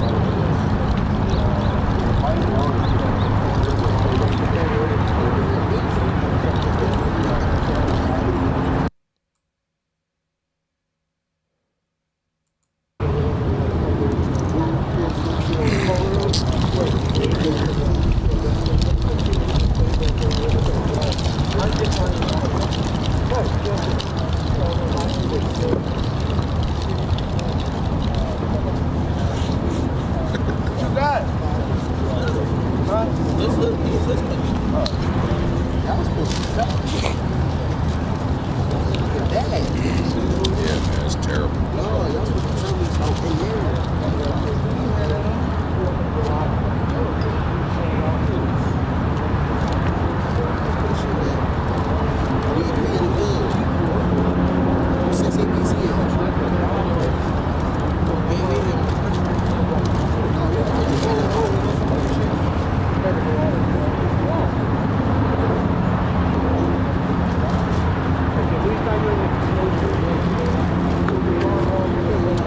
Okay, Linda Fisher said that's not true. There were 19 cars, one traffic was communicating with the airliner and a helicopter. Man, there was 19 people on duty. What the hell that one person controlling, talking to helicopters and planes? He the only one that was qualified to do it? What you saying?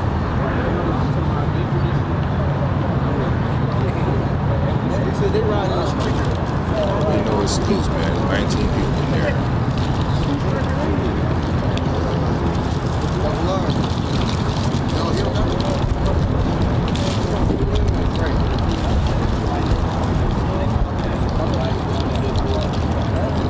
But regardless, man, it's a shame.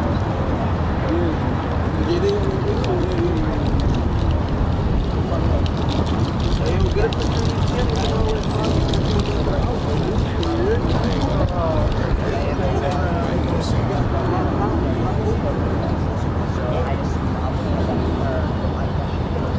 got the hood out. Oh.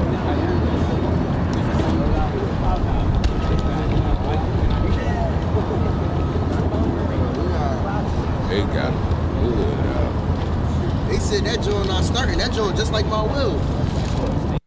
They got the hood out there, man. Yeah, man, they ain't doing nothing on that one right there, man. It seemed like they ain't even talking about the DC plane crash no more. It's like as soon as something happened, they talk about it for a minute, then here you go, something else hits. And what happened yesterday is basically almost forgotten the next day. You know what I'm saying? It's just like the fires in LA, man. This took away from the DC plane crash, took away from the fires in LA with stupid Karen Bass and stupid Gavin Newsom. And then you got the Philadelphia plane crash that took away from the DC crash. I wonder what's going to be next. What's going to happen today, man? What is going to happen today?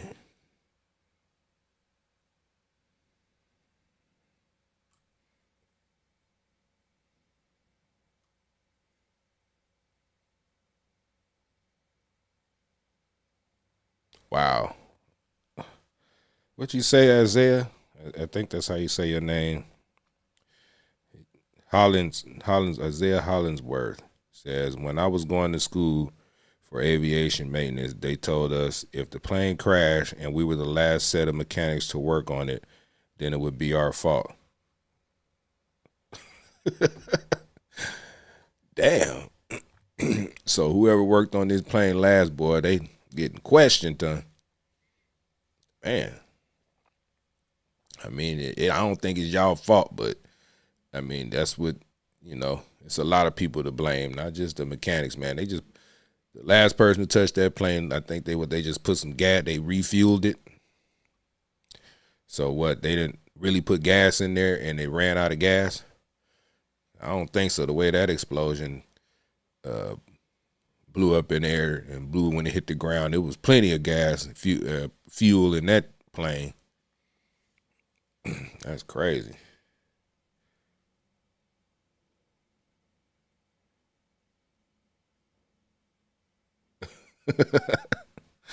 What's the name say? Johnny West said, "Ladies and gentlemen of the press, some new bullshit happened today. Forget about yesterday's bullshit." Man, that's what it seemed like too. Crazy. Yeah, man, it's crazy, man. Crazy, man. This world here, man. I'm gonna look at this. Let me see. Hopefully Isaiah Robbins, man, don't trip on me, man. Y'all go follow Isaiah Robbins, man. Godly What's vibes. going on, guys? Godly vibes, man. This is one of my boys, man. I don't know him personally, but I follow his channel, man. He a real spiritual guy, young guy, and he talking about the plane crash. 2 plane crashes in 2 days. What is really happening right now in the U.S.? Shout out Isaiah Robbins, man. Let's watch this for a minute before I get off this live. What's going on, guys? What's going on? We've received some very, very tragic news within these last 2 days. The first one was a commercial flight crashing into a helicopter. I mean, the type of stuff we've heard within the last couple of days is movie stuff, movie type stuff. And movie stuff, for real. Very, very sad. Pilot of an American Airlines jet that crashed near Washington, D.C. had Georgia ties. Super, super sad. Mothers and their children, figure skating champions, and a flight attendant living her dream are among D.C. plane crash victims. For a while, people didn't even know a plane crashed because it was at nighttime. They didn't even know what hit. They didn't even know what hit the plane. They just seen an explosion in the air, so they kind of guessed a plane was hit. Come to find out, it was hit.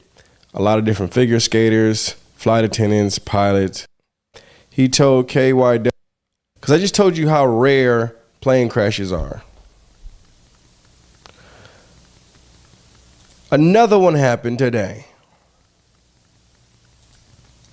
Philadelphia, pediatric patient among 6 people on plane that crashed in Northeast Philadelphia. Another plane crash today, guys.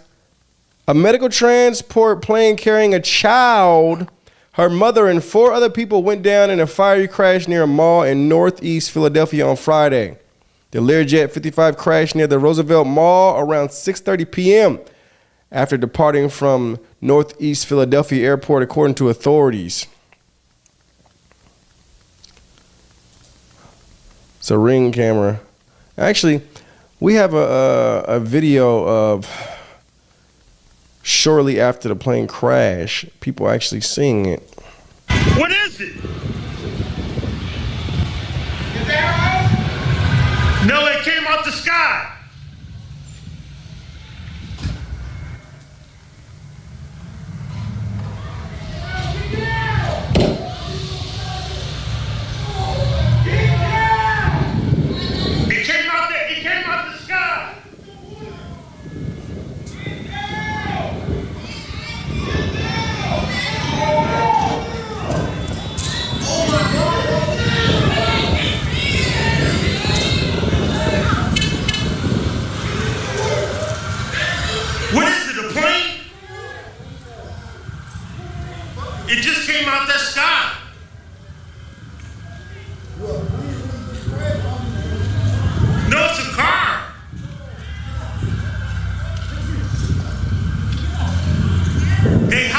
fire.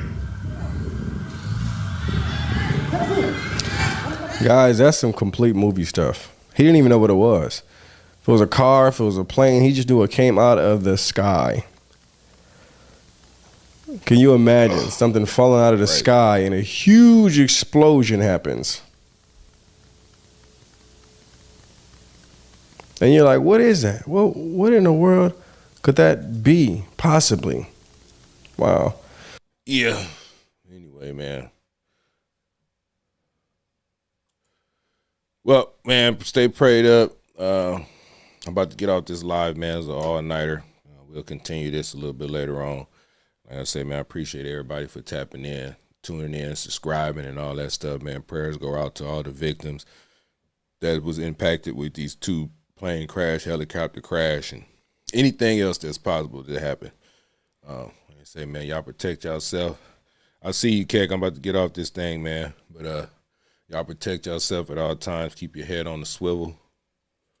God bless you. God bless me, man. God bless America. God bless everybody, man, who, like I said, been impacted by this terrible event today or yesterday.